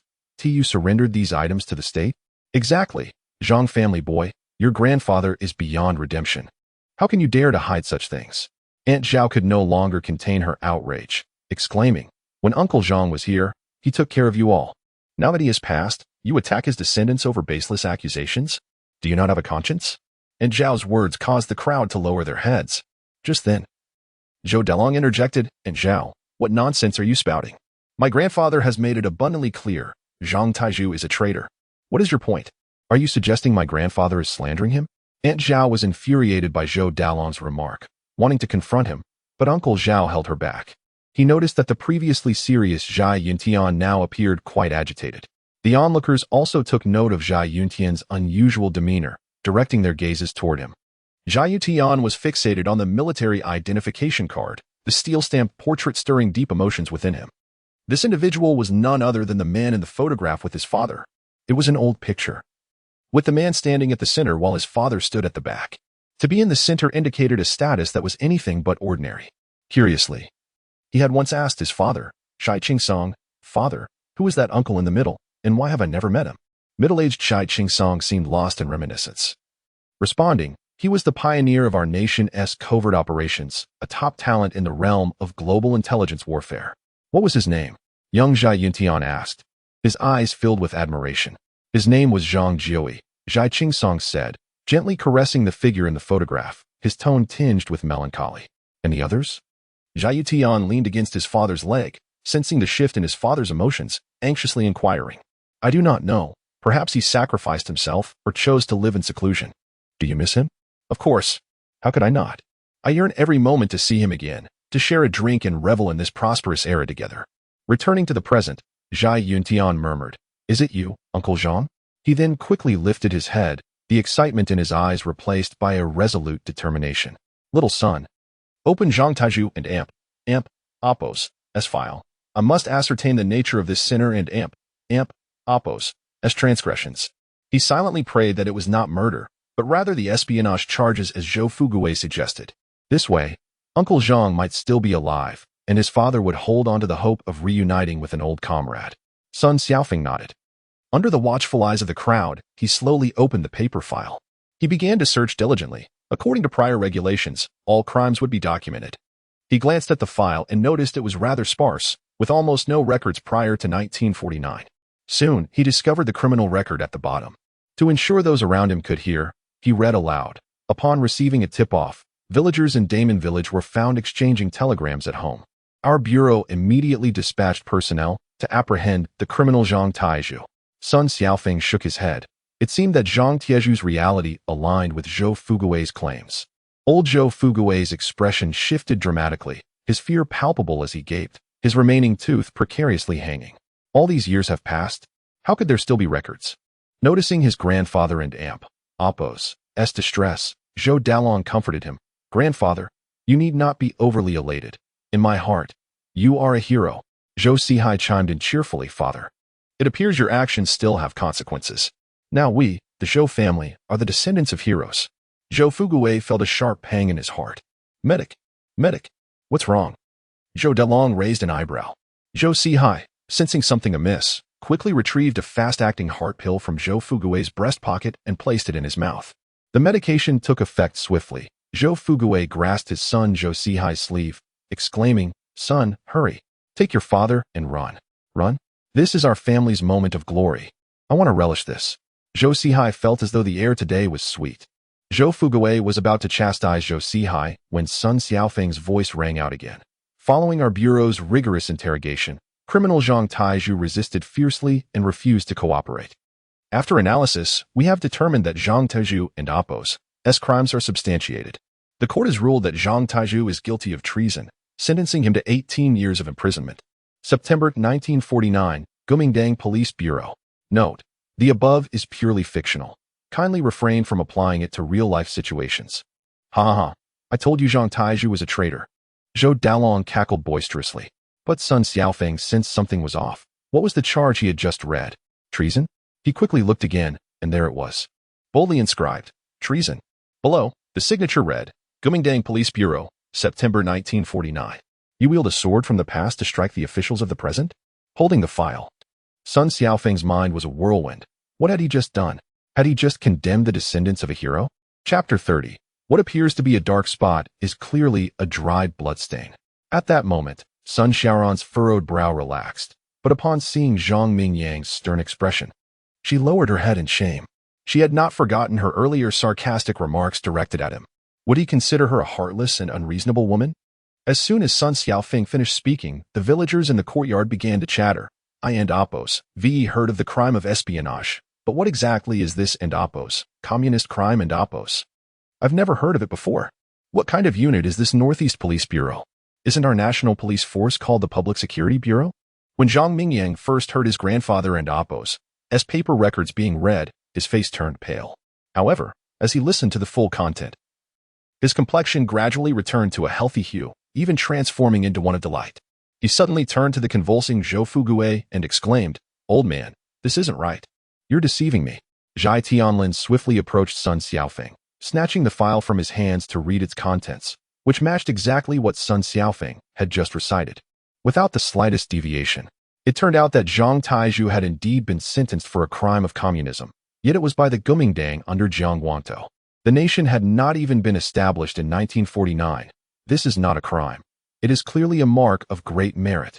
The live stream was in an uproar. What is this? A crime of communism? Such an obscure charge. I recognize these characters, but why is it that I and Appos, VE never heard of them together before? I initially thought this was a stain on Zhang Mingyang's reputation, but upon closer inspection, it turns out to be a dried bloodstain. No, I should now refer to him as young Master Zhang. Before the political review, he was a conscript. After the review, he begins as a general. I can already see a star of the Dragon Kingdom rising. This accusation astonishes me. It is simply a deep shade of black. Grandson, do not panic. Your grandfather is an experienced player in this inner circle with a track record to verify. The political review will pass easily.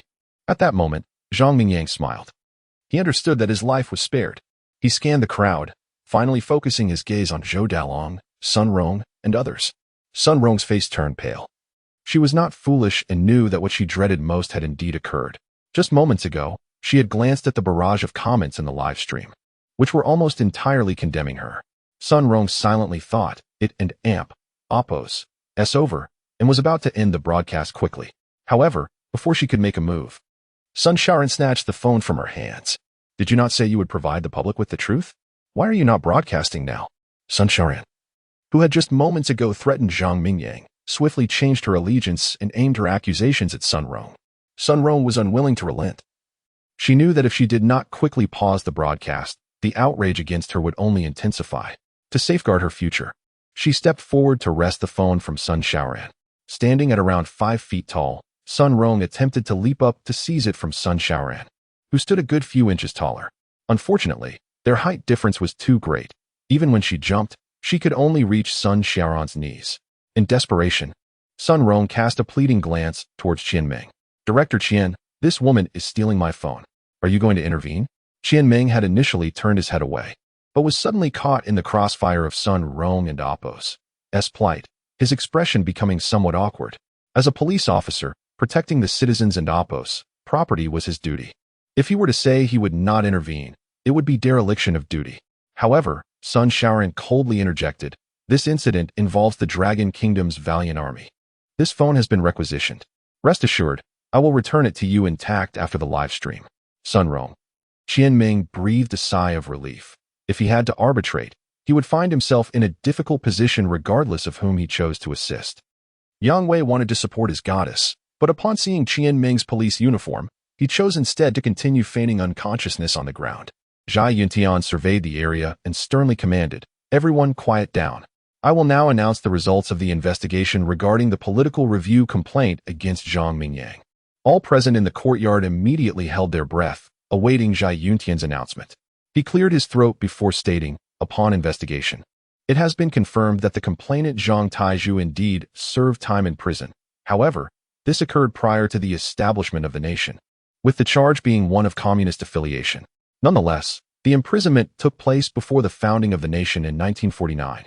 This charge does not fall under the purview of failing a political review, and furthermore, Zhang Taizhu is a patriot. Thus, his grandson Zhang Mingyang and Appos as political review is approved. As soon as he finished speaking, applause erupted in the courtyard. Although the villagers did not fully grasp the implications of Jia Yuntian's words, they understood the last statement. The political review was approved. Aunt Zhao was overjoyed to the point of tears, and even Uncle Zhao joined in the applause. Meanwhile, Zhou Dalong was left bewildered. Although he had graduated high school, he had not attended much school and had never studied history, leaving him confused about the complexities of the situation. He immediately questioned, how can Zhang Taizhu have served time and yet Zhang Mingyang and Amp Oppose? As political review still pass? This is a cover-up, an absolute cover-up. Upon hearing Zhou Dalong's words, the crowd looked at him as if he were a fool. Zhang Mingyang found the situation amusing. This fool was still dreaming of tarnishing his reputation. Zhou Dalong, you did not pay attention in school and yet are unaware of the political struggles before the nation's establishment? After all this, you have become the clown? Zhou Fuguwei, realizing the situation had unraveled, ceased to feign ignorance and quietly urged, "See hi, Dalong, quickly help me home." The audience in the live stream and the villagers in the courtyard were engaged in a heated discussion. What Zhang Mingyang said makes sense. How does Zhou Fuguwei know so much about Zhang's imprisonment? Do you think Zhou Laotu is actually a traitor, now trying to shift the blame? Could it be that the old traitor Zhou led people to capture Zhang Laotu? Unfortunately, due to the passage of time, all of this was impossible to verify. I doubt it. I refuse to believe that in such a large village, there aren't elders who have lived longer than the old traitor Zhou. Seeing Zhou Fuguwei and his companions attempting to leave, Zhang Mingyang was not going to allow it. You slander my grandfather and now wish to depart. Do you truly believe my family is a place you can come and go as you please? No, you cannot leave. We must clarify this matter. Aunt Zhao interjected, hands on her hips, blocking the way of the Zhou family. Chapter 31. The informant was not Zhou Fuguwei as Aunt Zhao finished her words. Villagers who had suffered under the tyranny of the old Zhou Fuguwei began to rise in unison. What better moment to strike back than now? If they could provoke Zhou Fuguwei to the point of a heart attack, it would be a triumph for their village. Old Zhou, what malice drives you to slander Uncle Zhang? Speak clearly before you leave. Yes, unless you clarify, you shall not leave. Seeing the crowd's outrage, Zhou Fuguwei realized that his reputation was irreparably damaged and decided to cast aside his dignity. Cough. What nonsense are you young ones spouting? I am merely exercising my rights as a citizen. Zhang Mingyang strode forward, standing beside Aunt Zhao. You seem well aware that my grandfather was imprisoned, surely. You were the one who reported him to the Gumingdang? Zhou Fuguwei flinched at the accusation and retorted, such baseless claims. I, Zhou Fuguwei, have led an upright life. How could I commit such an act? Upright? Zhang Mingyang nearly laughed aloud. I always thought Zhou Dalong was a villain by his own making. But now I see it is in his very lineage. Zhou Sihai's face darkened, feeling insulted by Zhang Mingyang's words. Zhou Fuguwei shrugged off the hands that supported him and lay back on the ground. You dare slander my name? You will not fare well, unless you apologize today. I shall remain here. Aunt Zhao, exasperated, retorted, do you even need to be slandered? Whose vegetable patch have you not ravaged in this village? Last year, when the old Hua family planted winter melons, you sneaked in to steal them early in the morning. When caught, you even dug holes in the melons to defecate inside.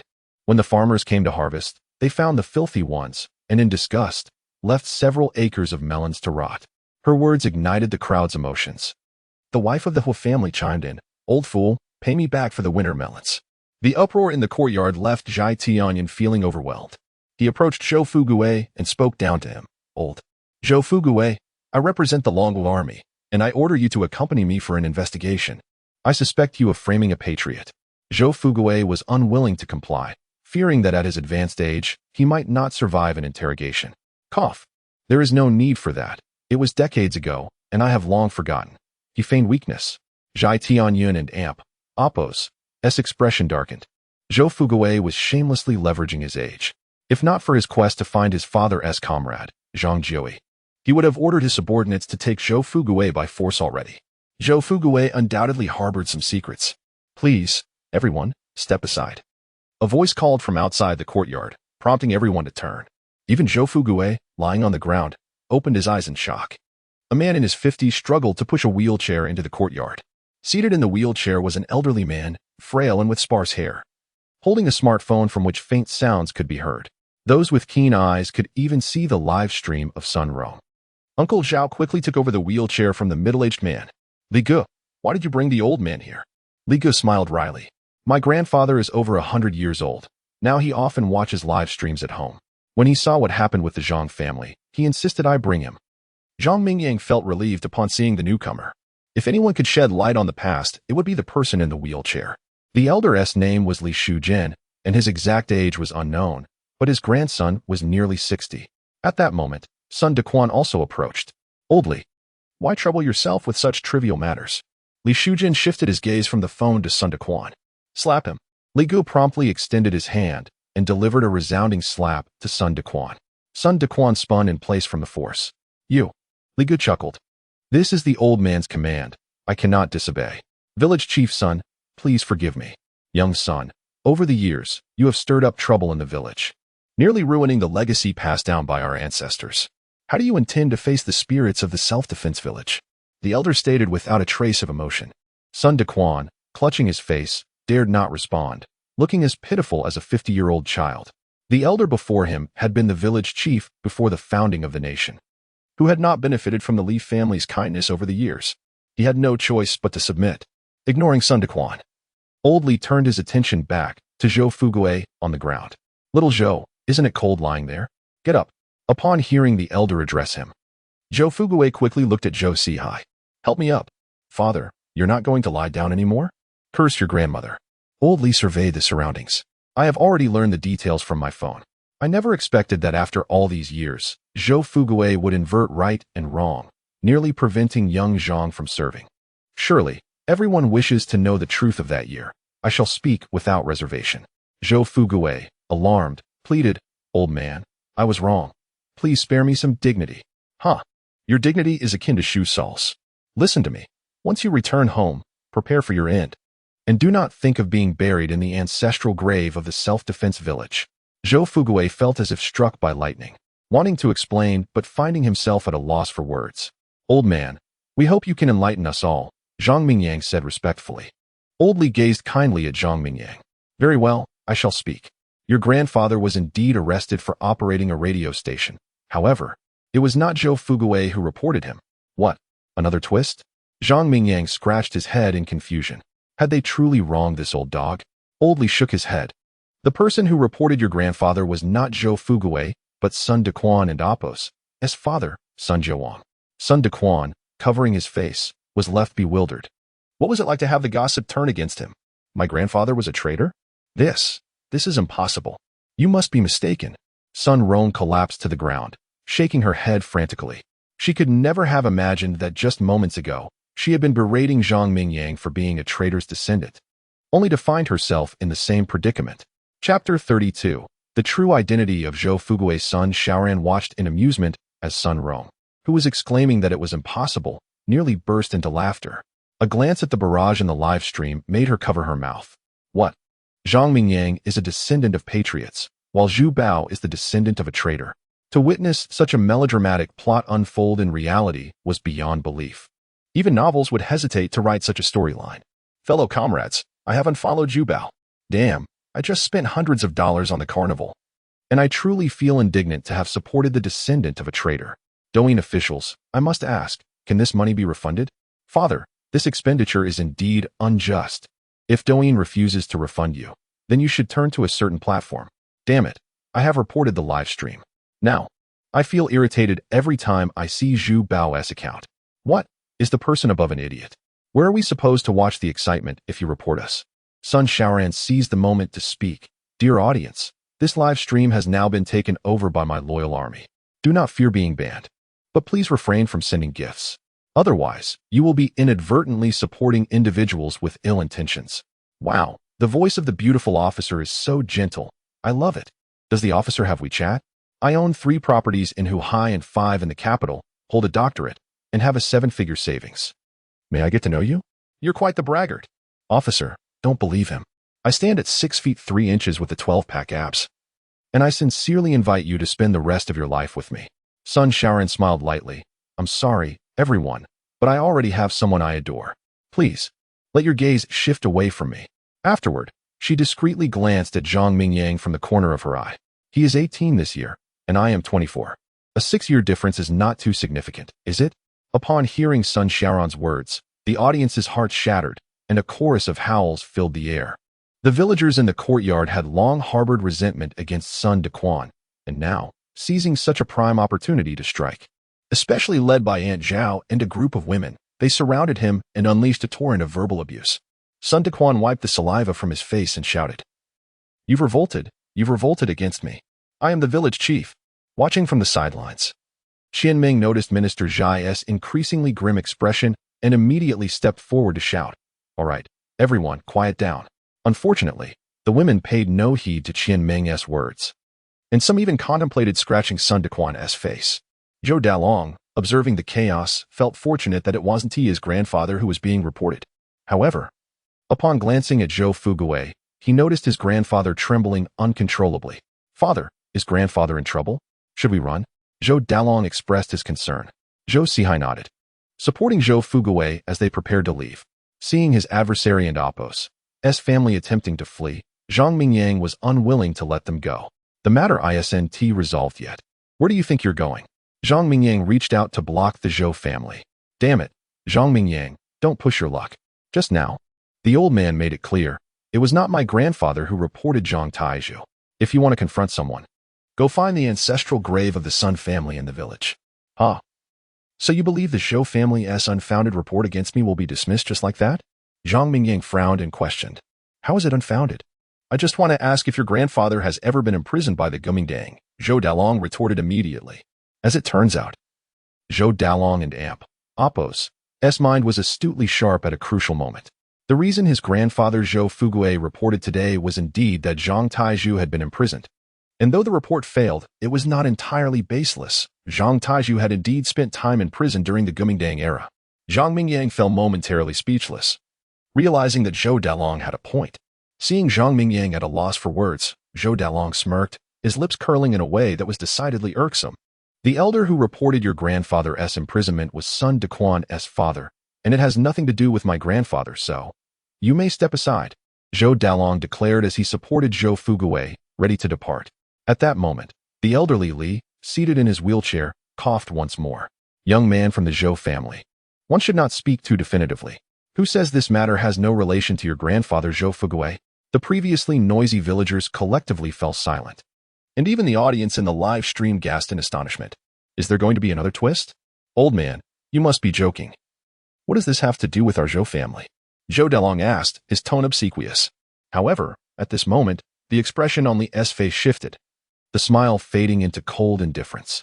In 49, it was Sun Jiazhuang who reported Zhang Taizhu to the communists, but it was your grandfather Zhou Fugui who led the arrest.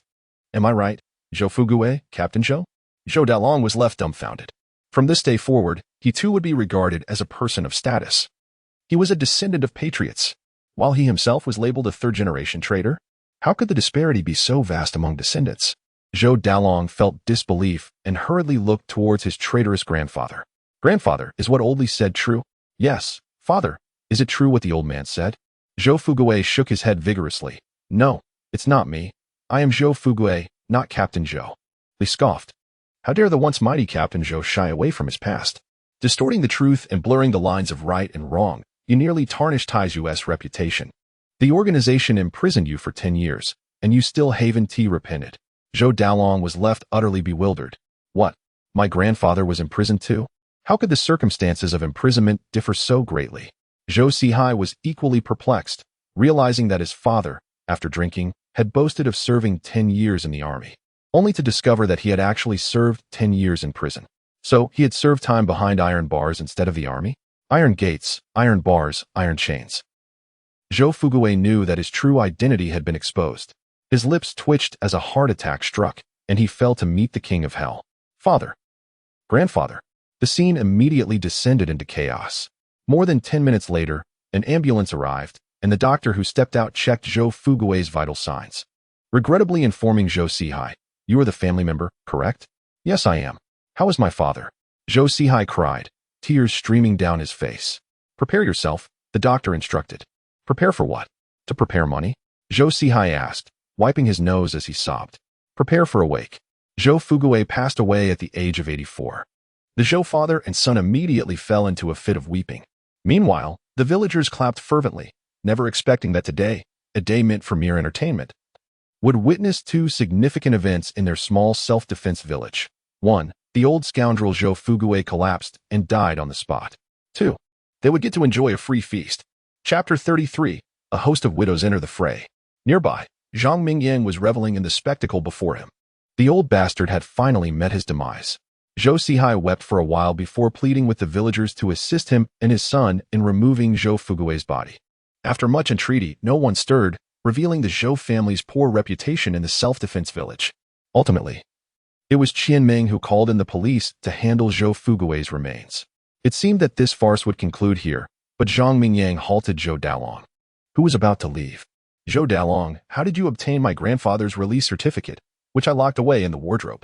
Zhou Dalong, who had initially been sorrowful, abruptly ceased his tears upon hearing Zhang Mingyang and Apos' inquiry. He felt a surge of panic, stammering without being able to articulate a coherent response. My home was robbed last night. Was it you who did it? Zhang Mingyang asked coldly. How could it possibly be me? I stayed home all night. If you don't believe me, ask my father. Zhou Dalong shot a desperate glance at his father. Zhou Sihai, having just lost his traitorous father, could not bear the thought of losing his precious son too, and reluctantly nodded. Indeed, my son was at home last night. There's no way he could have stolen any release certificate. That logic doesn't hold water. If you didn't steal my grandfather's release certificate, how could it have sprouted legs and walked to your house? Zhang Mingyang scoffed. Regardless, I didn't do it. Zhou Dalong remained obstinate. Yang Wei, having already risen from the ground, was now watching the commotion alongside Buju. Upon hearing Zhang Mingyang mention last night and Apos' events, their hearts raced. Seeing Zhou Dalong and Apos' stubbornness, they both felt a sense of relief. Don't worry, Brother Long values loyalty and won't betray us, Buju reassured. Yang Wei, equally confident in Zhou Dalong, concurred. Brother Long would go to great lengths for loyalty. Zhang Mingyang shook his head. I initially intended to give you a chance, but your obstinacy leaves me no choice but to be ruthless. Director Qian, I must report a crime. 3 thieves broke into my home last night. At that moment, Qian Ming approached, having overheard Zhang Mingyang's intention to report the incident. He inquired, do you have any suspects in mind? Zhang Mingyang leaned closer to Qian Ming and whispered something. Qian Ming nodded in response. Shortly thereafter, Qian Ming waved his hand. All right, the police will handle the case.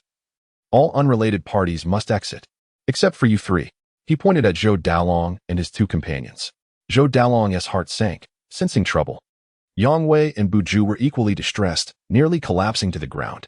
The villagers exchanged glances, reluctant to leave when such a spectacle was unfolding. All right, everyone. Please disperse and do not hinder the police from conducting their investigation. Elderly finally interjected, prompting the villagers to reluctantly begin to exit.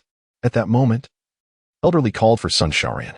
That young lady live streaming, could you come here for a moment? Sun Shaoran, holding her phone in confusion, approached. Sir, did you call for me? Yes, you are currently live streaming, correct? Yes, I am broadcasting using Sun Rong's account. Sun Shaoran confirmed with a nod. Elderly nodded in satisfaction and then raised his hand to greet the viewers on the phone, a hint of blush appearing on his withered face. Greetings to the audience in the live stream. I am 122 years old. My spouse passed away long ago, and I have been single for nearly 70 years. Today, I am here to seek a partner. I usually enjoy smoking, drinking, and indulging in fatty foods. Elderly and Apos' grandson rushed to cover his mouth. Grandpa, please stop. I apologize, everyone. My grandfather loves to joke around. We must be on our way. Hey, you little rascal, I haven't finished speaking yet. Elderly protested as his grandson hurriedly wheeled him away, not wanting to linger a moment longer. Sun Shaoran stood bewildered in the wind. The viewers in the live stream collectively broke down. Sun Dequan had intended to leave as well, but as he stepped outside, he was intercepted by several individuals dressed in Zhongshan suits. Are you Sun Dequan? I am a staff member from the Dragonhua City Discipline Inspection Commission. Please accompany me. The leader spoke coldly. From the Discipline Inspection Commission? Sun Dequan was taken aback, astonished that his level had attracted attention from the city. Unbeknownst to him, his actions over the years had already been anonymously reported by the villagers, and today's events coincided with public scrutiny, prompting the city to directly oversee the matter. Seeing her father being taken away, Sun Rong attempted to intervene, but was stopped by Sun Shaoran. Sun Rong, don't you care about your phone? With a determined bite of her lip, Sun Rong tearfully sent her father off to the Discipline Inspection Commission's vehicle, dutifully trailing behind Sun Shaoran. Her father's fate was sealed, but her future as an internet celebrity was far more significant. In the courtyard, Zhou Dalong and his companions stood in a line. Nearby, Zhou Sihai bent over, attempting to appease Qianming. My son may have a mischievous nature, but he would never commit a crime. I implore you, Director Qian, to see through the matter. Rest assured, my nickname is Holmes Qianming. I have solved countless cases. If it was not your son, I will ensure his name is cleared. Qianming remained unmoved. Zhou Sihai persisted. My son is honest and upright, and his friends are good kids. Please do not take Zhang Mingyang's word as the only truth. Indeed, officer. We are all honest children. Bu Ju and Yang Wei chimed in with grim expressions. Qianming glanced at them and nearly laughed. What family produces such honest children who sport yellow hair? And what is with the rainbow hair? Are you trying to ensure no one mistakes you for a little hoodlum? The two boys lowered their heads, too nervous to speak further, and instead began anxiously scuffing the ground with their shoes. Uncle Zhou, since you have no business here, you might as well head home. Oh, and remember to deposit money for your son in prison in a few days, Zhang Mingyang teased, raising an eyebrow with a cheeky grin. You. Zhou Sihai nearly exploded with rage, realizing this young whippersnapper was merely wielding the influence of the situation. This little brat lacks any upbringing. I shall teach you a lesson on behalf of Zhang Tianchen. Before Zhou Sihai could retort, a throng of people surged into the courtyard. Zhang Mingyang peered behind Zhou Sihai and was taken aback to see a group of women arriving. Zhang Widow, Wang Widow, Li Widow. What brings so many widows here? There were at least a dozen, predominantly in their 40s. Zhou Dalong, you scoundrel. You've been fooling around outside and brought home a disease. Just watch as I don't tear you apart today. You wretched creature. Is one mother not enough for you? Why have you entangled so many widows? Just wait until I get my scissors. The widows began hurling insults the moment they entered the courtyard, transforming into fierce harpies upon spotting Zhou Dalong, charging towards him with a fierce determination not to rest until he faced dire consequences. Chapter 34. The fracture of brotherhood by 3 police clubs. Zhou Sihai realized that the situation had escalated and shouted, Dalong, run. This group of women was ruthless. If they truly harmed his beloved son, the Zhou family would be left without heirs. Zhou Dalong, however, could not flee, as Qianming had drawn a gun from his waist. Run? Dawn and Amp, Oppos, to even think about it. Zhou Sihai is no saint. Let us deal with him first, commanded Widow Wang, taking the lead and shifting the target of their assault. Widow Wang, sharp-eyed and cunning, understood that Zhou Dalong was off-limits today due to Qianming's gun. Instead, she decided to unleash her fury on Zhou Sihai, delivering a thorough beating. Zhou Sihai had intended to cover his son's retreat, but was suddenly knocked to the ground by Widow Wang's ambush. A crowd surged forward to deliver a barrage of punches and kicks. Zhou Sihai endured the pain and scrambled away, fleeing with a horde of women in hot pursuit. Silence enveloped the courtyard. Qianming quietly returned his handgun to his waist. The brief interlude had concluded. Now you 3. Tell me who was the mastermind behind last night's burglary at Zhang Mingyang's house? When the trio remained mute, Qianming scoffed. What? Do you want me to interrogate you separately? Silence persisted, indicating that the 3 had reached a tacit agreement last night. Suddenly, Zhang Mingyang asked, Who left a pair of yellow slippers in my room? Remember to take them later. Yang Wei raised his hand, exclaiming, That's mine. I'll wear them later. They're a limited edition. Zhou Dalong paused, inwardly muttering a curse. After realizing everyone was staring at him, Yang Wei quickly backtracked. No. It's not mine. I was joking. Seeing Yang Wei's reluctance to speak the truth, Qianming discreetly signaled to Sun Xiaoran, who promptly adjusted the camera to capture another angle. The live stream's audience discovered that Zhang Mingyang had a black dog as a pet, and they decided to entertain it. Zhang Mingyang remained silent, following Sun Xiaoran to the doghouse. The dog, Hazy, had not budged since their arrival, and after several attempts to coax it out, Zhang Mingyang resorted to a firm tap on its head before it reluctantly emerged. Sun Xiaoran crouched down to pet the dog, wishing to strike up a conversation with Zhang Mingyang but unsure how to begin. Your dog is really black, she ventured. Oh. I apologize for the misunderstanding earlier. It was my mistake, she admitted, biting her lip. It's fine. I don't mind, Zhang Mingyang replied nonchalantly. So, you forgive me? Sun Xiaoran smiled. I don't mind, but that doesn't mean I forgive you, including your brother.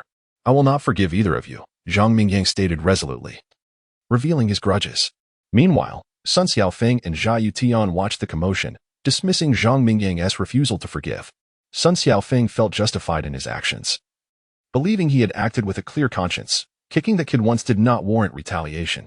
Zhai Yutian shook his head, understanding that Zhang Mingyang was merely temperamental, likely to cool off just as quickly as he flared up. Although they had found clues regarding Zhang Jiui, the trail had once again gone cold. Zhou Fugui was dead. Suddenly, a heart-wrenching wail echoed through the courtyard. Qian Ming was seen mercilessly striking Zhou Dalong's back with a police baton. Will you confess? Huh? I ask you. Will you confess? He demanded. If you refuse to speak, don't blame me. With each swing, Qian Ming displayed his formidable strength. Zhou Dalong gritted his teeth, resolutely refusing to divulge any information. Zhang Mingyang sighed in exasperation. Qian Ming was not the astute detective he pretended to be, but rather someone who would resort to coercion. Qian Ming then shifted his focus, targeting Yang Wei with a baton strike. It wasn't us. Yang Wei cried out. So you did it on your own? Qian Ming retorted with another strike. No, it was me.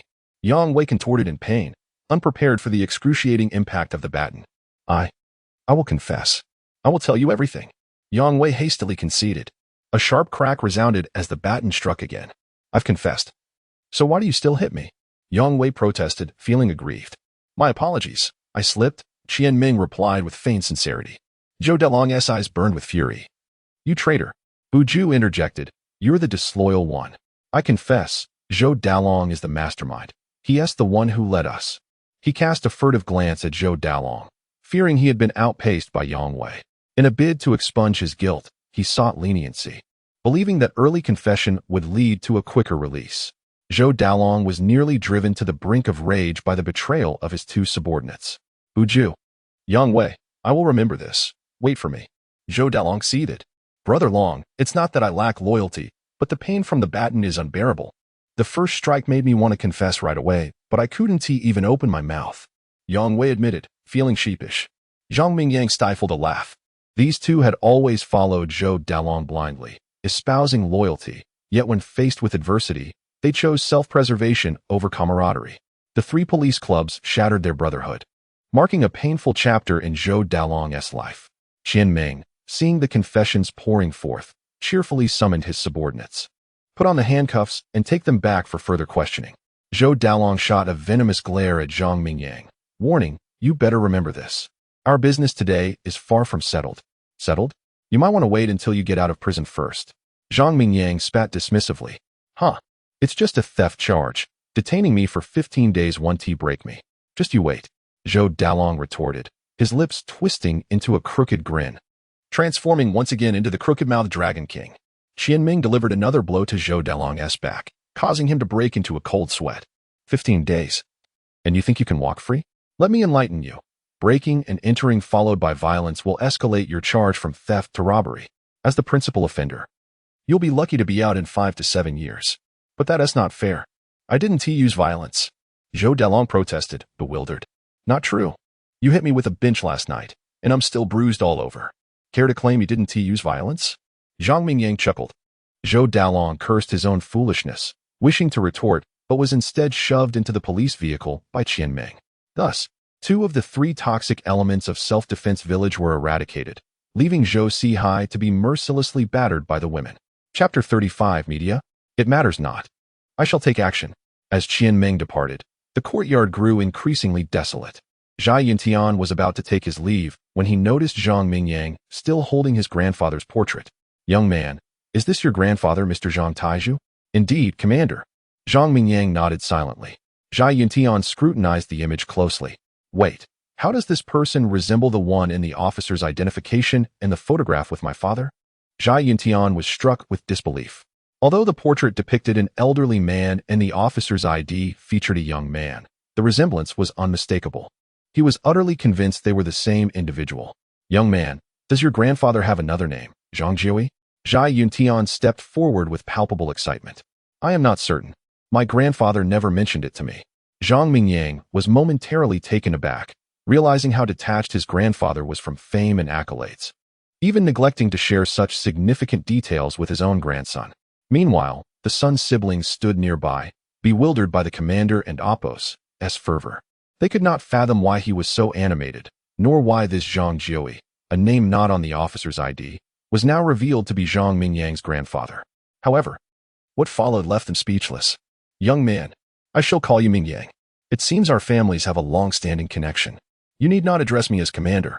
Simply refer to me as Uncle Zhai, Zhai Yuntian said with a warm smile, patting Zhang Mingyang's shoulder. Uncle Zhai? You knew my grandfather? Zhang Mingyang feigned cautiousness. He was no fool. He had already pieced together the truth regarding his grandfather's identity. The charges of treason implied that the officer's ID and military honors were authentic. What surprised him was that this senior officer was familiar with his grandfather. Seeing Zhai Yuntian's excited demeanor suggested there was a story behind it. Zhai Yuntian nodded, then shook his head. I know of your grandfather, but regrettably, I never had the fortune to meet him in person. Then, Uncle Zhai, could you share some stories about my grandfather? Zhang Mingyang's lips quivered, his eyes glistening with unshed tears. Zhai Yuntian hesitated. To be honest, my knowledge of your grandfather is limited. However, I can assure you that all the medals in that iron box are genuine. Your grandfather was a hero. Zhang Mingyang's eyes sparkled with pride. My grandfather was a hero. At that moment, the live stream erupted when Zhai Yuntian confirmed that Zhang Taizhu and Zhang Jiui were indeed the same person. This is truly dramatic. Zhang Mingyang is not a traitor and Apos' descendant, but rather the heir to a legacy of merit. Judging by the commander and Apos' demeanor towards Zhang Mingyang, he clearly recognizes Zhang Taizhu and Apos' true identity. Little Zhang is destined for a bright future in the military. I am overwhelmed with emotion. Just then, Zhai Yuntian and Apos' phone rang.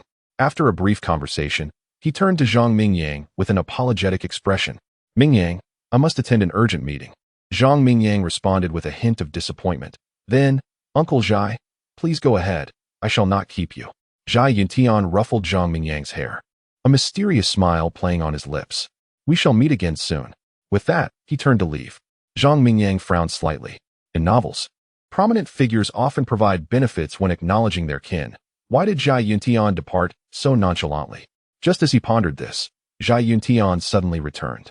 Mingyang, take down my phone number. As long as you do not engage in illegal activities, you may call me for any matter that arises. Feeling a surge of joy, Zhang Mingyang quickly noted down Zhai Yuntian's number. Just as Zhai Yuntian was about to leave, Zhang Mingyang spoke up again. Uncle Zhai, I have a request. Zhai Yuntian paused, his impression of Zhang Mingyang shifting slightly, his tone cooling. Oh, what is it that you seek? He had anticipated the young man and Apos' request would pertain to preferential treatment in the military, perhaps a transfer to a more relaxed unit or assistance in promotions. However, Zhang Mingyang hesitated before saying, the events of today have been live-streamed across the internet, and as I prepare to join the military, I wish to avoid being pointed at by my comrades due to public scrutiny. Could you assist in mitigating the impact of this media frenzy? Upon hearing this, Zhai Yuntian felt an urge to slap himself. It was truly naive to underestimate the caliber of the grandson of a hero. Your thoughts are astute. The tall tree invites the wind. Sometimes, being the descendant of a distinguished figure can be burdensome. Rest assured, I will make the necessary arrangements. You shall not find any mention of you online. But the speed of information dissemination is rapid. How can it be entirely erased? Moreover, the media thrives on sensationalism and may not comply easily, Zhang Mingyang queried, perplexed. To his surprise, Zhai Yuntian smiled confidently, an expression tinged with disdain. Media? It matters not. I shall take action. As soon as he uttered these words, Zhai Yuntian strode toward his vehicle with purpose. The audience in the live stream was left in shock. What had they just heard? A mere colonel claiming he would suppress the news? Who gave him such audacity? Just then, the account of Sun Rong and the live stream was permanently banned. The media that had just arrived found themselves inundated with calls, all uniformly demanding no reports on anything related to Zhang Mingyang. In mere moments, the internet was purged of all traces of Zhang Mingyang. Viewers hoping to share recordings found their posts swiftly removed. As for the videos they had saved, once the storm passed, who would remember a person named Zhang Mingyang? Inside the military jeep, Zhai Yuntian ended the call, having effortlessly erased Zhang Mingyang's online presence, a task that would be insurmountable for others but seemingly trivial for him.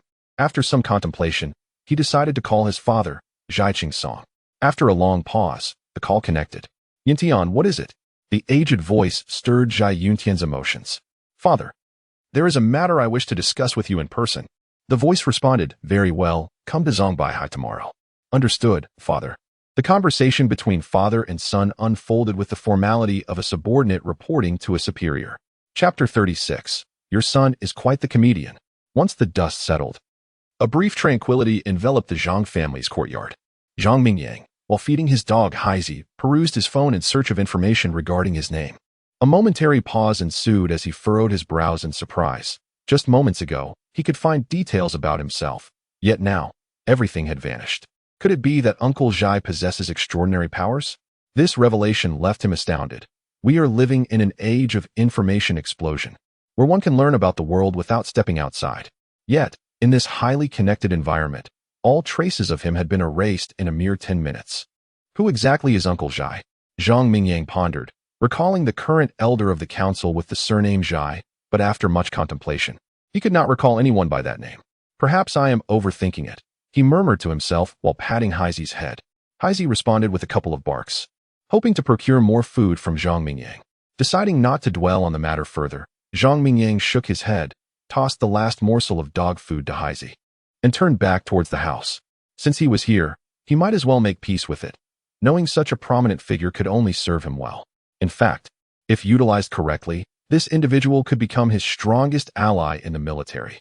After the incident, Sun Shaoran returned Sun Rong's phone to her. Although she had braced herself for the news, seeing her account permanently banned brought her to tears. The phrase "a failed scheme results in loss" perfectly encapsulated her situation. She had initially anticipated earning a modest income of 10 to 20,000 each month with her 500,000 followers. But now it felt as if she had drawn water with a bamboo basket, all leading to a permanent ban. Staggering home, her stepmother, Li Xiaomei, had already caught wind of Sun Dequan and Appo's investigation by the disciplinary committee and was in the process of gathering valuable items from their home. Upon seeing Sun Rong return, Li Xiaomei paused her task of packing away gold and silver jewelry, a flicker of barely concealed disdain crossing her face. Rong Rong is back? Li Xiaomei greeted, somewhat awkwardly. What are you doing? Sun Rong furrowed her brow. My dad has just been taken away for an investigation by the disciplinary committee, and you want to run off with the money? Are you even human? Ahem, I'm merely hiding away valuables. You've misunderstood. Rong, Li Xiaomei hastily explained. Hiding away? I see you're planning to stash this money at some wild man's place. Don't forget, these gold and silver items belong to the Sun family.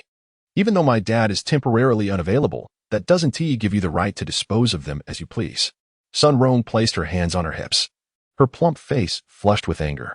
Wild man, you fat pig, I've had enough of you. Your deadbeat father is being investigated, and we won't have to live like this anymore. I'm merely taking what's rightfully mine. Li Xiaomei retorted without hesitation. How dare you call me a fat pig? I'll make you pay. Sun Rong, fueled by a sudden surge of courage, grabbed a chair from the ground and swung it at Li Xiaomei. Li Xiaomei was not to be underestimated. She swiftly dodged and advanced towards Sun Rong. The Sun family villa was soon filled with the sounds of their fierce altercation. As the two women fought fiercely, police from the Damon Town precinct arrived just in time to intervene. Sun Rong, is it? You are suspected of insulting a public servant. Come with us. The officer coldly regarded the bruised and battered Sun Rong. I didn't insult anyone. I did nothing wrong. Please don't take me. My dad is the village chief. Sun Rong had never encountered such a situation. Seeing the officer's unyielding, she desperately cast a pleading glance at Li Xiaomei. Mom, say something. Li Xiaomei, also battered from the scuffle, found amusement in the situation. Huh, Sun Rong, now you remember to call me mom? What happened to that when you were pulling my hair and kicking me? Now that you're in trouble, let us see how you stop me from transferring the assets. You vile woman, you'll pay for this when my dad gets out. Sun Rong, like a deflated balloon, uttered a fierce remark before the officers placed handcuffs on her. Outside, Sun Rong continued to plead for mercy, attempting to evade legal repercussions. The officers, exasperated by her incessant whining, replied coldly, You know, just in this short time, the calls reporting you have nearly overwhelmed our precinct. Everyone demands strict punishment for you. Spare us the extra words. Sun Rong's face paled, realizing her fate was sealed. Dazed, she climbed into the police car, only to discover Zhou Sihai seated beside her. How did you get caught too? Sun Rong laughed mockingly. Zhou Sihai kept his head down, silent, the marks of distress visible on his face. The village widows had unleashed their fury upon him. Unable to confront Zhou Dalong directly, they vented their frustrations on Zhou Sihai instead. His son was caught stealing by us. As soon as he arrived at the precinct, he confessed everything.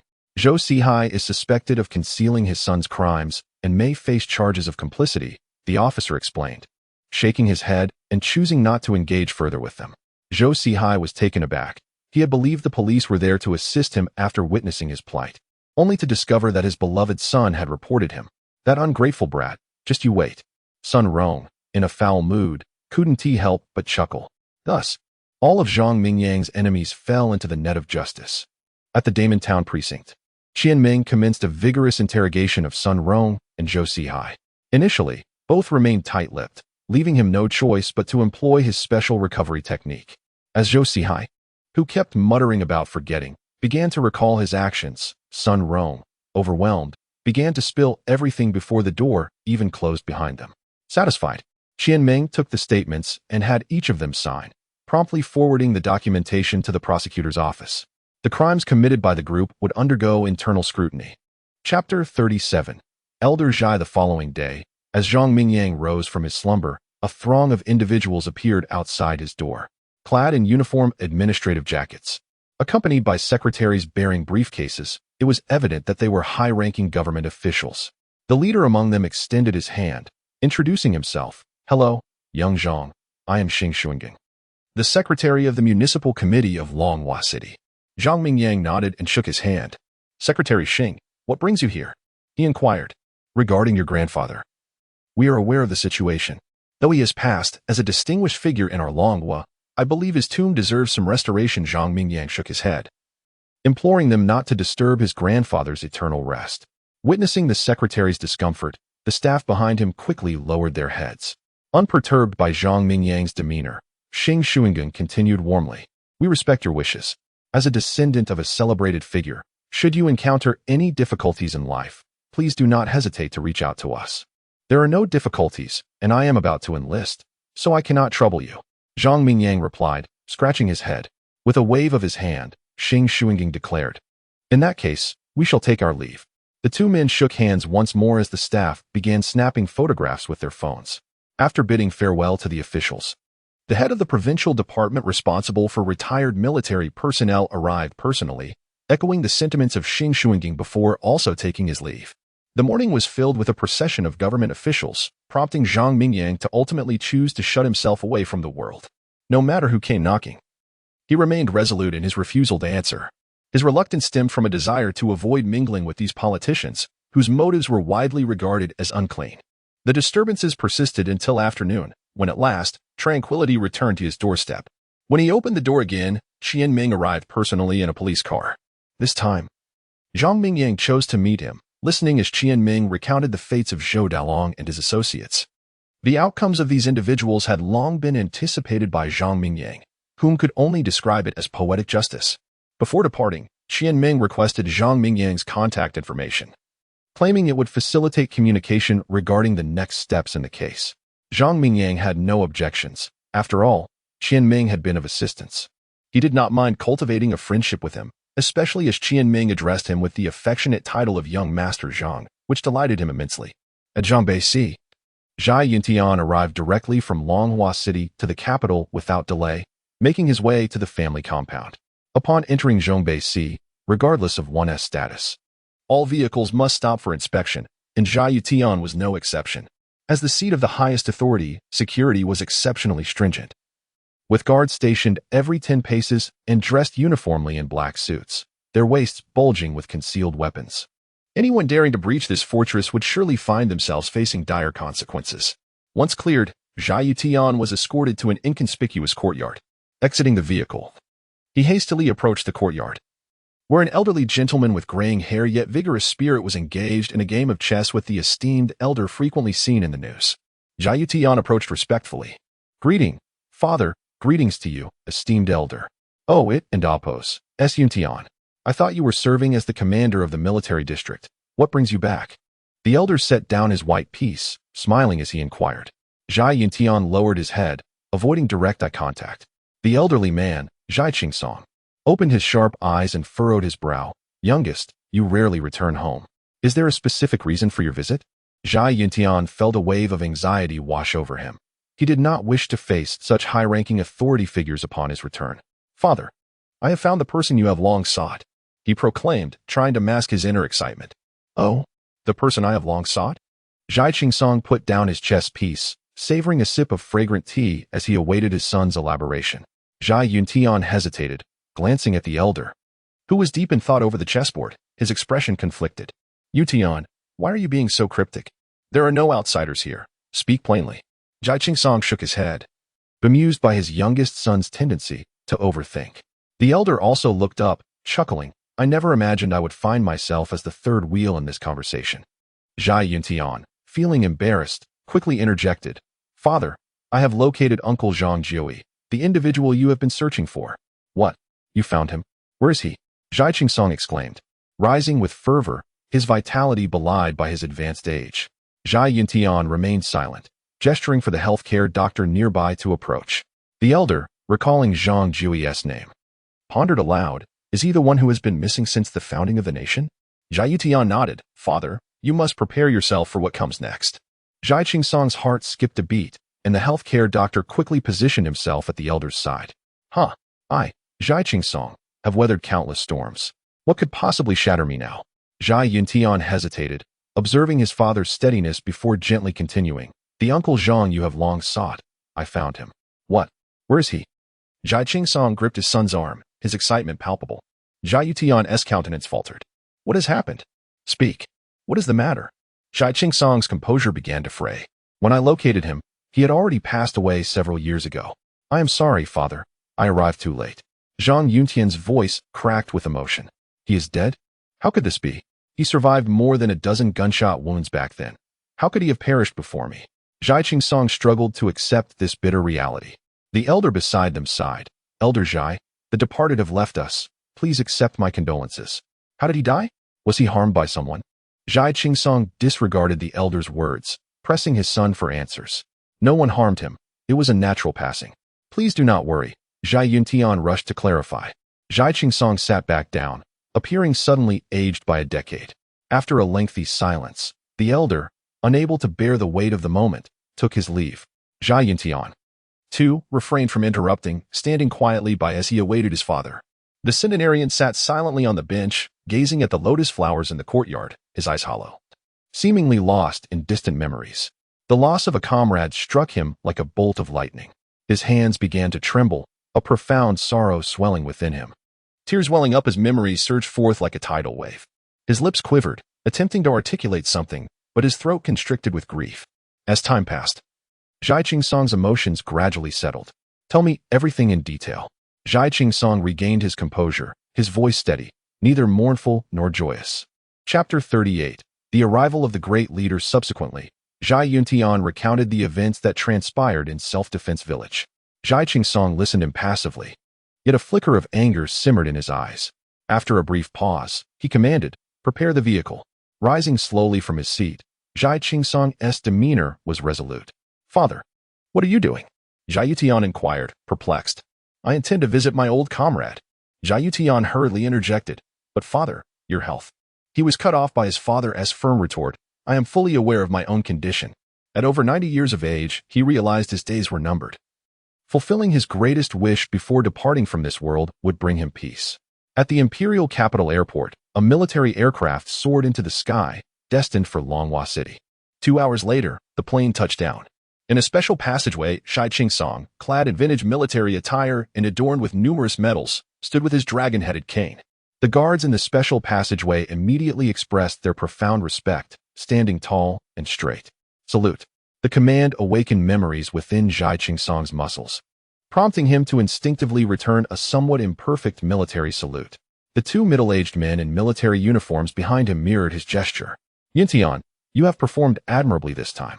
Father's health is deteriorating, and many national experts have failed to diagnose the ailment. It was only the elder's health doctor who suggested it might be something new. After all these years, father has been searching for a solution, and you managed to resolve it. General Zhai Yunfei, with the rank of Major General, expressed his relief. As the commander of the Northeast Military District, he was constantly seeking information about Zhang Jiuji, never expecting his brother to uncover such crucial clues. Brother, this was merely my duty. Zhai Yuntian, flustered by his elder brother and Appo's praise, scratched his head in embarrassment. You have been serving in the military district for 3 years now. Haven't you? Your second brother has already ascended to the position of provincial committee secretary, a significant official, while you remain rooted in that small plot of land. Once father returns from Longhua City, I will speak to him, and you shall take up the role of deputy commander in the group army." Zhai Yunfei stated matter-of-factly. "Really?" Zhai Yuntian exclaimed with delight. "Thank you, brother." Despite his calm exterior, a tempest of excitement surged within him. The position of deputy commander in the group army conferred a rank of major general. Although the leap from colonel to major general seemed small, it was indeed a chasm, with countless ordinary soldiers faltering at this very step. Becoming a general was an aspiration held dearly by many soldiers during peacetime.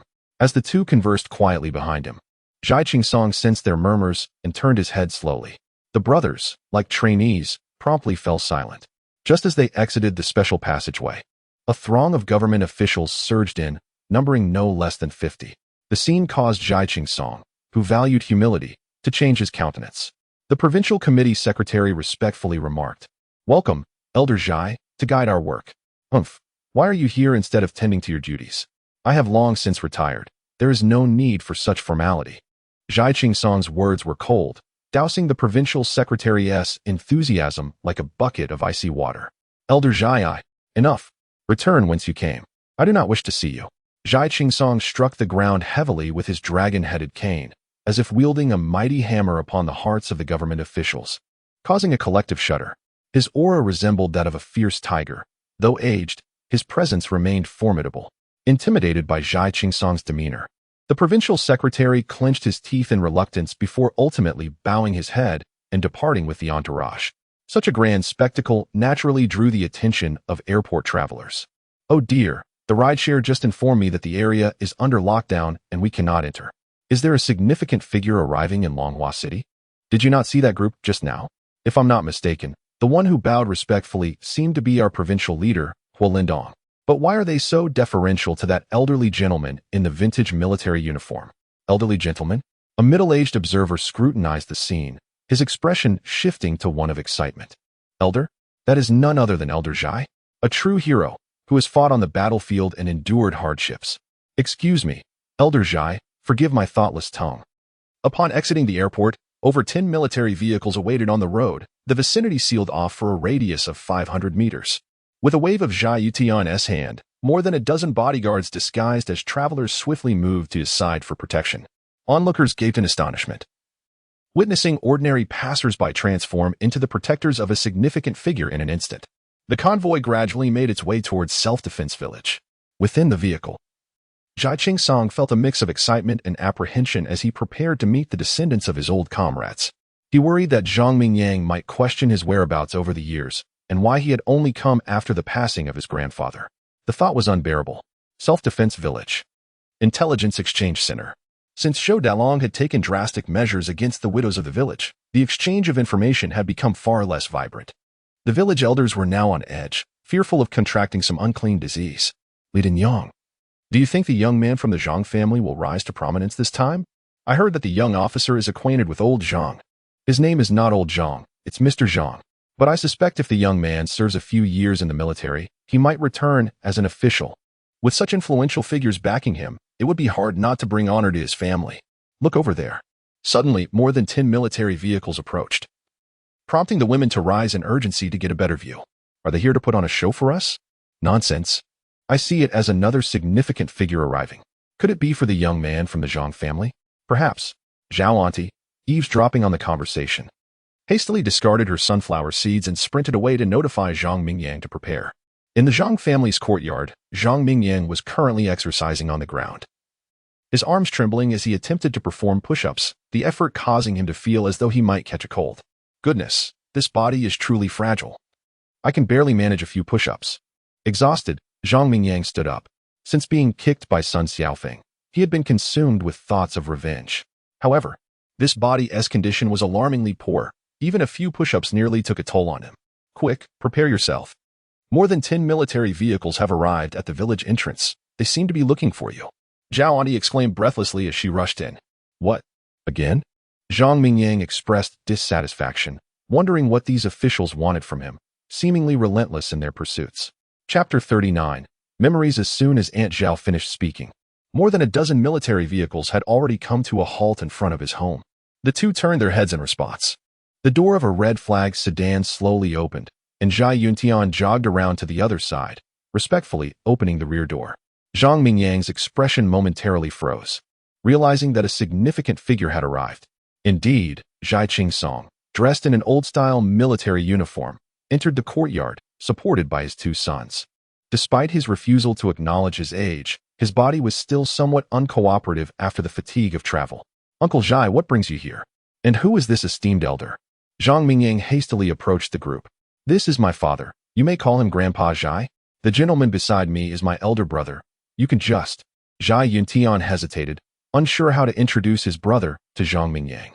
"Just call me whatever you call Yuntian," Zhai Yunfei said with a broad smile. "Hello, Grandpa Zhai. Greetings to both of you, Uncle Zhai." Zhang Mingyang cheerfully returned the salutation. Zhai Qingsong, trembling, extended his hand to touch Zhang Mingyang's head. "You resemble him so much. You look just like your grandfather in his youth." "You knew my grandfather?" Zhang Mingyang feigned ignorance. "I was comrades in arms with your grandfather, brothers in life and death. Over the years, I have been searching for him, but for a veteran who has engaged in covert operations, it is quite easy to conceal one's identity and avoid detection." "Mingyang, you mustn't blame Grandpa Zhai." A flicker of pain crossed Zhai Qingsong's face. "Why would I blame you? I too have chosen to live incognito, wishing not to be found." He cherished a simple life. Indeed, he cherished simplicity, treating honor as light as a feather, easily cast aside. Zhang Mingyang nodded, tears welling in his eyes. "Grandpa Zhai, let us not linger here. Come inside to talk." After they entered the house, Zhai Qingsong went to Zhang Jiuyi's room. The photograph on the table shattered him completely. He was unequivocally certain that the person in the photograph was his comrade Zhang Jiuyi. The soldier, who had traversed mountains of corpses and seas of blood, appeared incredibly fragile in that moment. Hot tears streamed from the corners of his eyes. "Jiuyi, how could you be so cruel? Why did you not contact me all these years? My old brother, we could have shared drinks together. Do you know how lonely I have been? The brothers beside me have either departed or vanished, leaving me with no one to converse with." After a long while, Zhai Qingsong, supported by the brothers, stood up. The tears from his eyes had been wiped away, and his reddened gaze fell upon Zhang Mingyang. "Mingyang, take me to your grandfather and Appo's grave. I wish to speak with him closely." "All right, Grandpa Zhai." Emotion is contagious, and Zhang Mingyang felt a weight in his heart. Zhang Tieju's grave lay within the ancestral cemetery of Zi Village. Traveling 2 kilometers east, the group arrived at the burial site in military vehicles. The Zhai brothers had made preparations. At a command, a group of armed soldiers formed a circle in front of Zhang Taiju and Appo's grave. They then stood in formation as Zhai Qingsong approached slowly. "Fire!" Zhai Yunfei commanded. The gunfire erupted, startling the birds in the trees into flight. "Salute!" Zhai Qingsong raised his hand first. The military salute became extraordinarily heavy in that moment.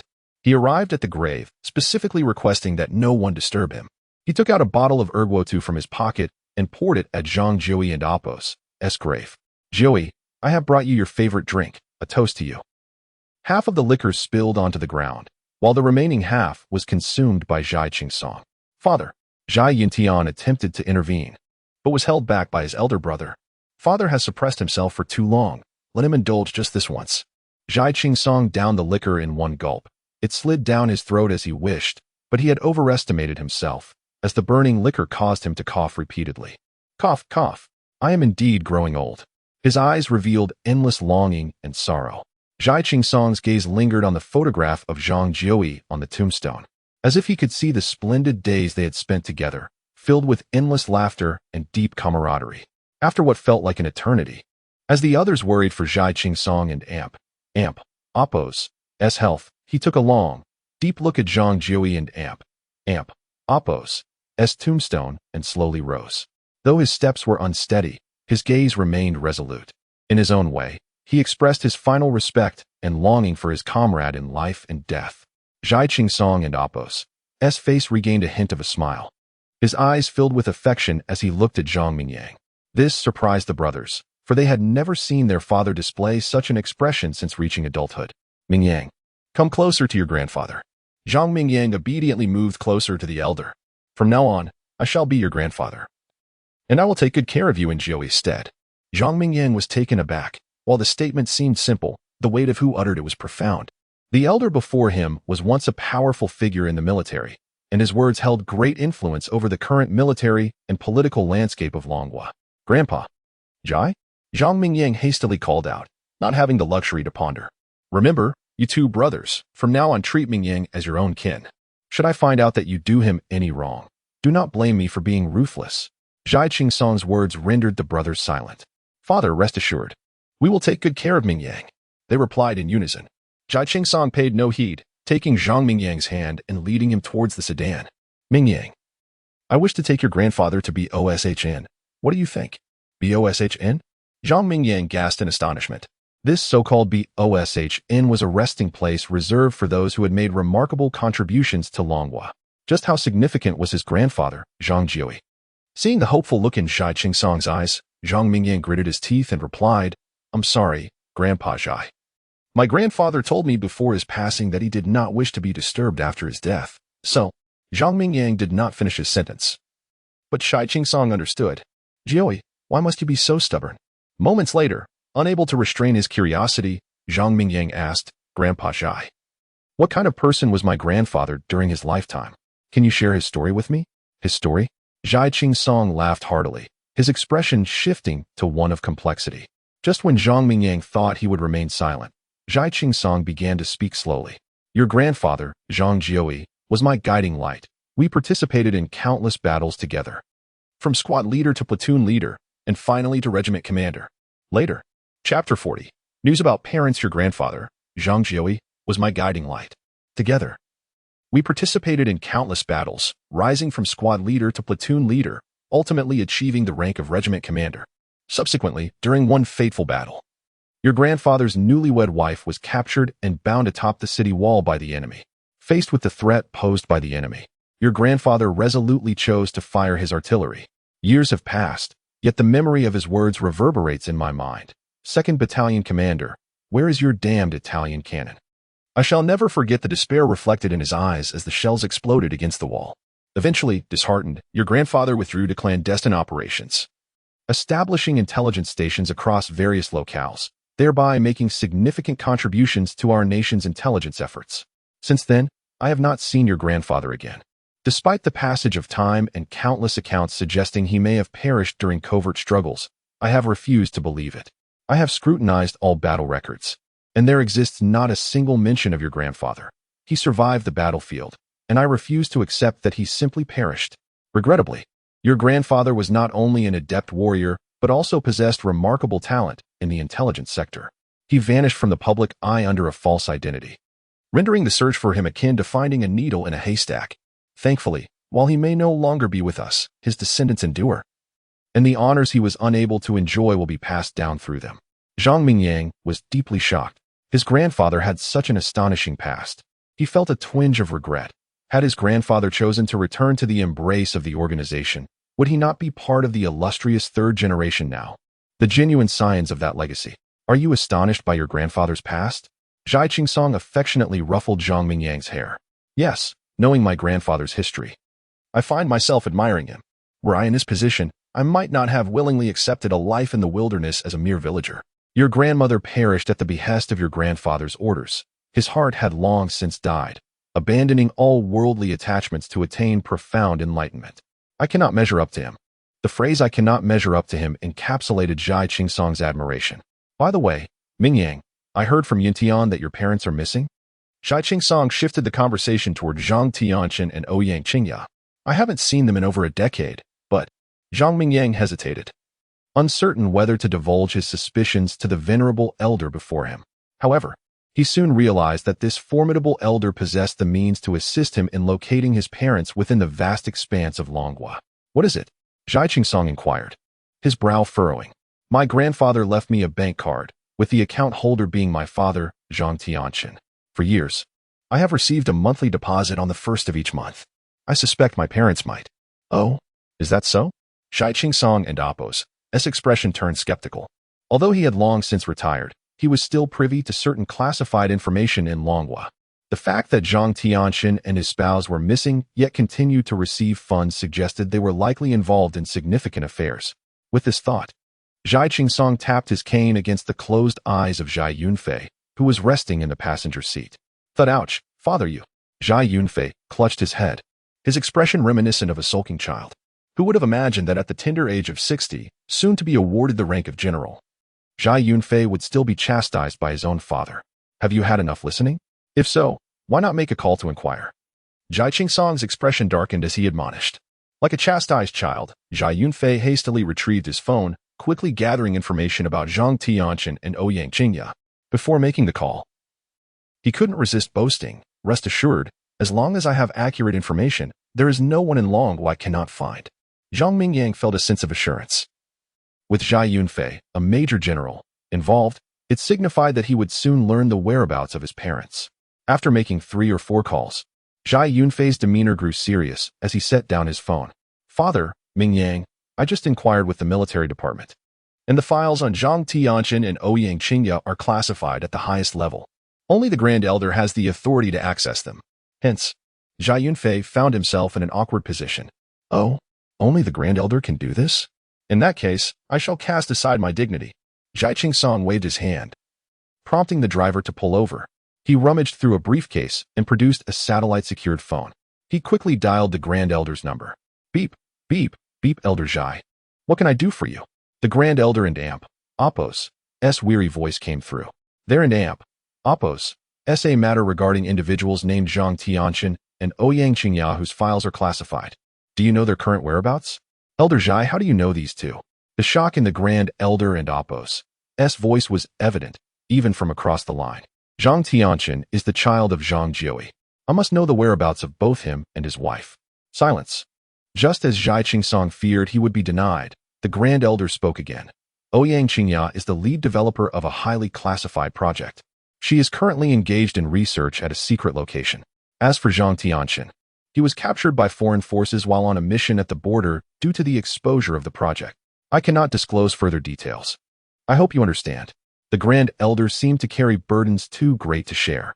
After a moment of hesitation, Zhai Qingsong decided to end the call. Mingyang, did you hear all that? Zhai Qingsong felt a pang of sympathy for the young man before him. After the passing of his grandfather, he was left with no family. Such a situation was indeed a testament to a heroic family in Longwu. Zhang Mingyang was so overwhelmed with shock that he could scarcely find his voice. He had prepared himself for the worst, never imagining that his parents were still alive, albeit unable to meet him due to extraordinary circumstances. Grandfather Zhang, my father. Zhang Mingyang clenched his fists. His father had been captured by foreign forces, likely to be used as leverage against his mother for undisclosed motives. This, however, also indicated that the mysterious technology his mother was developing could potentially alter the global balance. The Grand Elder, too, had his constraints. When it came to the Grand Chessboard of Nations, every move could have far-reaching consequences, necessitating great caution. Taking a deep breath, Zhang Mingyang silently vowed to enlist as soon as possible, to enhance his abilities, and ultimately embark on a mission to rescue his parents. Chapter 41. Strengthening, Strengthening, and Strengthening again. As if sensing Zhang Mingyang's thoughts, Zhai Qingsong felt a pang of sympathy in his heart, ultimately letting out a heavy sigh. I am truly sorry for your parents' situation, but please trust in the nation. Trust in the nation? Zhang Mingyang furrowed his brows, exhaling a sigh of his own. His father had been kidnapped by foreign forces, and the prospect of a successful rescue seemed as distant as a fantasy. The Dragon Kingdom adhered to a defensive policy, pursuing a path of peaceful development. If one does not offend me, I shall not offend them, but if one offends me, I shall certainly retaliate. In the end, compromise appeared to be the inevitable outcome. Zhang Mingyang clenched his fists internally, resolving, relying on others is ultimately inferior to relying on oneself. The unchanging truth of this world is that only by growing stronger can one prevail. His confidence stemmed from the system that empowered him. In that moment, he irrevocably altered his mindset. He would become stronger, strong enough to single-handedly rescue his father, strong enough that any nation would tremble at the sound of his name. With this thought, Zhang Mingyang laughed heartily, his attitude completely transformed. I may be but a humble mortal, yet my aspirations reach for the heavens. Should a tempest arise, I shall become a king, a mere foreign force. Wait for me 3 years, and I shall turn the tide against you. Inspired by Zhang Mingyang's words, the elder Zhai Qingsong felt a surge of vigor. Haha, young one, you are even more audacious than your grandfather ever was, but I quite like it. Since you possess such determination, I shall live a few more years. Zhai Laoda laughed heartily, patting Zhang Mingyang and Apos' shoulder. His spirit rekindled, the weariness of age dissipating as if living a few more years was no challenge at all. Zhai Yunfei furrowed his brows, equally reflective, reminiscing about his own youthful ambitions. Upon returning to the Zhang residence, Zhai Laoda chose not to depart, instead settling into Zhang Jiui and Apos' room, absent-mindedly caressing Zhang Jiui and Apos' military medals, lost in thought. The others, reluctant to intrude, quietly retreated to another room. Although Zhai Yunfei and his brother felt helpless, they had no alternative but to join Zhang Mingyang in his room, where the three of them squeezed together. Thankfully, the bed was spacious enough. Before sleep, Zhang Mingyang mused, who could have imagined that I, a mere rookie, would share a bed with two military giants? If I were to tell this tale, no one would believe it. Zhai Yunfei chuckled. To sleep alongside a lieutenant general is a tale you could boast about for a lifetime. Zhai Tian gazed at the ceiling, inquiring, Mingyang, have you considered the path you wish to take? Of course, with just a word from you, all the troops of the Dragon Kingdom would be at your command. I wish to join the... Zhang Mingyang blurted out, but quickly caught himself, realizing he had nearly let slip his desire to be in a unit with more female soldiers. What brigade? The Special Operations Brigade? Zhai Tian asked, slightly confused. Zhang Mingyang sheepishly smiled, almost revealing his intention to be where female soldiers were plentiful. I want to go to the most challenging place, he declared earnestly. Yet, Zhai Tian, a lieutenant general, teased, there are no female soldiers in the most challenging places. Feeling embarrassed, Zhang Mingyang could swear he was merely speaking in haste, without any intent. The following day, while Zhang Mingyang was still in slumber, Zhai Qingsong and his sons had already donned their uniforms. Father, aren't you going to bid farewell to Mingyang? Zhai Yunfei questioned, observing his father in his crisp, old-fashioned military garb. Farewells only breed sorrow. There's no need to say anything to that young man. We are returning to the imperial capital, Zhai Qingsong replied casually, though his gaze occasionally drifted toward Zhang Mingyang's room. Zhai Yunfei nodded. Father, should we inform the National Defense University about Mingyang's special recruitment? This was not a mere whim, given the Zhai family's standing in the military. Securing a special recruitment for a student was a simple matter. I dare you. Zhai Qingsong shot back, his eyes narrowing. Listen closely. Both of you. Under no circumstances are you to grant this young man any preferential treatment. Zhai Yunfei was taken aback, but pressed on. Father, wouldn't that mean his starting point in the military would be too low? Zhai Qingsong shook his head instead. A tiger's son is not a dog. Mingyang will not be inferior to his father or grandfather. I see in his eyes a thirst for strength and power. Let us observe his performance. If he does not measure up, even if he is a rotten wood, I will carve him into shape. All right, let us keep it down. So we don't wake this young man, Zhai Laoda said, striding confidently out of the Zhang family's courtyard, leaving the two brothers in a state of bewilderment. Eldest brother, what do you think father meant by that? Zhai Tian asked, somewhat puzzled. Zhai Yunfei squinted, slowly responding. Father means to allow this young man to undergo training in the military. If he can earn merit and be promoted, that would be splendid. But if his performance falls short of expectations, then father will take matters into his own hands.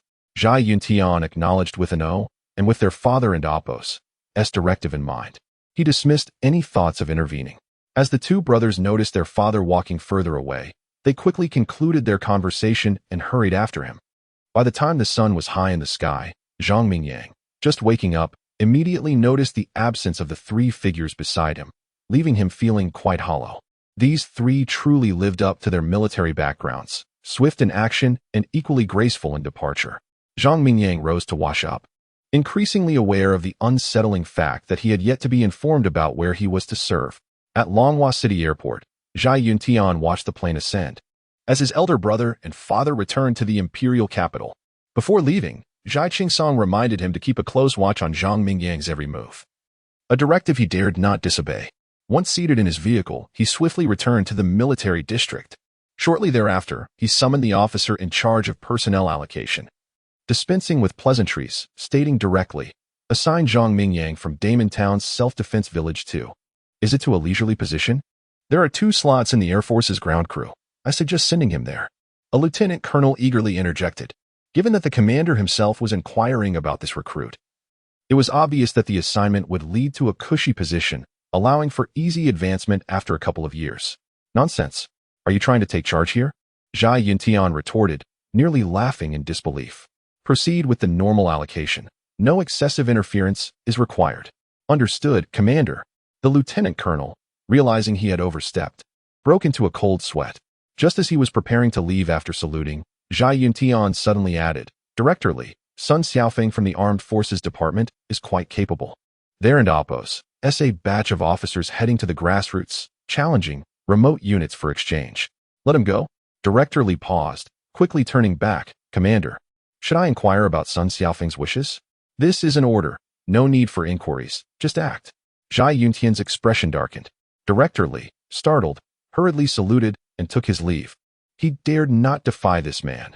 News of Zhai Qingsong's visit had already spread throughout the military district, and a retired leader held no comparison to Zhai Yunfei, a lieutenant general who was a direct superior to him. Chapter 42, The Neighboring Sister. 3 days later, a black electric tricycle emblazoned with the words Dragon Country Postal Service arrived in Self-Defense Village. The postal worker, unfamiliar with the village's layout, asked passers-by for directions to the Zhang residence. The informants at the village entrance eagerly guided him, and after much effort, he finally reached the doorstep of the Zhang family. Is Zhang Mingyang home? Your package has arrived. Please come and sign for it.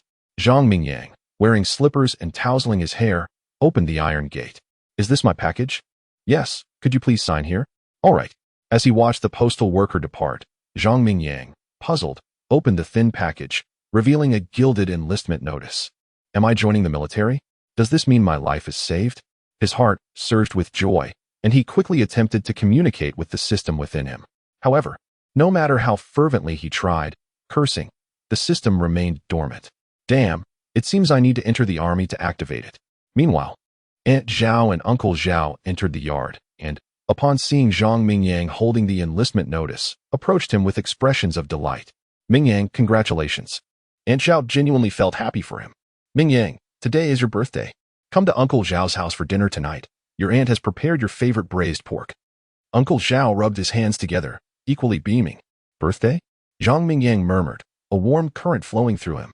Since his grandfather's passing and his parents' absence, every birthday had been celebrated by the Zhao family, and in his heart, he had long regarded them as his own kin.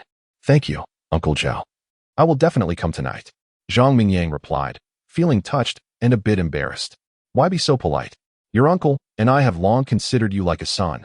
And Zhao said, her tone leaving no room for refusal.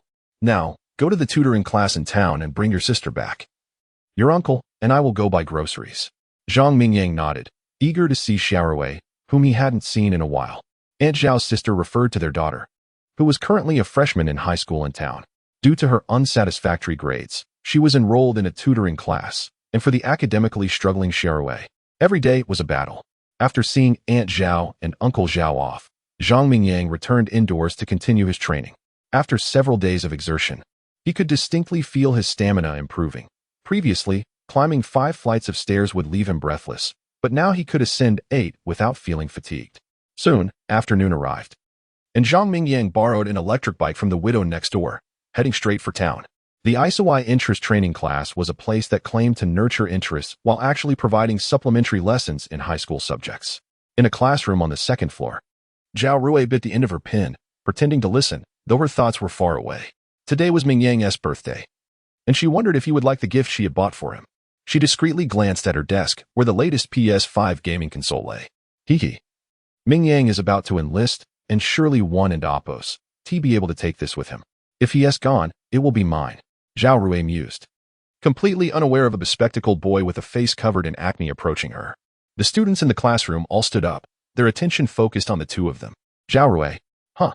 Lidong, what is up? Zhao Rui, momentarily startled from her daydreaming, managed a polite smile. The boy named Li Dong blushed slightly. Zhao Rui's gentle smile resembled a flower blooming in spring, her eyes sparkling with intelligence and vitality. Her beauty radiated not just from her appearance, but also from the confidence and youthful energy that captivated him. Such a woman deserves to be cherished, Li Dong thought, his mind drifting into fantasies. Li Dong, do you need something? Zhao Rui asked, puzzled as she noticed her classmates staring at her, leaving her feeling slightly bewildered. Li Dong took a deep breath, as if summoning all his courage. He brought his hands from behind his back to reveal a bouquet of roses. Zhao Rui felt a flutter of anxiety, But Li Dong's next move left her both embarrassed and indignant. He suddenly knelt on one knee. Using what he believed to be the most heartfelt tone, declared, "Zhao Rui, from the first day I saw you in class, I have liked you. Every smile, every gesture of yours is etched in my heart, and my thoughts are consumed by you. Zhao Rui, are you moved by the surprise I prepared for you today?" Zhao Rui and Appo's mind went blank. As for feeling moved, she hardly dared to.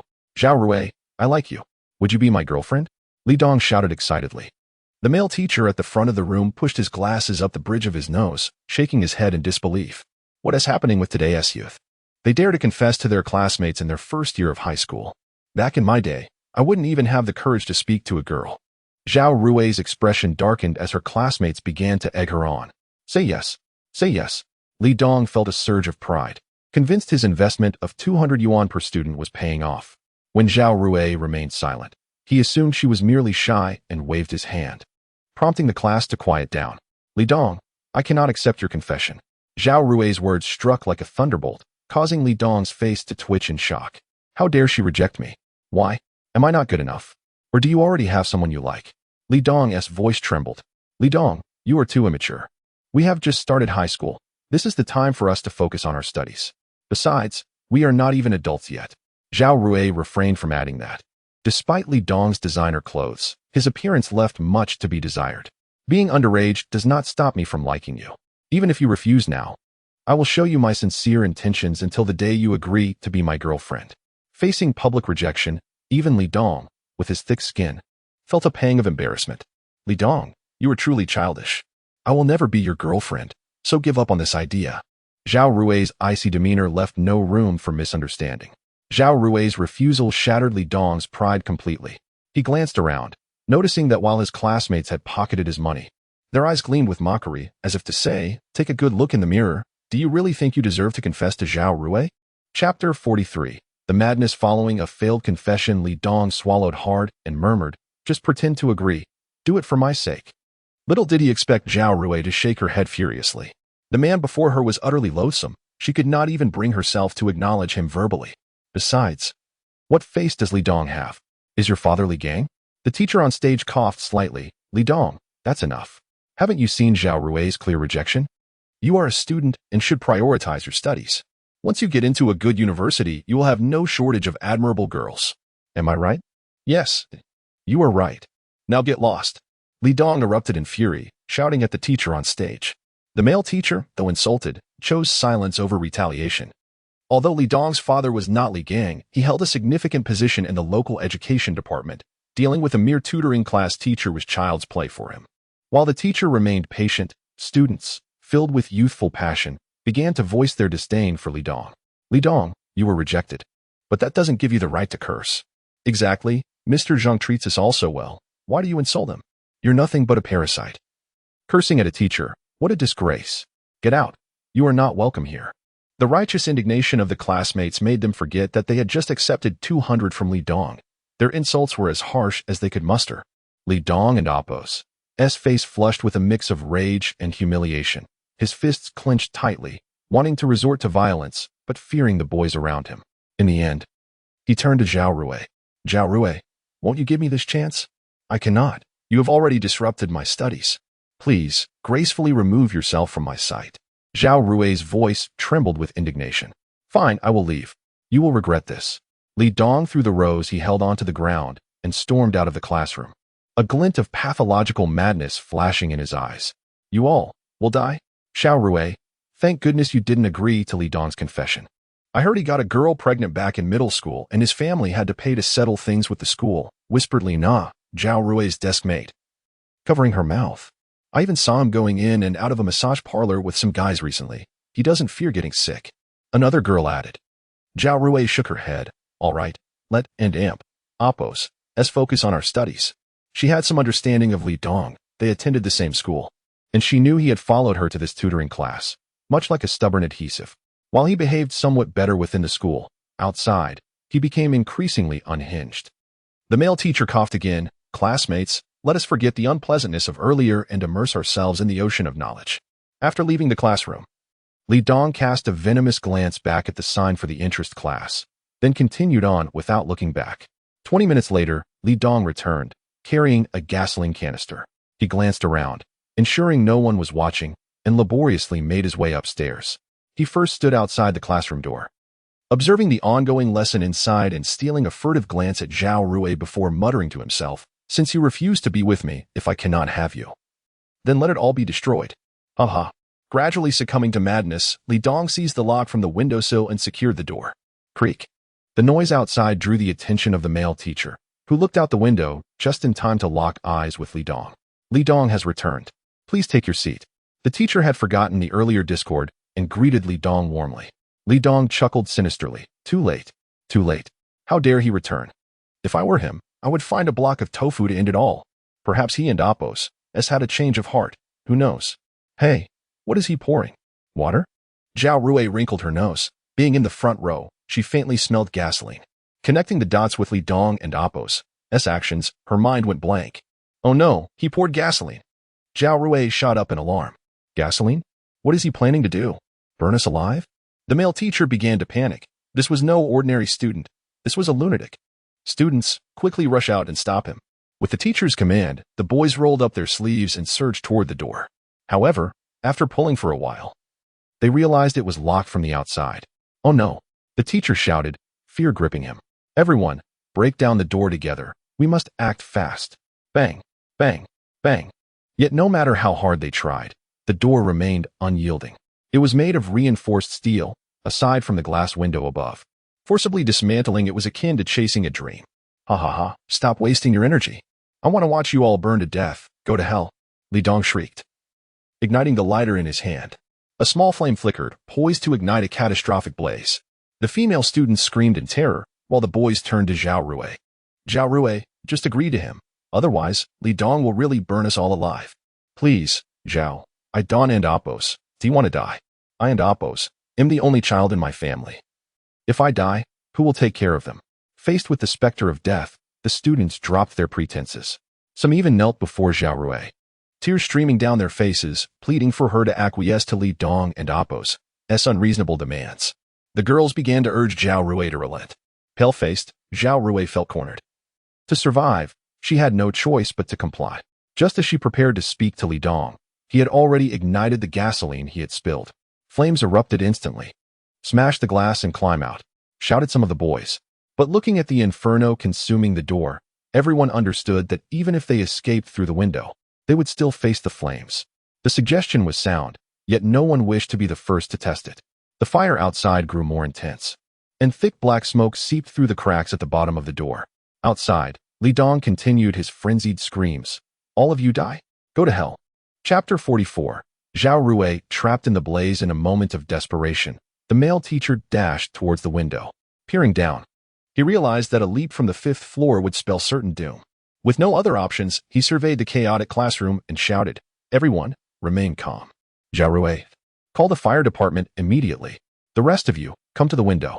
The teacher, a product of higher education, maintained his composure and issued commands amidst the crisis. Zhao Rui, trembling, fumbled for her phone and dialed the emergency number. The operator, upon hearing that they were trapped, urgently instructed, please ensure your safety. The fire truck is on its way.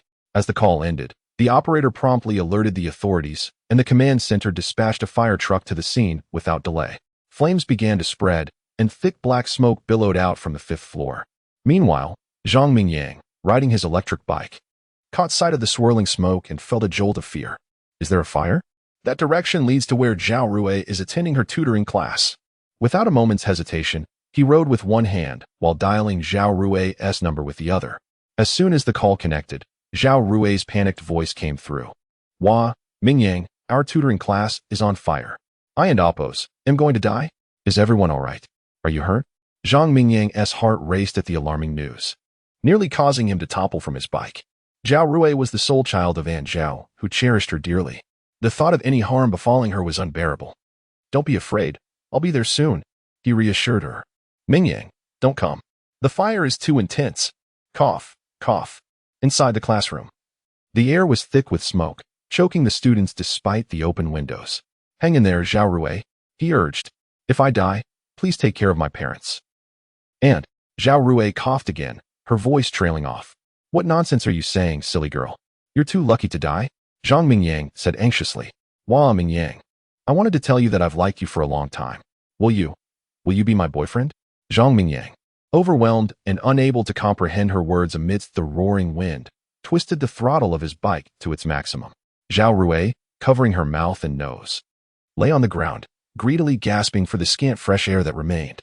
She glanced at her phone as it powered off, tears welling up in her eyes. Did she say it? Zhao Rui's mind began to cloud. The smoke was laden with harmful particles, carbon monoxide, sulfur dioxide, nitrogen oxides, all of which could induce unconsciousness. If inhaled in excess, even divine intervention might not save her. The state of the other students mirrored Zhao Rui's predicament. The male teacher, gritting his teeth, gazed at the door, which was ablaze and barely hanging on. With determination, he soaked his clothes in water, covering his mouth and nose, and delivered a powerful kick to the door. It crashed to the ground with a shower of sparks. Students, brace yourselves. While the flames are still manageable, follow me out. The glimmer of hope ignited within them. Those with strength rushed to gather water, while others resorted to using urine. Together, they shouted encouragement and, with one last surge of courage, charged forward. However, their fierce exit was met with an equally chaotic return. The inferno, fueled by gasoline, was beyond human endurance. Teacher, we can't. We're going to be burned alive. Yes, what do we do? I don't want to die. I just secretly started dating someone back home. I haven't even enjoyed the forbidden fruit yet. The teacher, coughing incessantly, turned his gaze toward the curtains. I've got it. Let us tie the curtains together and climb down. His words sparked a flicker of hope. They immediately set to work. Faced with the specter of death, the students exhibited a speed akin to flight. The teacher, covering his nose, shouted, "Ladies first. Boys, follow behind, hurry." Yet, he underestimated the inherent selfishness that arises in desperate times. Before he could finish, a larger student had already begun to climb down the curtains. Damn it! The teacher cursed silently, urging everyone to hurry. At that moment, Zhang Mingyang had reached the ground floor, spotting the students descending. A sigh of relief escaped him.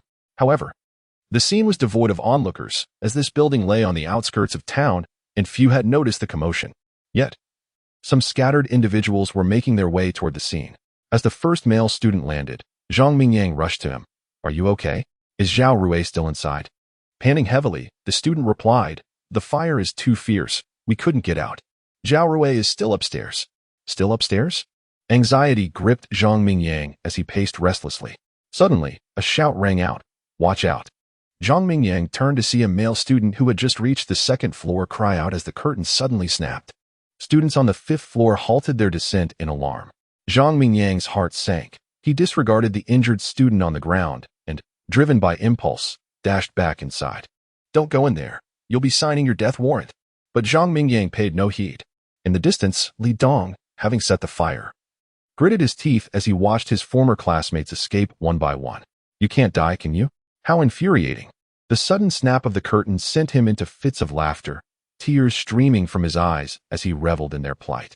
Zhao Rui, die already. With that, he turned and fled without a backward glance. Li Dong understood that regardless of the outcome, he had to escape. In Longhua, arson was a grave crime, and capture would mean certain death, even for a minor. A lifetime of misery awaited. If not now, then when? Meanwhile, at the Longhua City Fire Command Center, Chief Ningbo received word of a fire in a 5-story building in Damon Town, where over a dozen students were trapped. Holding his walkie-talkie, he spoke in a grave tone. Each team, leave one command vehicle. The remaining units must head to Damon Town and Oppo's Isawai Tutoring Center. We have over a dozen students trapped, and they are at the prime of their lives. We vow to rescue them. Understood. We will ensure the mission is accomplished. The crackling static of the radio filled the air, and Ningbo's heart sank further. Damon Town had only one fire brigade with 3 vehicles, and unfortunately, all units were already deployed.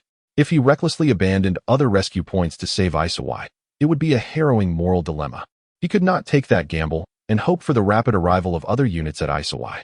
Fire trucks rolled out one after another through the streets of the city, and some astute individuals began to piece together the unfolding tragedy. Some even discreetly dialed the media on their phones. Chapter 45. Fire Rescue. At this moment, Zhang Mingyang was unaware that the rescue efforts would be slower than ever before. Without a moment to ponder, he dashed into the building, searching fervently. Upon finding a blanket at the security desk, he hurriedly threw it into the bathroom sink, soaked it, and wrapped it around himself before racing towards the 5th floor. His heart was consumed by a singular belief: to bring the cheerful girl next door, Zhao Rui, back to safety. Upon reaching the 4th floor, Zhang Mingyang slowed his pace. The thick smoke billowing from the 5th floor choked him, causing him to cough uncontrollably. Yet, for Zhao Rui's sake, he steeled himself and pressed on. When he arrived at the 5th floor, he found the corridor engulfed in flames. Fortunately, there were few flammable materials in the hallway. The fire was fueled primarily by gasoline, making it somewhat easier to contain. Zhang Mingyang crouched down, took a deep breath, and shouted, "Zhao Rui, where are you? If you hear me, respond." Inside the classroom, Zhao Rui, her mind clouded and on the verge of unconsciousness, recognized the familiar voice and fought against her drowsiness to reply, "Brother Mingyang, I'm here." However, her voice was too faint amidst the cacophony of screaming classmates, rendering her words inaudible. Zhang Mingyang, straining to hear, detected a faint, sharp cry amidst the crackling flames. He pinpointed her location, but the raging fire instilled a sense of dread within him. Just as despair began to creep in, his gaze fell upon the fire hydrant situated in the corner. In his previous life, during his time at the police academy, he had undergone fire training, where the instructor had taught the proper procedures. Back then, Zhang Mingyang had excelled, earning high praise from the instructor. Without hesitation, he rushed to open the iron door of the fire hydrant. The scorching heat from the flames made the metal door almost unbearable to touch. Yet the thought of Zhao Rui's uncertain fate compelled him to endure the pain. He swiftly connected the water hose to the hydrant and twisted the valve. As water surged into the hose, he held his breath to avoid inhaling the toxic smoke. The water shot forth like a dragon, hissing as it met the fierce flames. Inside the classroom, nearly everyone except the male teacher had succumbed to the smoke. "Am I going to die? I just graduated from university." Just as he prepared to take out his phone to leave a message for his parents, the sudden surge of water startled him, followed by overwhelming joy. "The heavens do not forsake me." A sense of relief washed over him, and he managed a bittersweet smile. "Classmates, hold on. Help is on the way." Unfortunately, several female classmates lay unconscious on the floor, unable to hear their teacher's encouraging words. Below, a crowd had gathered outside the AI Seaway Education Center. Smartphones raised to capture the moment. They murmured anxiously, "Family, there's a fire at Town. Who knows how many people are trapped inside? Rescue has yet to arrive. It's as if the government is wasting taxpayer money. If they don't hurry, these people will burn to death." I bet this will make the headlines, and there will be another round of high-ranking officials falling from grace. It's a shame for the children still trapped inside. The owner of AI Seaway Education Center was criticized for not implementing proper safety protocols, leaving so many students in peril. Some boys who had narrowly escaped were now sitting on the ground, crying loudly. There are still 4 or 5 students trapped up there. Please, someone go save them. The onlookers instinctively distanced themselves from the distraught students. It's easy to be indignant, but life is precious. Who would risk their own? Some of the boys, filled with righteous fervor, attempted to organize a rescue but were quickly halted by their arriving parents. "You're throwing your lives away. Stay put. You're the only child we have. If something happens to you, we want to survive." Faced with their parents' emotional pleas, the boys could only lower their heads in defeat. "Look, the fire is dying down," exclaimed a sharp-eyed member of the crowd, pointing towards the 5th floor in astonishment. At that moment, fire trucks, sirens blaring, finally arrived. The rescue personnel disembarked and quickly divided into 3 teams. One began organizing the evacuation, another set up professional equipment, and the third, fully equipped firefighters donned their protective gear and made their way to the 5th floor. As the high-pressure water from the hoses sprayed onto the 5th floor, the flames began to diminish substantially. Zhang Mingyang felt the weight of anxiety lift as he realized the fire was now manageable. Concerned for Zhao Rui's safety, he wrapped the damp blanket around himself once more and sprinted towards the classroom. The surrounding flames were held at bay by the wet blanket, but the searing heat still scorched his face. Cautiously, he crouched as he entered the classroom, the thick smoke stinging his eyes. "Zhao Rui, where are you?" "It's your brother Mingyang." Zhao Rui was already unconscious, and the response he received was from the male teacher. "Are you from the fire rescue team? We're all here. Hurry." Zhang Mingyang followed the sound of the voice, quickly locating the trapped individuals. Zhao Rui lay there, her phone clutched in her hand, her face contorted in pain. Assessing the situation, he assisted the male teacher, saying, "The flames are under control. Let us lift everyone out before the smoke causes further casualties." The teacher, though slightly older, hesitated, but Zhang Mingyang's resolute demeanor inspired him. "All right," he replied, clearing his throat. Zhang Mingyang glanced apologetically at the unconscious girls on the floor and was the first to lift Zhao Rui. In movies and dramas, the narrative often prioritizes saving strangers over loved ones, a notion Zhang Mingyang found absurd. He could not fathom choosing a stranger over his own parents in a crisis. He was not a saint. He would save those he knew first, and for the rest, he could only utter a silent apology, hoping for their well-being.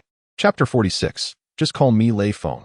Without much time for contemplation, Zhang Mingyang struggled to lift Zhao Rui, wrapping them both in a wet blanket as he hurried towards a safe zone. The male teacher gritted his teeth, clutching the nearest student, Li Nana, and stumbled after Zhang Mingyang.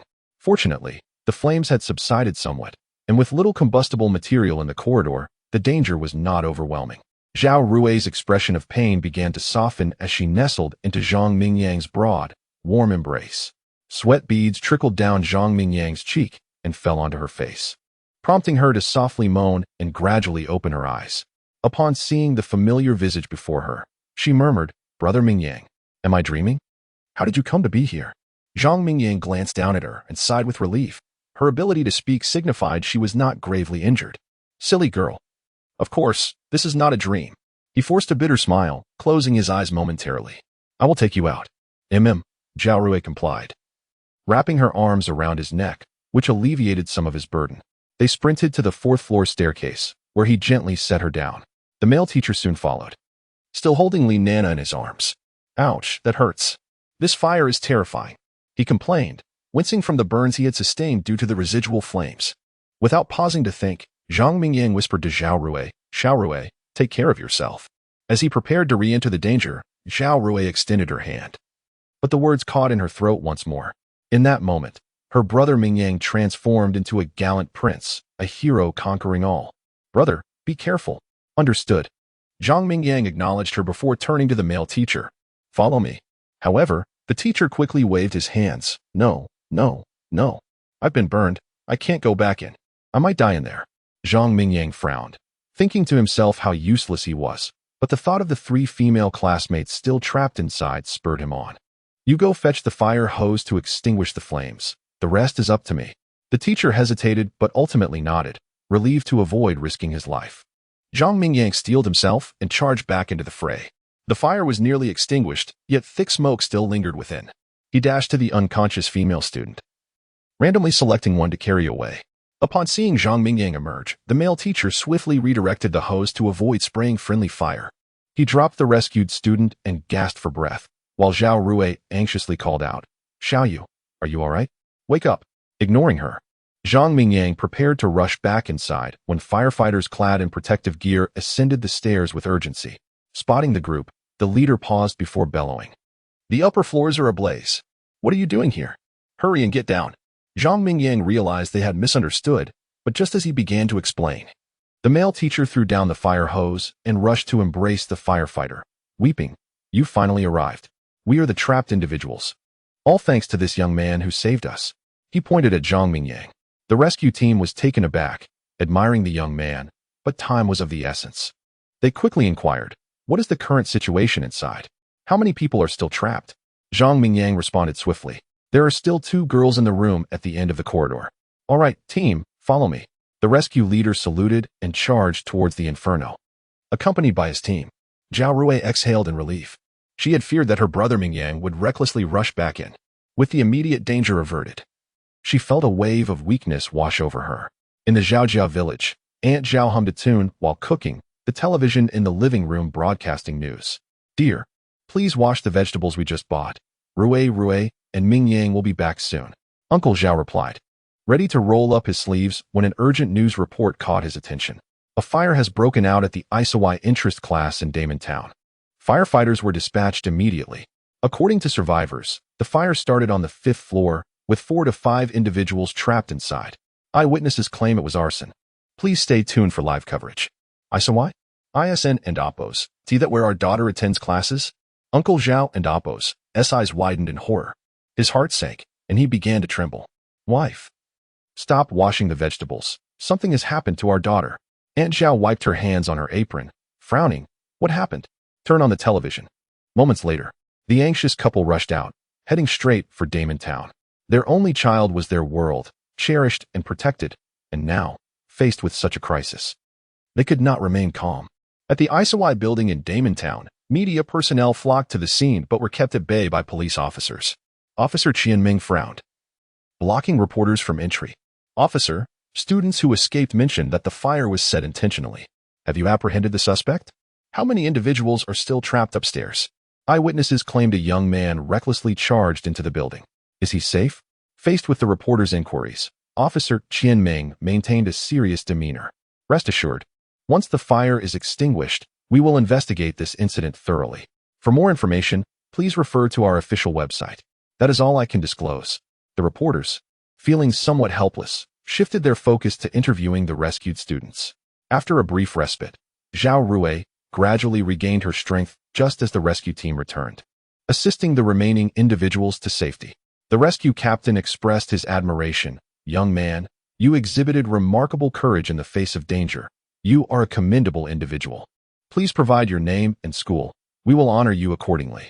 Although his face was soot-stained and charred, the youthful spirit within him was undeniable, leading them to mistakenly believe he was still a student. Hearing the firefighter's words, Zhang Mingyang waved his hand dismissively. As for the accolades, let us forego that. Just call me Lei Feng. Chapter 47. The matter resolved and departure of Lei Feng. A chorus of astonished gasps erupted from the crowd. Zhao Rui gazed dreamily at her beloved brother, her beautiful eyes shimmering with emotion. The male teacher was beside himself with tears, profoundly moved by Zhang Mingyang's selfless bravery and altruism. Attention! With the captain and Amp, Oppos, as command, the rescue personnel paused in unison. Salute! Zhang Mingyang responded with a modest smile, returning a casual salute.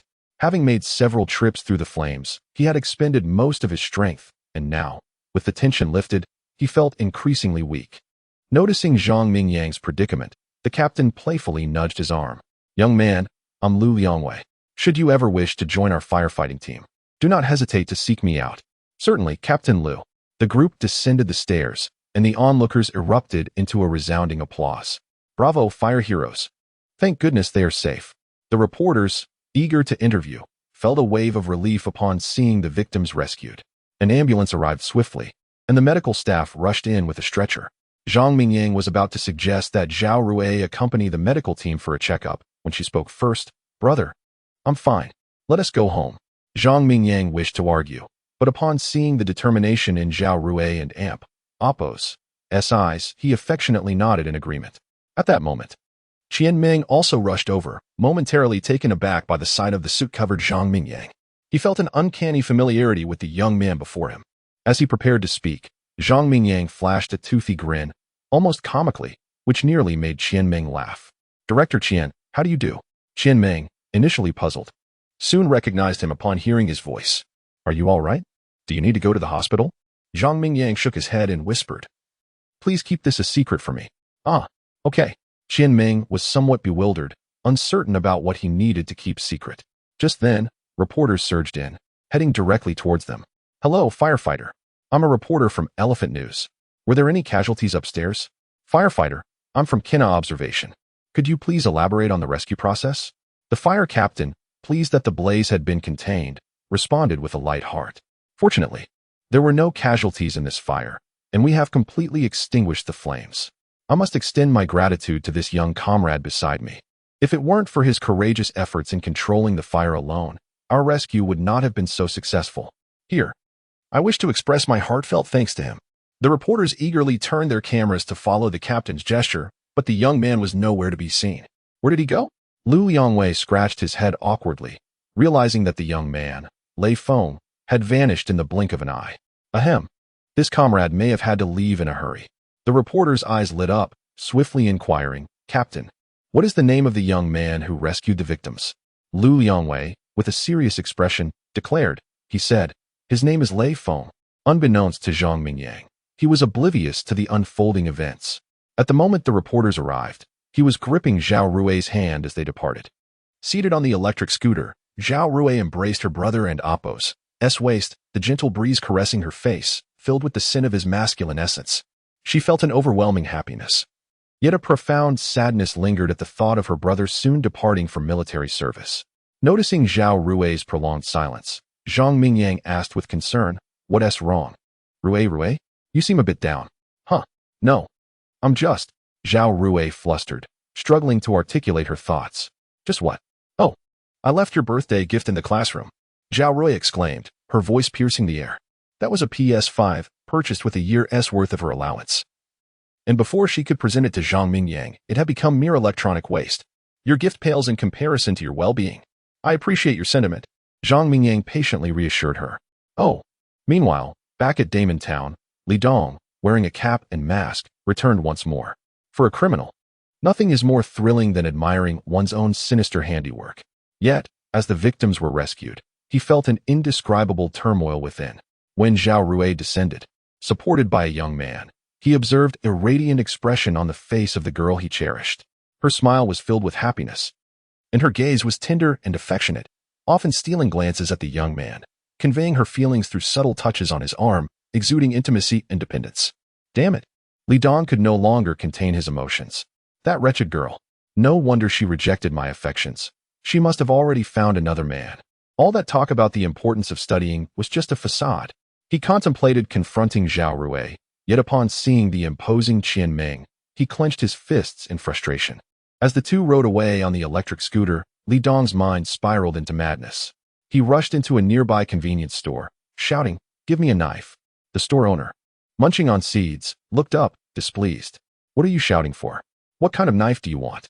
"I need a knife that can kill." Li Dong's eyes darkened, barely concealing his murderous intent. "You little brat, you can't even kill a chicken. What do you mean by murder?" The store owner scoffed. Ignoring her, Li Dong's gaze fell upon a sharp knife on the shelf, a butcher's knife. "It can kill, right?" Li Dong grinned. The store owner's laughter faded, taking a step back. "I want to sell you anything. Get out of here." Terrified by Li Dong's manic demeanor, she felt as though she was dealing with a lunatic. Li Dong dismissed her warnings, stepping forward and grasping the butcher's knife. "Put that down. I want to sell it to you. If you want it, have an adult come and buy it." The store owner trembled from behind the counter. Li Dong remained silent, tearing off the knife's packaging and running his finger along the sharp blade, nodding in satisfaction. Gradually, he lifted his gaze, advancing step by step towards the terrified store owner. Chapter 48. Excuse me, but killing is not a crime. Please, don't come any closer. If you do, I will call the police. Murder is against the law. The female boss trembled, attempting to appeal to the seemingly deranged young man with her words. Excuse me, but killing is not a crime. Li Dong erupted into a maniacal laughter, his gaping mouth resembling a chasm, as if it were ready to devour the female boss who had dared to mock him. With a sickening thud, the female boss collapsed onto the floor, clutching her abdomen, her voice stifled, unable to utter a sound. The blade had pierced her lung, rendering her incapable of breathing and consequently voicing her pleas. Yet, her lips formed the shape of a desperate request for mercy. Li Dong's gaze was dark and menacing as he nonchalantly picked up an unopened bottle of mineral water from the table. He rummaged through his pockets and produced a small bottle labeled with the names phenyl, flufenazine, and aripiprazole. Hee, it's time for my medication.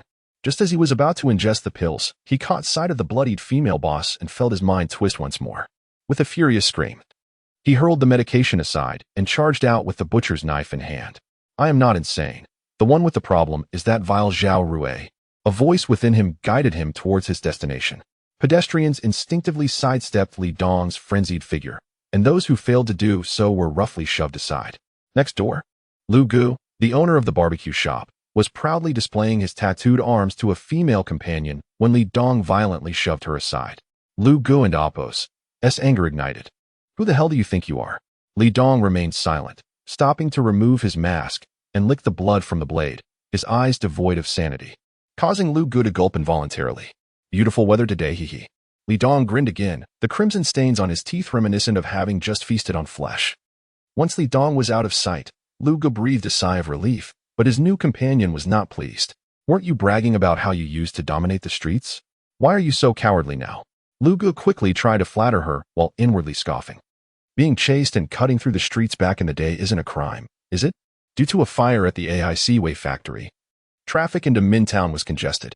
Zhao Rue, rejuvenated by her conversation with Zhang Mingyang, was laughing heartily, seemingly oblivious to the recent danger. Brother Mingyang, please don't mention what happened today when you go home, or my parents will worry. As they waited at the traffic light, Zhang Mingyang chuckled and turned to her. Look at us now. We're indistinguishable from the street performers. Zhao Rui playfully stuck out her tongue. I don't care. You need to come up with a reason to keep my parents from worrying. She swung her long legs while sitting on the electric bike, drawing the attention of nearby drivers. Zhang Mingyang laughed, intending to affectionately ruffle Zhao Rui's hair, but then noticed a young man in a mask and hat sprinting toward them. Initially dismissive, he felt a surge of alarm upon seeing the butcher's knife in the man's hand. Instinctively, he sensed that this armed youth was headed for him and Zhao Rui. Zhao Rui, noticing Zhang Mingyang's intense gaze, turned around. Ah, brother, that's the arsonist Li Dong. What does he want? Although Li Dong had concealed his face, his attire was unchanged, and Zhao Rui recognized him instantly. He has a knife. We need to run. Zhao Rui urged anxiously, looking to Zhang Mingyang for guidance. He took a deep breath, slowly dismounting the bike, and softly instructed Zhao Rui, hurry, get far away from here. Li Dong and Appo's eyes were hollow and frenzied, devoid of connection to reality. Upon seeing Zhao Rui, he laughed maniacally. You wretched girl, die? And you, your boyfriend. Both of you will perish. Zhao Rui clung to Zhang Mingyang's arms. Zhang Mingyang forcefully pushed Zhao Rui away. Quickly find someone to help. Hurry. Zhao Rui stumbled back, compelled to heed Zhang Mingyang's command. She rushed to the road, tapping on the windows of idling cars. The male driver, already irritated by the traffic, was about to scold her until he caught sight of the tearful young girl. Softening his demeanor. Hey there, what's the matter? He smiled, attempting to appear charming, but his voice came out as a high-pitched squeak. Sir, someone is trying to kill me. Please help. Zhao Rui pleaded desperately. The driver craned his neck to see the approaching Li Dong, who was indeed terrifying. Miss. I'm actually a disabled person without legs. You might want to ask someone else. He rolled up his window before Zhao Rui could respond, prioritizing his own safety over her plight. Zhang Mingyang, head bowed, suddenly spotted a brick, the quintessential weapon of the street.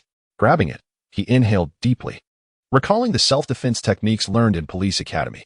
However, executing any technique required a certain physical prowess, and in his current state, escaping seemed implausible.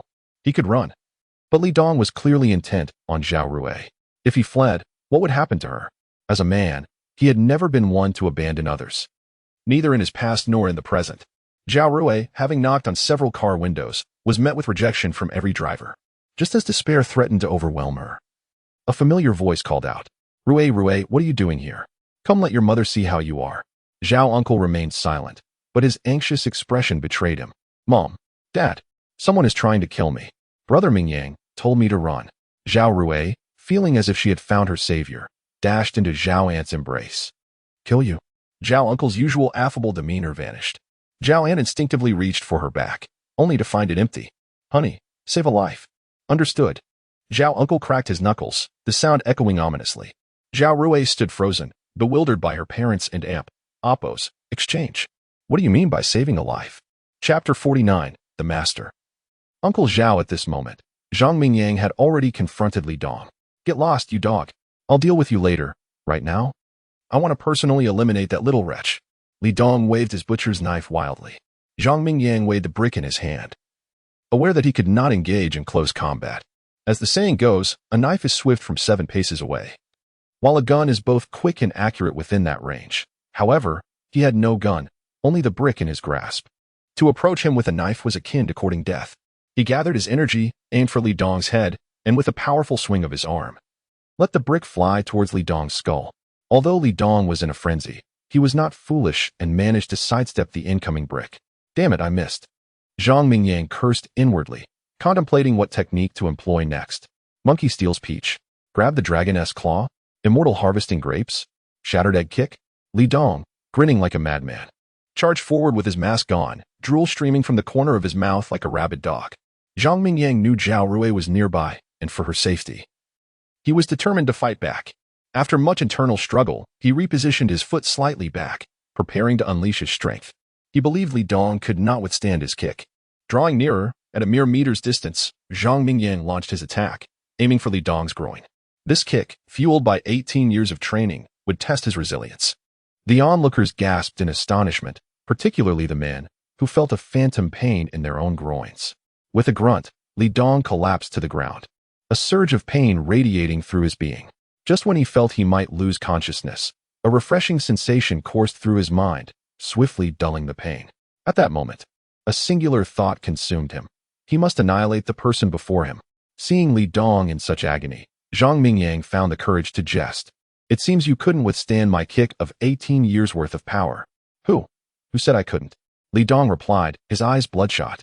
Resembling a beast from the depths of hell. Zhang Mingyang frowned, observing Li Dong slowly rising, astonished. What kind of monster was this? He distinctly heard the sound of something shattering, yet Li Dong was still on his feet. As Zhang Mingyang began to retreat, Li Dong lunged at him. The butcher's knife gleaming dangerously. This is it for me, Zhang Mingyang exclaimed, envisioning his own demise. Just at that critical moment, Uncle Zhao descended from above, landing on a car to the ire of the driver. Hey, that's my car. Can't you walk? The driver shouted angrily. But Uncle Zhao paid no heed to the man's complaints and shouted back, You dog, let us see if you dare.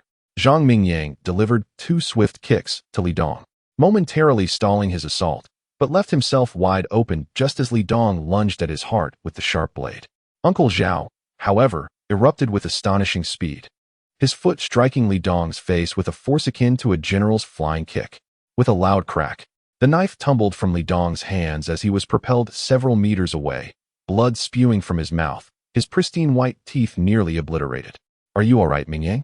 Uncle Zhao inquired, concern etched on his face as he patted Zhang Mingyang and Amp, Oppos, back. I and Amp, Oppos, am fine. Zhang Mingyang replied, bewildered, gazing at the benevolent smile of Uncle Zhao, so different from the image of the meek man often seen begging for mercy from Aunt Zhao.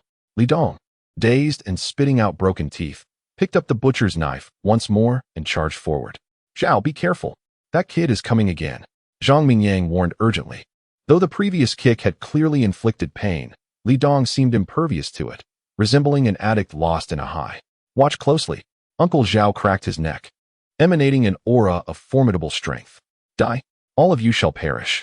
Li Dong, toothless and bloodied, appeared both tragic and terrifying. Unfazed, Uncle Zhao stepped back, grasping Li Dong and Oppos' wrist to halt his advance, then swiftly delivered a powerful punch to Li Dong and Oppos' chest. With another sickening crack, Li Dong spewed blood and was sent flying, his chest caving in significantly. If Zhang Mingyang's guess was correct, that punch had likely shattered over 10 of Li Dong's ribs. Zhang Mingyang stood agape, unable to fathom that Uncle Zhao, a man who toiled in the fields, was a master of martial arts. On the ground, Li Dong weakly waved his arms, muttering feebly, I will kill you. Cough, all of you must die. His voice grew weaker until his eyes rolled back, and he succumbed to the void. The female spectators erupted in screams, murder, murder, while the men applauded, reveling in the aesthetics of violence, eager to record the moment. Aunt Zhao, supporting Zhao Rui, hurried over, and Uncle Zhao promptly covered his daughter's eyes. Rui, don't look. Yet, Zhao Rui peered through the gaps in her fingers and caught sight of the gruesome scene. Zhang Mingyang felt helpless. He had intended to keep a low profile, but with Uncle Zhao having dispatched that little wretch, it seemed impossible to remain inconspicuous.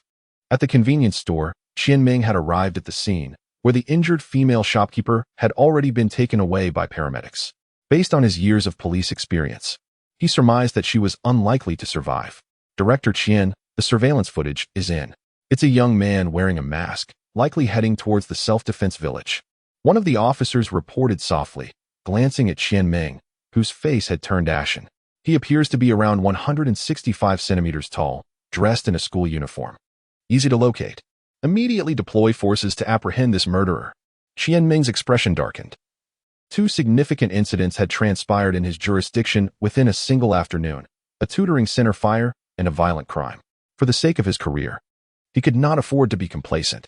Yes, as the police prepared to leave, Qian Ming and Oppos' phone rang, the dispatch room calling. Director Qian, the target has been spotted on Forward Road. Let us go immediately. Qian Ming's spirits lifted as he drew his gun and rushed towards the police car. The police vehicle arrived swiftly. As soon as he stepped out, Qian Ming spotted the lifeless assailant on the ground. His gaze quickly shifted to Zhang Mingyang, and he rushed over. Are you all right? I and Amp, Oppos, am fine, but he certainly has issues. Zhang Mingyang nodded, pointing to the body on the ground. Chapter 50. Uncle Zhao, I'm laying my cards on the table. Cough, cough. What else can happen now that everyone is dead? Xiao Zhou, please contact the families of the deceased. The young officer, referred to as Xiao Zhou, glanced at Li Dong's features, his eyes widening in surprise. Qian Suo. Isn't this the arsonist? What? Qian Ming hurriedly approached Li Dong and Appo's lifeless body, scrutinizing it closely, and indeed, it was the suspected arsonist mentioned by his classmates in the interest group. It was truly him. How did he meet his end? Letting out a sigh of relief, Qian Ming stood up and inquired behind him. I did it. Uncle Zhao nonchalantly raised his hand, exhibiting an expression akin to having squashed an ant. Kindly accompany me for an investigation. Qian Ming insisted on proceeding with the formalities. Murder coupled with arson, this Li Dong deserved his fate. Yet the proper procedures must be followed. Zhang Mingyang, concerned for Uncle Zhao's well-being, quickly interjected, it was Li Dong who attempted to kill me. And Uncle Zhao was compelled to retaliate in defense of my life.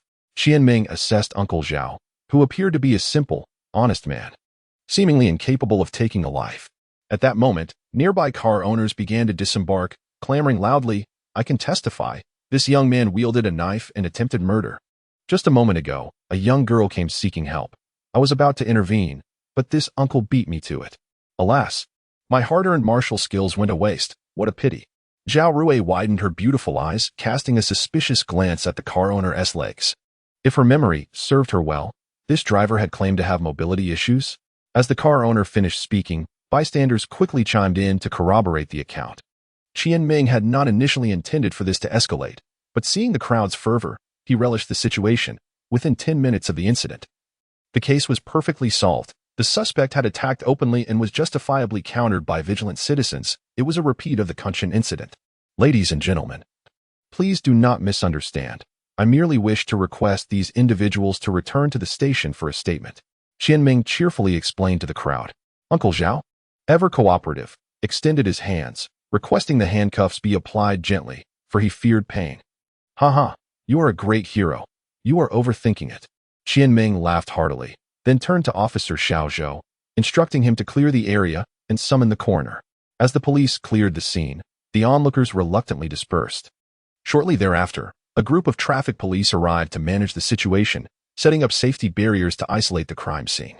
Moments later, as Uncle Zhao prepared to return to the station for a statement, a black Passat sped towards them, crashing through the established barriers. Instinctively, Qian Ming reached for his firearm. The vehicle screeched to a halt, leaving behind a trail of tire marks. The doors swung open, and a man and woman in their 40s rushed towards the lifeless form of Li Dong. My son, what has happened to you? Don't frighten your mother. Li Dong's mother, Chun Wanhua, collapsed over the disfigured corpse, wailing uncontrollably. Li Dong's father, Li Bowie, trembled with rage, demanding, who did this? I ask you, who is responsible? Qian Ming holstered his weapon, recognizing the middle-aged man before him. The deputy director from the district, affiliated with the education department. Deputy Director Li, please accept my condolences. Your son is implicated in arson, murder, and intentional assault, having been fatally countered by vigilant citizens in an act of self-defense. Qian Ming spoke with an icy detachment, wailing. My son is a good boy. How could he possibly commit such acts? You speak nonsense. Chun Wanhua lifted her head, tears staining her heavily made-up face. Director Qian, he is my only son. You must provide me with an explanation. Li Bowie's voice was filled with sorrow. Qian Ming thought he had misheard. Your son has committed so many crimes, and you expect a police officer to provide you with an explanation? What sort of explanation could I possibly give you?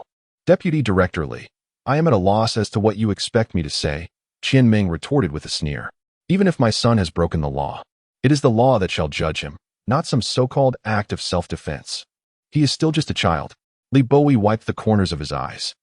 Zhang Mingyang, overhearing Li Bowie's words, couldn't he help but chuckle. It seems your son is quite the bold child who dares to kill. Who? Who is speaking? Li Bowie glared around, searching for the voice. Zhang Mingyang raised his hand. You're unaware of what kind of person your son truly is? Just moments ago, I nearly fell to his blade. Had it not been for Uncle Zhao's timely arrival, I might have been accompanying your son in death. Well, you're not dead, are you? Chen Wanhua shot back angrily. Zhang Mingyang. Li Bowie glowered at Zhang Mingyang, pointing at Uncle Zhao. It was he who killed him, right? There is no need for me to elaborate further.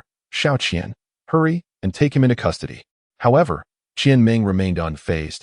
We will certainly invite him back, but not arrest him. You, Li Bowie seethed, trembling as he pointed at Qian Ming, ultimately sneering as he pulled out his phone. "You will regret this." The crowd focused their attention on Li Bowie, who shortly after made a phone call.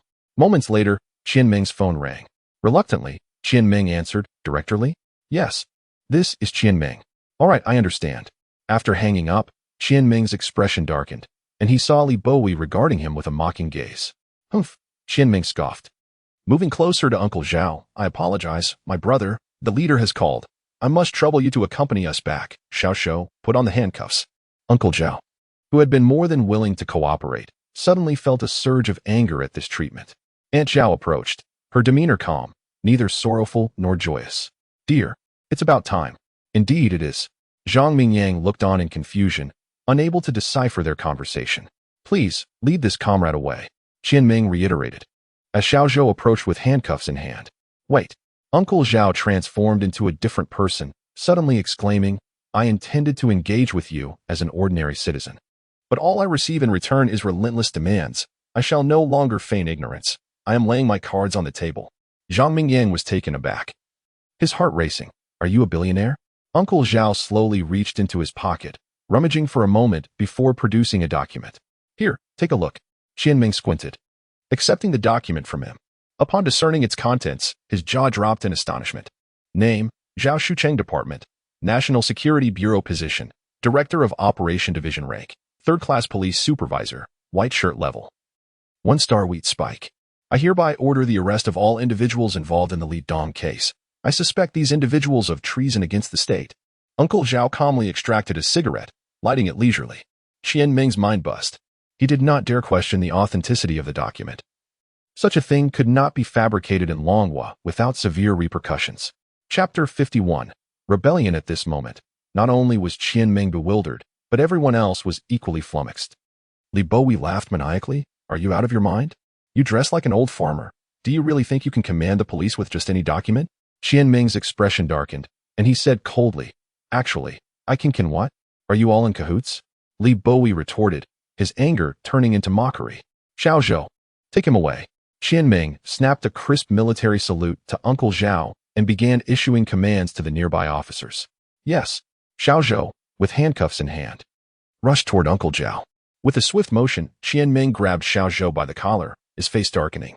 "Did you get the wrong person?" Xiao Zhou, dazed, had assumed they were apprehending the one with the fake identification. Realizing they were going after Li Bowie instead, he reconsidered the validity of the document. Remembering Qian Ming's precise salute, he swallowed hard and charged towards Li Bowie like a tiger among sheep. "Are you all insane? I am a person of status." Li Bowie protested, retreating hastily, nearly stepping on the body of his deceased son. "You can't arrest my husband. He is the deputy director. And his brother is the chief of your police station." Chen Wanhua exclaimed, disregarding Li Dong's lifeless form as she attempted to intervene. Uncle Zhao, standing behind Qian Ming, coolly remarked, "By the way, arrest that woman and her so-called brother too. I will personally interrogate her." A chill ran down Qian Ming's spine. Did he hear correctly? Arrest the chief? This was a severe breach of protocol in the bureaucratic realm. Yet, a smile crept onto Qian Ming's lips. He relished the thought of apprehending his superior. He had long harbored disdain for Li Bowie's brother, Li Bowen, the so-called police chief. Arrest them all. Anyone who dares to resist will face armed force. Qian Ming, emboldened by Uncle Zhao's support, commanded. The couple stood no chance against the ravenous officers, and after enduring a few blows, they quickly complied. Once they were shoved into the police vehicle, the scene finally fell silent. "Chief Zhao, shall we go apprehend Chief Li of the police station together?" Qian Ming respectfully inquired. "What Chief Li? That is Li's something. Am I correct, Director Qian?" Uncle Zhao replied, taking a drag from his cigarette. "Director Qian?" Qian Ming suddenly grasped the situation. He had never anticipated that he, Qian Sherlock Ming, would become the director. Although he had not received an official appointment notice, the words of this powerful figure were not to be taken lightly. "Rest assured, Chief. I shall head to Li's office and take him into custody." Qian Ming saluted once more. Meanwhile, Zhang Mingyang and Zhao Rue exchanged perplexed glances, each seeing the bewilderment reflected in the other's eyes. "Zhao Rue, what on earth is your father's true identity?" Zhao Rue hastily shook her head, resembling a bobblehead. In her memory, her father had always been a simple, hard-working farmer, but his current imposing demeanor was hard to reconcile with her recollections. Aunt Zhao gently patted their heads. Tonight when we return, you may ask whatever you wish. Uncle Zhao turned back, revealing a wide grin as he gave a thumbs up. Their expressions reminded Zhang Mingyang of characters from a certain animated series. The group followed Qian Ming to Li Bowen's office, during which Uncle Zhao made several phone calls. Zhang Mingyang eavesdropped, faintly hearing phrases like arriving shortly. Upon entering the office, the elderly Li Bowen furrowed his brow and asked, Xiao Qian, why have you brought petitioners into my office? Is there no decorum left? Qian Ming grinned. At least something cough Li Bowen, you are suspected of treason. You must come with us immediately. Li Bowen, sipping tea, spat it out upon hearing Qian Ming and Appo's words. His face contorted in disbelief. Xiao Qian, have you lost your mind? What and Appo's? At least something and Appo's. What nonsense are you spouting? Treason? Are you out of your mind? He slammed his hand on the table, causing the teacup to nearly topple. Qian Ming chuckled. Old man, is that what you call me? You may say it now, but once you're inside, you'll have to call me Director Qian. What did you just call me? Li Bowen nearly exploded with rage, clutching his chest. From this moment on, you are suspended. Your words carry no weight. Who would heed the commands of a soon-to-be-arrested chief? Uncle Zhao interjected, stepping forward. And you are? Li Bowen demanded, astonished. My identity is of little consequence. But your family has crossed paths with the wrong individuals. Uncle Zhao spoke in a calm tone. The commotion from Li Bowen's office quickly attracted a throng of officers, who were uncertain how to respond upon seeing Qian Ming confronting their chief. Why are you all standing there? Arrest these people. Qian Ming. Throw him into the holding cell for 15 days. As a large group surged in, Li Bowen regained a sense of confidence. With a command from above, none dared defy him. Offending the director would be catastrophic. Qian Ming remained silent, intrigued by those preparing to act against him. While others assumed he was intimidated, he was merely memorizing the names of those ready to confront him. He, Qian Ming, could swear to the heavens that he was not one to hold grudges. Uncle Zhao scoffed and flung a badge at Li Bowen's face, stunning him momentarily. Take a look. Li Bowen instinctively opened the badge, his mouth agape. Mirroring Qian Ming's reaction upon first seeing it, his immediate response was disbelief. This was a badge from the National Security Bureau. How could it possibly appear here? Are you trying to deceive me with a fake badge? Fool, do you think I am ignorant? When has the National Security Bureau ever arrested someone so casually? Li Bowen smirked, realizing that Qian Ming's audacity stemmed from being misled by the badge. The National Security Bureau can't apprehend you, but surely our City Security Bureau can? As soon as he finished speaking, the City Security Bureau chief, Nie Yuanfeng, strode in, flanked by armed officers. The speaker was none other than Nie Yuanfeng. Chapter 52, Director Rome? Bureau Chief Nie? Li Bowen hastily rose to his feet. What brings you here? I never expected that the creation of counterfeit documents in your department would reach your ears. He naturally recognized the distinguished Nie Yuanfeng before him, who held a rank several levels above his own. Counterfeit documents? Nie Yuanfeng chuckled heartily, then turned his gaze toward Uncle Zhao. Oh, Zhao. What a pleasant surprise to see you again. Uncle Zhao extended his hand, and the two exchanged a firm handshake. Upon releasing each other, Nie Yuanfeng prepared to reprimand Li Bowen, but a glance to the side caught his eye. There, indulging in snacks, was Aunt Zhao. His expression shifted dramatically, instantly morphing into a sycophantic smile. Director Rome, you are here too? Oh, young Nie, do carry on with your business. I'm merely here for the spectacle. Aunt Zhao remarked nonchalantly, seemingly indifferent to Nie Yuanfeng's demeanor. Zhang Mingyang looked bewilderedly at Zhao Rui, his mind racing with confusion. He whispered, Director Rome? Zhao Rui, casting a skeptical glance at her mother, nodded at Zhang Mingyang. Brother, have you forgotten? My mother's surname is Rome. Zhang Mingyang slapped his forehead, realizing that over the years, he had been calling Aunt Zhao by her title, nearly forgetting her actual name.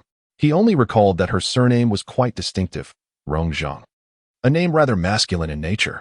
Wait a moment, what titles did he just hear? Department Chief? Director? Before he could further ponder, Li Bowen and Appo's smile had already frozen on his face. Are you all here to fool me? Fool you? Huh, am I so idle? Nie Yuanfeng pinched his nose and waved his hand, issuing commands. Take him away. We're not from the same department. You have no authority to detain me. Why are you all just standing there? Stop them at once.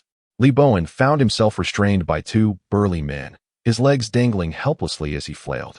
The onlookers outside were not fools. They quickly bowed their heads, the clever one scrambling for excuses to leave. Old Zhang. I just remembered a case I need to attend to, so I'll take my leave. Hey, old ma. Didn't he, the elder brother, say you shouldn't go alone on a case? I'll accompany you. Hey, ma go, Jean go. How can the two of you handle a case alone? Let us all three go. How can three of us handle a case?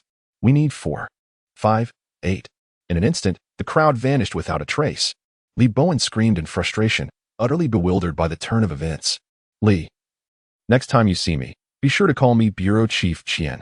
Qian Ming raised an eyebrow. Nie Yuan Feng engaged in pleasantries with Uncle Zhao and Aunt Zhao for a while before expressing his intention to take his leave, only to be halted by Aunt Zhao. All personnel involved in this case should be processed together. Yes, Director Rome. And you should inform the city that this young Qian played a crucial role in this case. I believe he deserves to take Li Bowen's position. Aunt Zhao casually polished her nails, her eyelids barely lifting, as though she were merely executing a trivial task. Qian Ming felt a surge of excitement, grateful to Zhang Mingyang, while simultaneously reaffirming his earlier suspicions. The young man before him undoubtedly hailed from an extraordinary background. Zhang Mingyang harbored numerous questions as he followed Uncle Zhao and Aunt Zhao outside. Aunt Zhao incessantly chattered, "What is wrong with you? Didn't we agree to leave one life intact?" Uncle Zhao, feeling overwhelmed, chuckled sheepishly. "It's been too long since I've been in action. My hands are a bit rusty." Qian Ming, ever the tactful one, personally drove the group back to Self-Defense Village. As they departed, he didn't forget to shower them with compliments. "If either of you needs anything, don't hesitate to reach out. My phone is always on." Uncle Zhao and Aunt Zhao exited the vehicle without acknowledging Qian Ming's flattery, while only Zhang Mingyang and Zhao Rui politely bid farewell. "Goodbye, Uncle Qian." Upon returning to the Zhao household, Aunt Zhao eagerly headed to the kitchen, as if the matter at hand paled in comparison to the food simmering in the pot. "Oh no, the food is cold. I must heat it up." Uncle Zhao settled comfortably in a chair, beaming as he observed the two curious children before him. "Ahem. I know what you want to ask, but don't rush. Let us wait until after dinner." Zhang Mingyang suppressed his urge to inquire further and joined Uncle Zhao in watching television. Zhao Rui, however, let out a squeal, covering her face. She had just caught a glimpse of her reflection and realized her face resembled the bottom of a pot. Zhang Mingyang seemed to deduce her embarrassment and began to chuckle. Her cheeks flushed crimson beneath the charcoal smudges, prompting Zhao Rui to dash back to her room. A little over 10 minutes later, Aunt Zhao prepared a lavish spread of 8 dishes and a soup, placing a birthday cake in the center. "Zhao Rui, hurry out for dinner," Uncle Zhao called, eager to dig in, but his outstretched hand was swatted aside by Aunt Zhao. "Today is Mingyang's day. Why are you so impatient? You've never been this eager before." Uncle Zhao's face flushed with embarrassment as he faced the realities of middle age. Zhao Rui's door creaked open, and Zhang Mingyang found himself momentarily entranced. Before him stood a radiant young woman of 18, his neighbor and childhood friend. She wore a vibrant yellow sweater, her beautiful eyes sparkling with intelligence and curiosity. The hem of her short skirt accentuated her long legs, swaying gently with her every step, infusing her with youthful vivacity and charm. Zhang Mingyang inhaled sharply, taken aback by Zhao Rui's appearance. It was almost enough to steal his breath away. Stealing a glance at the bewitched Zhang Mingyang, Uncle Zhao felt a swell of pride, for his greatest achievement in life was undoubtedly his daughter. "Huh, look at you. Young man, you will surely fall for my daughter." Zhao Rui noticed Zhang Mingyang's unabashed gaze and shyly lowered her head. "Oh, how embarrassing. Ha ha ha. Quickly sit down and eat."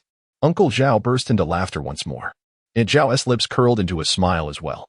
Gathered around the dining table, Aunt Zhao remarked with a hint of nostalgia, "In the blink of an eye, Mingyang, you've reached adulthood. Thank you, Uncle Zhao and Aunt Zhao, for your care over the years." Zhang Mingyang replied, equally moved. Zhao Rui raised her glass of juice, exclaiming, "Happy birthday, Brother Mingyang."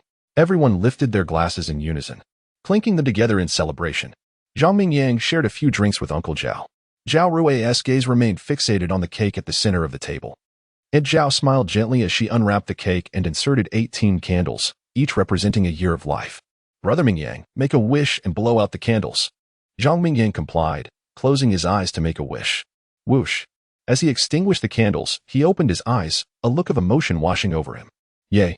Time for cake?" Zhao Rui eagerly grabbed a knife and fork, ready to indulge. Zhang Mingyang watched her with a softened heart, the shadows of his earlier turmoil beginning to dissipate. And Zhao wiped away a tear from the corner of her eye, rising to fetch something from the room. Moments later, she returned holding an envelope. "Mingyang, everything you need is in this envelope. You may open it and take a look." Aunt Zhao placed the envelope in Zhang Mingyang's hands, her eyes reflecting a sense of reluctance. Chapter 53. A letter from Mother Zhao Rui also ceased her meal. Her gaze fixated on the envelope. Taking a deep breath, she solemnly accepted the envelope. Suppressing the excitement within her, she slowed her movements and gently opened the envelope, fearful of disturbing even the slightest detail. As she extracted the letter inside, its contents came into view. Upon closer inspection, it read, "My dear son, when you see this letter, it signifies that you have reached adulthood, marking your transformation into a true man. After graduating from university, I began working in the research department of Longhua, believing I would dedicate my life to the noble pursuit of science until I met your father. After giving birth to you, your father was stationed in the military, and I had to continue my research without time to care for you. Hence I entrusted you to your grandfather. Later, as the confidentiality of our technology increased, the organization arranged for Sister Rong to protect you, alleviating my concerns. To prevent any state secrets from being divulged, I was compelled to sever contact with you. Please do not seek out your father and me. Simply lead a normal life." Ouyang Qingya, as Zhang Mingyang gazed at the elegant script, tears streamed down his face. The brief letter from his mother contained merely a few hundred words, yet it revealed nothing about his father's whereabouts. Unbeknownst to him, he had already obtained some information through the Zhai family. Ouyang Qingya and Apos' silence perhaps stemmed from her desire to shield him from worry. Aunt Zhao and Apos' eyes reddened as she embraced Zhang Mingyang, urging him to understand his mother. Zhao Rui boldly grasped Zhang Mingyang's hand, although unaware of the letter's contents. She could not bear to see her brother in tears and sought to comfort him in her own way. Uncle Zhao remained silent, puffing on his cigarette nearby. "Aunt Zhao, I'm fine." Zhang Mingyang wiped his tears and forced a smile. This damned familial bond truly brings forth uncontrollable tears. He had initially believed he was merely inhabiting the original owner's body and would disregard any of the original owner's past feelings. Yet he discovered that love was inscribed in his very bones, embedded deep within his soul. With their memories intertwined, he and the original owner had become indistinguishable. "That's good. If anything troubles you, speak to your Uncle Zhao," Aunt Zhao said, though her heart was heavy with concern. "Then perhaps Uncle Zhao could enlighten me about today's events and your and Aunt Zhao's identities," Zhang Mingyang inquired, his sorrow dissipating into curiosity. Clearing his throat, Uncle Zhao began. "Both your Aunt Zhao and I work for the Security Bureau. I am the director of one department, while your Aunt Zhao holds a higher rank than I. Our task is to protect the nation and Apos' dignitaries, yet your mother and Apos' identity is rather unique, which is why we were assigned to your side. Our mission is to ensure your safety until you reach adulthood. Aside from critical life-threatening situations, we will not intervene lightly. This includes matters regarding your grandfather's passing and that scoundrel Zhou Dalong bullying you." Sigh. Zhang Mingyang felt a tinge of helplessness. No wonder he had not seen Uncle Zhao and Aunt Zhao in action. It was all dictated by their mission. Understanding this, he felt a profound sense of relief. "Regardless, I must extend my gratitude to you both." Rising from his seat, Zhang Mingyang bowed in appreciation. "Oh, there's no need for that. After all these years, your Aunt Zhao and I have considered you as our own son." Uncle Zhao and Aunt Zhao quickly assisted him back to his feet. Meanwhile, Zhao Rui glared at her parents, her knife and fork digging into the cake with frustration. "How could you keep this from me?" Zhao Rui had never imagined that she, whom she believed to be a simple country girl, was actually the daughter of officials. If she had heard correctly, her mother was of a departmental rank. No wonder her mother had never hesitated to reprimand her father.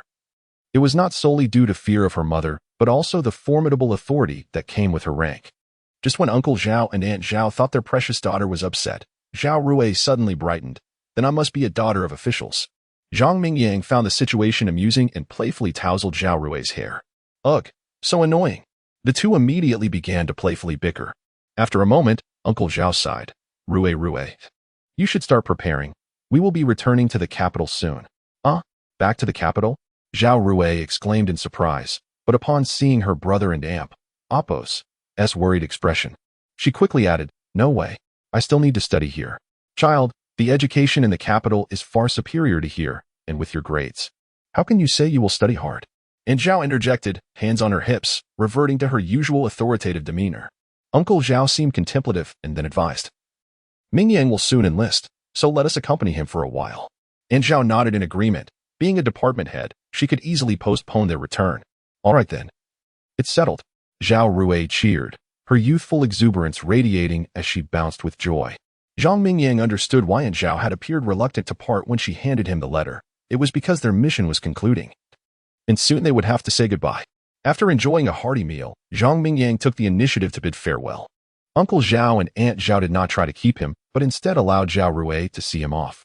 Once outside, they walked side by side, Zhao Rui's black shoes kicking at the stones along the path. Rui, there's no need to see me off. You should head back, he said, waving his hand as he prepared to leave, only to be pulled back by Zhao Rui's grip on his shirt. Brother Mingyang. Zhao Rui's expression turned shy, seemingly summoning her courage as she bit her lip and gazed intently at him. Rui, is there something on your mind? In the dim light, he could not discern her feelings. I wanted to tell you. Zhao Rui fidgeted, releasing her grip to nervously twist her shirt hem. Her discomfort only deepened Zhang Mingyang's confusion. Blackie hasn't eaten yet, and if you have nothing to say, I must be on my way. Otherwise, he might go hungry and end up raiding the pantry. Ugh, you're so annoying, Zhao Rui retorted, somewhat exasperated by his abrupt and unromantic comment on such a lovely evening. Yet she realized that if she did not express her feelings tonight, they would likely remain unspoken forever. Summoning her courage once more, she declared, Brother Mingyang, I like you. After uttering those words, she quickly lowered her head. Yet, contrary to her expectations, she received a playful flick on the forehead. What was that for? Ouch. Zhao Rui covered her head, pouting as she looked up at Zhang Mingyang, who now bore a serious expression.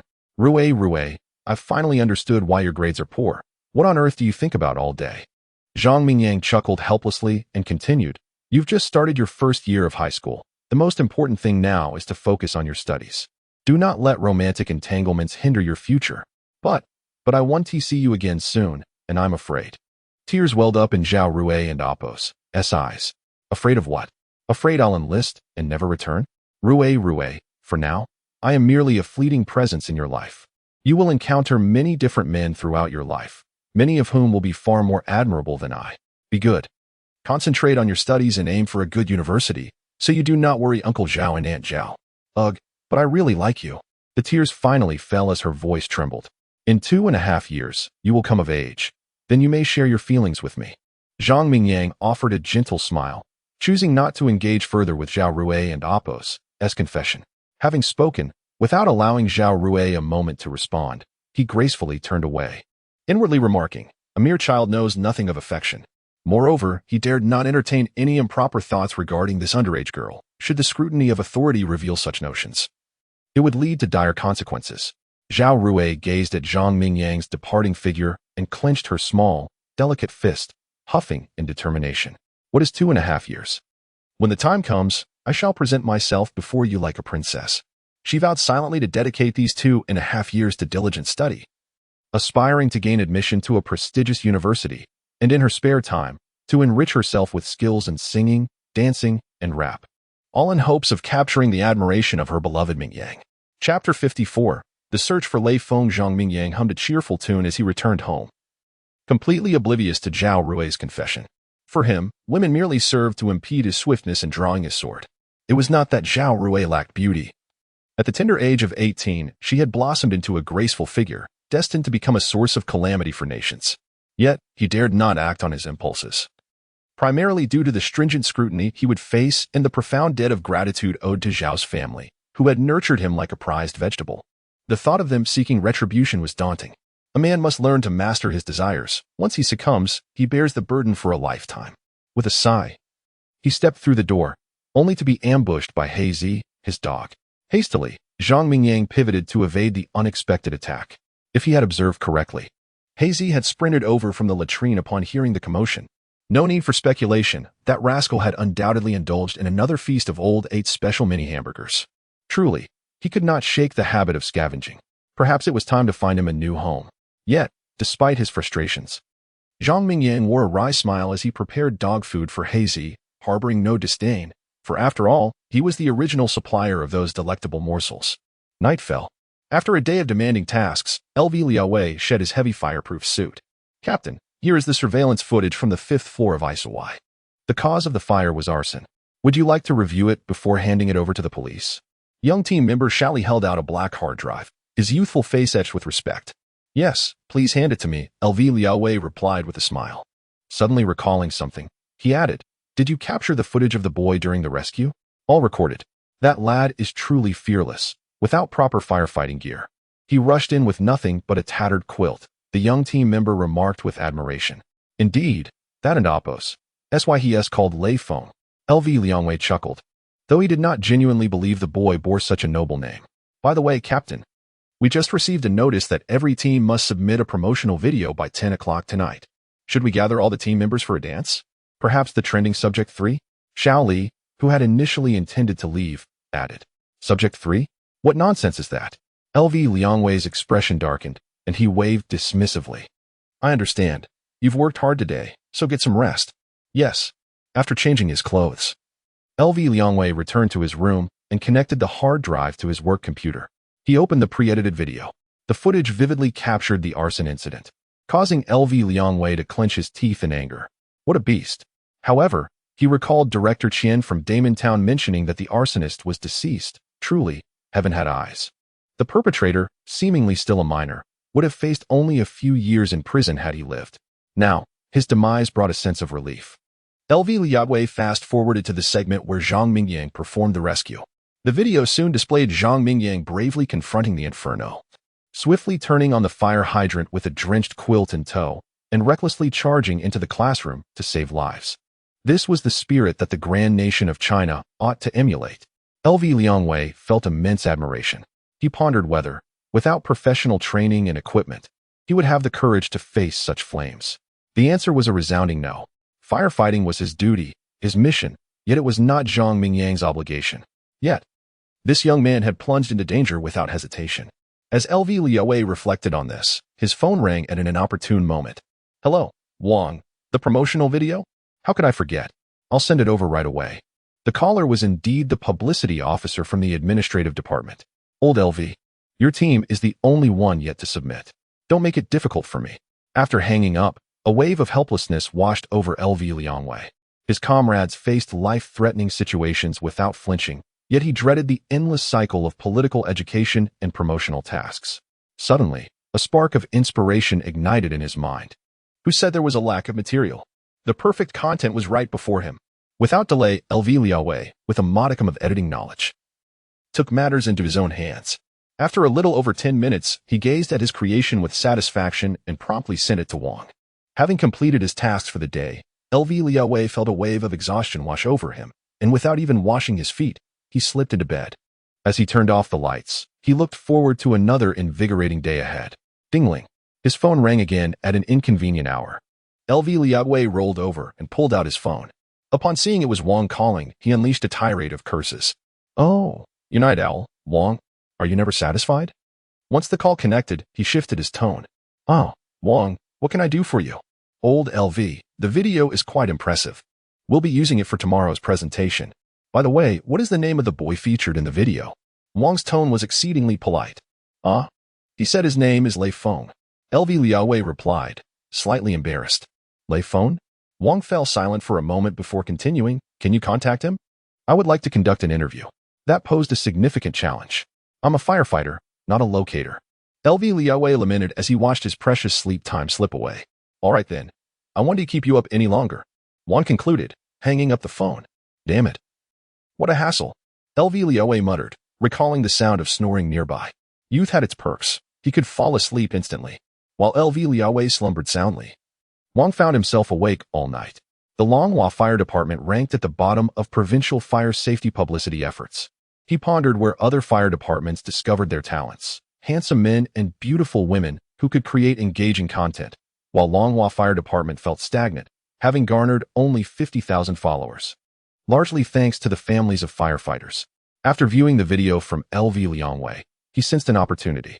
After consuming 2 boxes of cigarettes and 7 or 8 bottles of red wine, he crafted the accompanying text and clicked publish. Searching for Lei Feng, the boy in the fire, the most beautiful hero of defiance. Chapter 55, trending across the internet. Hu Haitang Chen E Pin. The morning sunlight filtered through the gaps in the curtains, casting a warm glow on the woolen carpet of the spacious apartment. The Starlet, by Lu, gently turned over, awakening from her slumber on the plush bed. Her eyes still hazy with sleep, she stretched languorously, revealing her astonishingly slender figure, drowsy and wishing to drift back into dreams. She was interrupted by the incessant barrage of her manager's phone calls. "Mayan, the sun is already high. Why are you still in bed? You have a shoot soon. Where are you?" The agitated voice of her manager, Hao Han, echoed through the receiver. Bai Lu seemed accustomed to Hao Han's tone, replying nonchalantly. "I'm already on my way, almost there. Bull, I see you're still lounging in bed. Let me tell you." The rest of the sentence was cut off as Bai Lu, weary of the reprimanding, hung up the phone. Yet, she did not rise. Instead, she opened her Douyin app and began scrolling through videos, seemingly oblivious to the urgency of her schedule.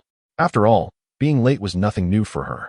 While browsing, a post from the Longhua Fire Department caught her eye.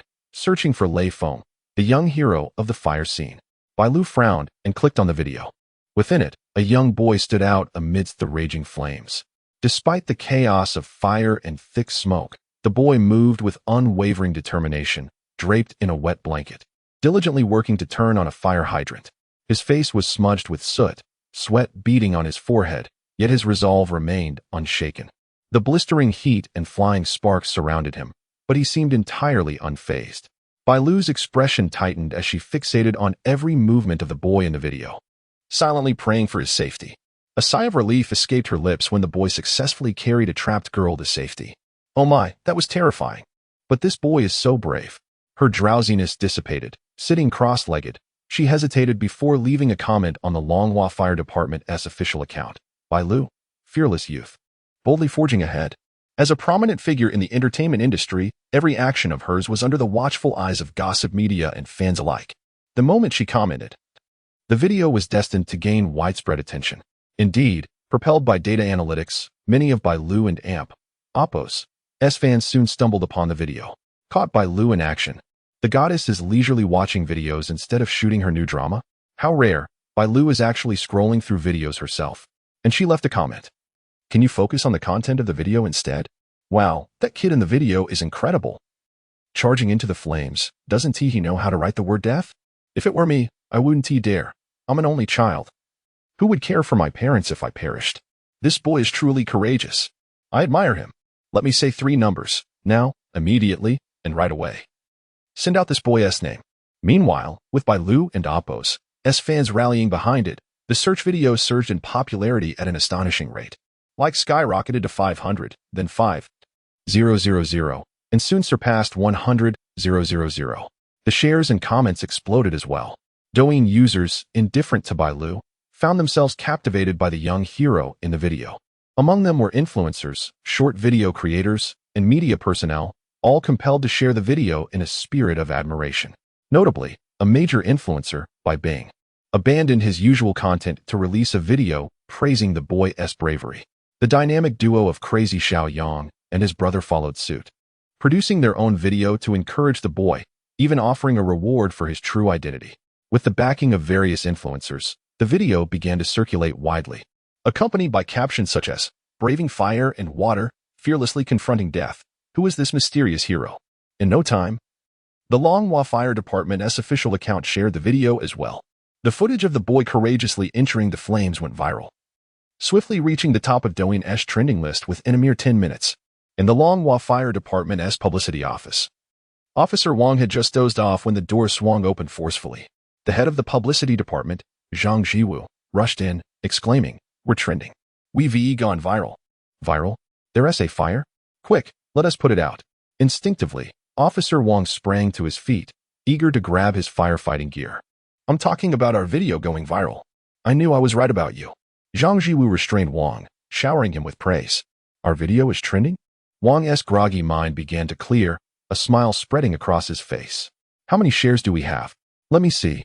Taking Zhang's phone, Officer Wang was astounded. "Over 100,000 likes. Even our official account has surpassed 1 million followers." He grinned widely, all fatigue vanishing in an instant. He felt rejuvenated, ready to work for another 3 days and nights. Meanwhile, Lu Liaowei was bewildered, having just awoken. He was informed by a sentry that a throng of journalists awaited him outside. Without delay, he hurried to the door to greet them. Upon seeing the cameras and reporters, he felt a wave of anxiety wash over him. While he was fearless in the face of flames, interviews were indeed a different challenge. Just then, Officers Wang and Zhang arrived at the entrance. Noticing Lu's discomfort, Zhang swiftly stepped in to ease the situation. He requested 30 minutes to prepare and called for a press conference in the meeting room. Old Lu, don't be nervous during the interview. Just ask Xiao Wang if you're unsure. Yes, Director Zhang. Lu Liangwei reluctantly accepted his assignment. Officer Wang quickly briefed him on the essential points. 30 minutes later, the press conference commenced as scheduled. Local media was first to pose a question. Captain Lu, where's the boy from the fire scene now? Taking a deep breath to calm his nerves, Lu Liangwei gritted his teeth and replied, I'm not sure where he is at the moment. What impression do you have of this young boy? The reporter pressed on, unsatisfied with his previous answer. Impression? Lu scratched his head, feeling slightly flustered. This question was beyond his preparation. However, after a moment of contemplation and encouraged by Officer Wang's gaze, he continued. He struck me as calm under pressure, very composed, and also quite humble. Humble? The reporter seemed puzzled. Captain Lu, could you elaborate?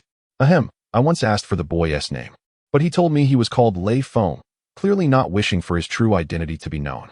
Isn't that the very definition of humility? Lu Liangwei's words clarified to the journalists why the fire department's video account had titled their search for Lei Feng. Chapter 56, a helping hand to the finish line. Amidst the live coverage by numerous reporters, countless netizens listened to Lu Liangwei's explanation, and an inexplicable reverence for the mysterious youth began to swell among them. Were it they who had performed a commendable deed, they would have clamored for the world to know, yet this young man chose the opposite path, embodying a refreshing integrity. 10 minutes later, Officer Wang clapped enthusiastically and declared, All right, we will conclude today's press conference here. Any subsequent inquiries will be addressed promptly on our video account. Meanwhile, the protagonist of the incident, Mr. Zhang Mingyang, remained blissfully unaware, lost in slumber within his home, oblivious to the fact that he had already trended online. The tale of the young boy who braved the flames had escalated, drawing a multitude of spectators to the Longhua Fire Department's video account. Among them, a netizen named My Young Dad garnered countless likes for his comment. Isn't this the boy who was reported during the military political review, leading to his grandfather's imprisonment? Look at the clothes he's wearing. It's the same outfit from that day. Although the live broadcast of the political review had been largely taken down to prevent dissemination, many netizens still held memories of the event, and with My Young Dad's prompt, they suddenly realized the connection. No wonder he seemed familiar. This young man was indeed Zhang Mingyang. Despite his sooty visage, his distinctive aura remained unchanged. There was no mistaking it. With a grandfather of valor, the lineage of heroes in the Zhang family serves as a model for our generation. Longhua Fire Department. Longhua Fire Department, we have located him. His name is Zhang Mingyang. Brothers, Zhang Mingyang has successfully passed the political review. Although he hasn't reported yet, he is already a member of the military. Shouldn't his actions warrant recognition and reward? Indeed. Longhua Military District, it's time for you to speak up. At the Longhua Military District, Commander Zhai Yuntian was sipping hot tea prepared by his communications officer when he received a call from the head of the city's fire department. Expecting a polite exchange, he was instead met with a barrage of words over the phone. Commander Zhai, you need to check your Douyin account right now. Huh? Zhai Yuntian was momentarily bewildered. What are you talking about, Lao Chi? Last night, there was a fire in Damon Town. Are you aware? Yes, but this is your department's responsibility. What does it have to do with me? The hero who extinguished the fire was the soon-to-be recruit, Zhang Mingyang. You need to see for yourself. The entire internet is clamoring for your military district to provide an explanation. What? Zhai Yuntian was stunned, quickly muttering an apology before hanging up. He hastily opened Douyin, and the first thing he saw was the revelation of the young boy's identity. He began to review the events surrounding the incident, pacing in his office deep in thought. Zhang Mingyang had aimed for discretion, yet now, propelled by news of his heroic act, he had once again captured the public's attention. Unsure whether to honor his wishes for anonymity or embrace the spotlight, Zhai Yutian decided to consult his father. After a brief wait, the aged voice of Zhai Qingsong came through the line. What is it? Father. Zhai Yuntian spent over 10 seconds recounting the events before asking, Do you think we should downplay this? Downplay? Zhai Qingsong scoffed. What have I told you? We don't deny assistance, but we certainly don't disregard merit. Don't ask me how to handle this. Just ensure it is managed fairly. The phone went silent, and Zhai Yuntian snapped back to reality. A smile creeping onto his face, a helping hand to the finish line. You lucky boy. To verify the authenticity of the young man's identity in the video, he attempted to call Zhang Mingyang. Sorry, the number you have dialed is currently unavailable. Darn it, is he a pig? What time is it? And he is still asleep. Zhai Yuntian grumbled, knowing full well that the phone being off meant he was likely still in slumber. Despite his frustration, he quickly reached out to the leaders of Longhua City, who similarly recognized the significance of the matter and promptly instructed the police department to ascertain the identity of the fire hero. Within half an hour, the government machinery had worked swiftly, and Zhai Yuntian received formal confirmation. Contemplating the situation, he bypassed the provincial military district and directly called his elder brother, Zhai Yunfei.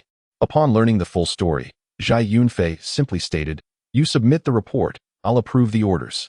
With the special endorsement of the military district commander, Zhang Mingyang's commendation became a certainty. As the incident continued to gain traction, 2 hours later, Zhai Yuntian, accompanied by municipal leaders, personally visited Zy village to offer condolences. Upon their arrival at the village entrance, everyone disembarked from their vehicles, with soldiers from the military district marching resolutely forward, carrying a plaque. Following closely behind were Zhai Yuntian and other city officials. The sight of this procession immediately stirred excitement within Zy village. The intelligence agents at the Information Exchange Center began to whisper among themselves. "Liani, I can't read. What does that plaque say? Let me see. It says something about an outstanding meritorious service. Home. Who from our village has gone to serve and achieved merit? Isn't it just that Zhang family boy who enlisted? He hasn't even left yet. Could it be him? That's impossible. He hasn't even reported for duty. How could he have earned merit?" As they speculated in hushed tones, a young secretary from the city leadership jogged over and politely inquired, "Ladies, do you happen to know how to get to Zhang Mingyang's home?" The mention of Zhang Mingyang's name immediately captured the attention of all the women. "Are you referring to that boy Zhang Mingyang?" Liani exclaimed. "Exactly. If there's no other Zhang Mingyang in your village, then it must be him." The secretary responded with a smile. "Turn left at the front, then right. Go straight for 500 meters, turn right again, and after 300 meters, turn left. You'll see a red brick house." Lianti quickly provided directions, and upon noticing the young man scratching his head in confusion, she clapped her thigh and said, "I'll take you there." The secretary was more than willing, and the other village women gathered their stools and followed behind Lianti as they made their way to Zhang's home. Chapter 57, First-Class Merit. On the road, Aunt Li persistently hinted at Zhang Mingyang's accomplishments. The young secretary, somewhat exasperated, murmured, "The hero who saved lives in the fire is him." The city and province are taking it very seriously. The military district leaders are now preparing to commend him. Aunt Li felt a secret shock. What had happened to the old Zhang family? Grandfather Zhang Taiju was a war hero, and now his grandson, who hadn't even enlisted yet, was being awarded first-class merit. Had their ancestral grave suddenly burst into flames? No, it was more like their ancestral grave had exploded. As for the secretary's mention of the fire hero, she had heard other village women talk about a young man who had rushed into a burning building to save lives and then disappeared. To her astonishment, it turned out to be a member of the Zhang family.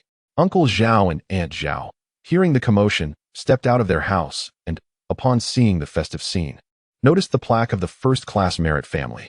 They exchanged a knowing glance, instantly comprehending the situation. Uncle Zhao hurriedly pulled out his phone to call Zhang Mingyang. "Sorry, the number you dialed is turned off." Uncle Zhao exclaimed, "Xiaowei, hurry to your brother Mingyang's house and wake him up. Tell him, something has happened." Aunt Zhao shouted into the house. Xiaowei, who had been brushing her teeth, felt dizzy at the mention of something happening.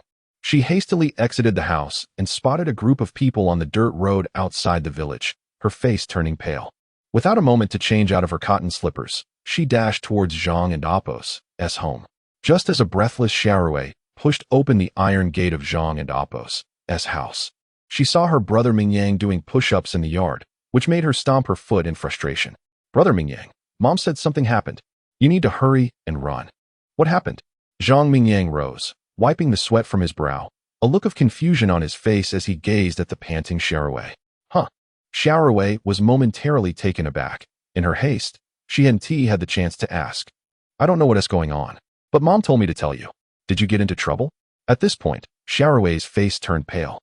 She had just resolved in her heart to wait a long time for him, and if he truly ended up in trouble, she wouldn't see her beloved brother for a long time. Her eyes began to glisten with tears, and she longed to touch the face of the man she cherished one last time. "Brother Mingyang, you must run. I will wait for you. If you get caught, I will buy you the latest sewing machine." Xiaowei and Apos voice broke, mentally calculating her savings after purchasing a PS5. Zhang Mingyang let out a hearty laugh, playfully ruffling her hair. Thank you. Oh. Then he scrutinized her, a teasing smile on his face. TSK, TSK, TSK. I never realized you had so many inner thoughts when you're usually so calm. Oh, I'm just concerned about you. Xiaowei pouted, touching her forehead. Besides, that is what my mom said. Xiaowei lowered her head, not entirely blaming herself for overthinking. After all, just yesterday, Li Dong, that lunatic, had died right in front of them. Although she knew her parents had dealt with the aftermath, the heart of a young girl still harbored a sliver of anxiety. As the two exchanged playful banter, seeing Zhang Mingyang's relaxed demeanor eased Xiaowei's worries. Just then, a series of loud popping sounds erupted from outside the courtyard. Xiaowei's previously relaxed mood instantly tightened. Brother Mingyang, run. They're shooting outside, she exclaimed, tugging at his sleeve to flee. Zhang Mingyang felt a wave of confusion, calmly removing Xiaowei's hand and calling out, they're just setting off firecrackers outside. Huh, firecrackers. Xiaowei's face flushed as she stammered, hee hee. I was just joking with you. Ahem, the joke isn't very amusing. Zhang Mingyang retorted bluntly. Just as Xiaowei prepared to respond, the sound of firecrackers abruptly ceased, replaced by a loud burst of laughter from outside, a sound that felt eerily familiar. Is Comrade Zhang Mingyang at home? Zhang Mingyang froze, recognizing the voice belonged to Zhai Yutian. But why was he referring to him as comrade? As he pondered this, Zhai Yutian strode confidently into the yard, flanked by numerous staff and media personnel. The reporters, still recalling the previous warning from their superiors, recognized Zhang Mingyang and almost unanimously decided to keep their distance, expecting a repeat of the last incident. To their surprise, this time the leaders had opted for a key report. Commander Zhai, Zhang Mingyang began, intending to call him Uncle Zhai, but noticing the serious glances Zhao was giving him, he realized this was a formal occasion. He understood the importance of addressing titles in a professional setting. Hello, Comrade Zhai. I really want to join the army. Zhai Yuntian nodded in satisfaction and said solemnly, Comrade Zhang Mingyang, I am here on behalf of the organization to commend you. You courageously embodied the spirit of our army during the devastating fire in Damon Town, successfully preventing property losses and rescuing trapped civilians. In light of the incident, our army has taken it very seriously, and with the approval of higher authorities, I am here to present you with this commendation. Zhang Mingyang's expression grew serious. Indeed, his actions had been revealed. A subtle smile tugged at the corners of his mouth as he stood straight, awaiting Zhai Yuntian's next words. Clearing his throat, Zhai Yuntian announced, Commendation. The Northeast Military Region of our army has convened and decided to commend Comrade Zhang Mingyang for his exemplary performance during the Damon Town fire incident, hereby awarding him first-class merit. First-class merit? Zhang Mingyang's eyes widened in disbelief. He had expected at most a third-class merit, yet here he was being awarded first-class merit. In Longhua, there is a saying, third-class merit is received standing, second-class sitting, and first-class lying down. As for honorary titles, that is something only descendants can claim. Zhang Mingyang's murmurs were overheard by Zhai Yutian, who smiled faintly, thinking to himself, Kid, enjoy your moment. I've served for so many years without ever receiving first-class merit. Xiaowei was so astonished that she covered her mouth, her eyes shimmering. Her beloved brother Mingyang had actually received first-class merit. She wasn't naive. She understood how difficult it was to earn such a distinction. With this first-class merit in hand, her brother Mingyang's military career would surely flourish. As Zhai Yutian finished speaking, two soldiers in uniform stepped forward from behind him, one holding a certificate of honor and the other bearing a first-class merit medal. Before Zhang Mingyang could react, the medal was hung around his neck, and the certificate was placed in his hands. The only downside was that Zhang Mingyang was still in his civilian attire. Zhai Yuntian smiled and stood beside Zhang Mingyang as the camera shutters clicked incessantly. Chapter 58. If I do not, who will? Grateful for the recognition from the organization, Zhang Mingyang declared with a firm chest and raised head. I assure you that I will strive even harder in my forthcoming military career and achieve even greater glory. Indeed. Now that is the demeanor of a true soldier.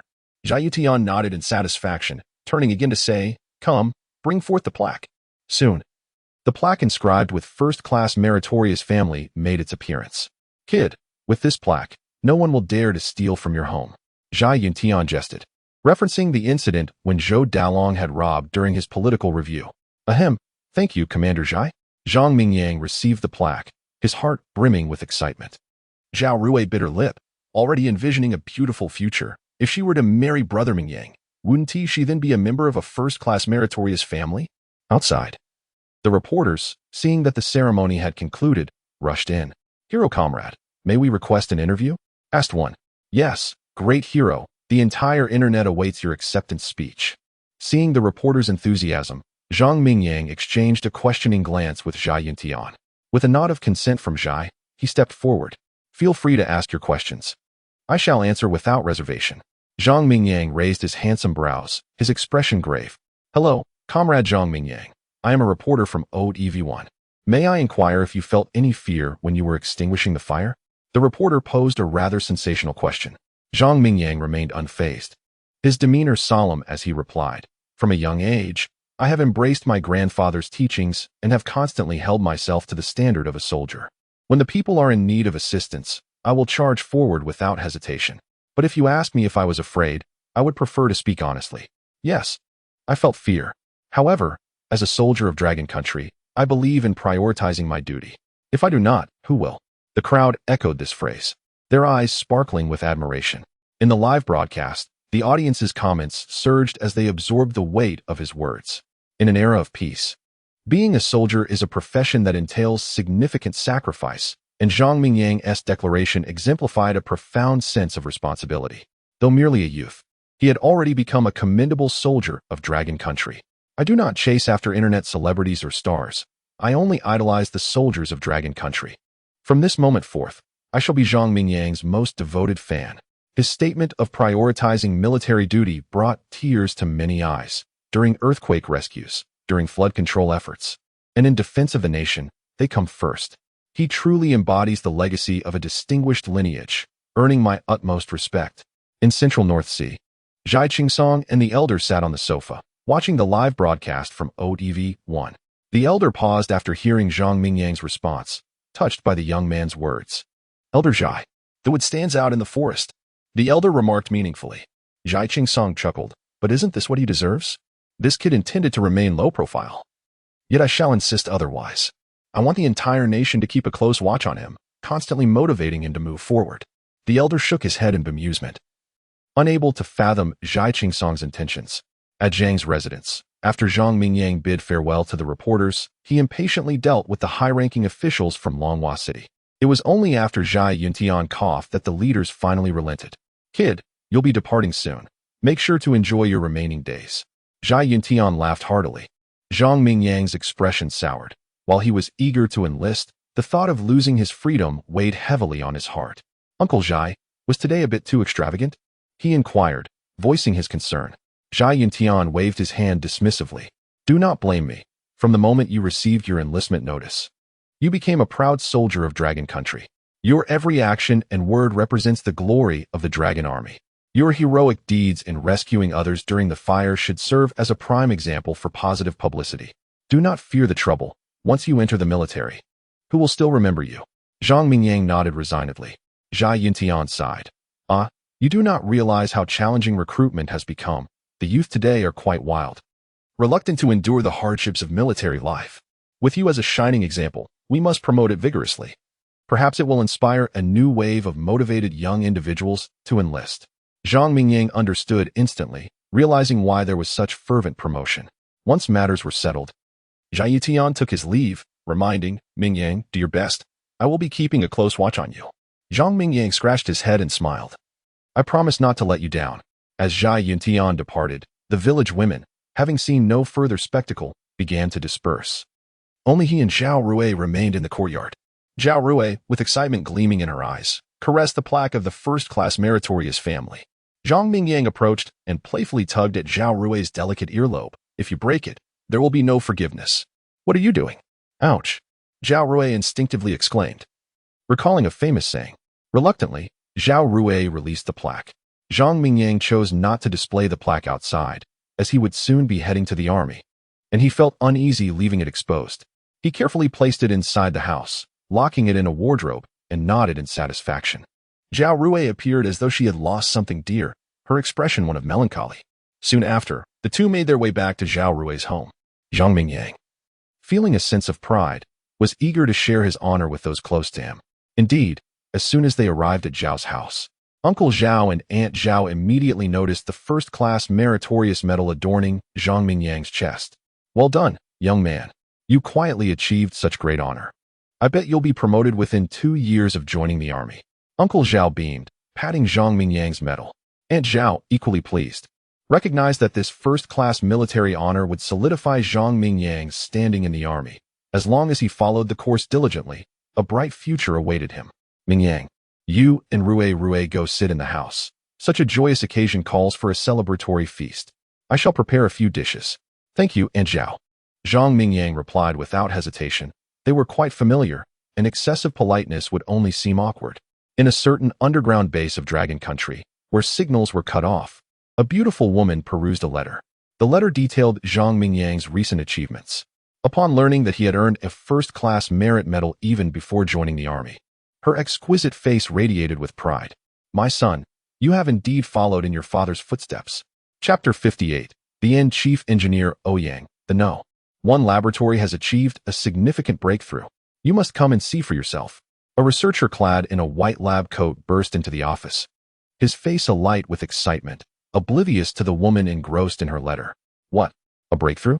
Chief Engineer Ouyang hastily tucked the letter into her pocket and hurried after the researcher towards the No. 1 laboratory.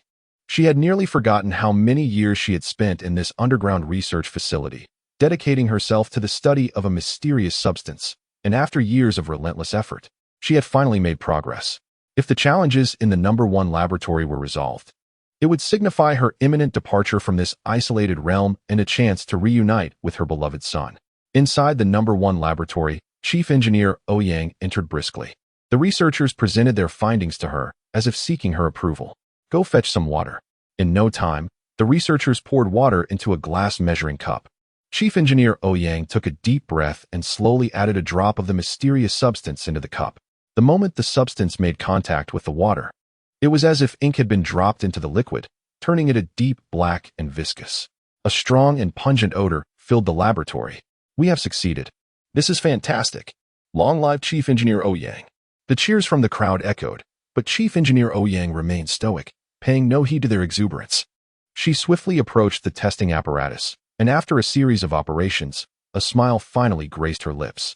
"Comrades, our research has made significant strides. Although the concentration is still insufficient, I believe that with our collective efforts, we shall achieve complete success within 3 years." Upon hearing her words, the enthusiasm of the crowd began to wane. "Chief Engineer Ouyang, this substance is your discovery and your leadership in its development. Why not name it?" "Indeed, Chief Engineer Ouyang, it has been without a name all these years." Pondering for a moment, Chief Engineer Ouyang finally spoke, her lips parting with deliberation. "Let us call it Oil Overlord." Oil Overlord, indeed, is the father of gasoline. Chief Engineer Ouyang, known as Ouyang Qingya, felt a surge of ambition within her. For years, the Clown Nation had been the dominant force in oil, waging wars across the globe with the intent to plunder resources. Now, with this technology, it would signify that Long Nation could emerge as the true sovereign of oil. Zhang Mingyang boarded the train en route to the military, resting his head on the table as the din around him faded into the background. He blinked awake, bewildered by his surroundings, rubbing his sleepy eyes, only to realize that what he had experienced was merely a dream. His grandfather was indeed a martyr, but his parents had been by his side throughout his upbringing. The events of the dream felt so vivid, blurring the lines between reality and illusion, leaving Zhang Mingyang in a state of confusion. As he gazed out the window at the rapidly passing scenery, his thoughts began to drift. With this, the tale reaches its conclusion. It was initially intended for a whimsical urban narrative, yet unexpectedly, the system categorized it as a military romance. The search volume for this book has been substantial, but the bookstore allocates only a few daily. Earning merely a few coins a day, the author must eat. Thus, this bittersweet ending must suffice.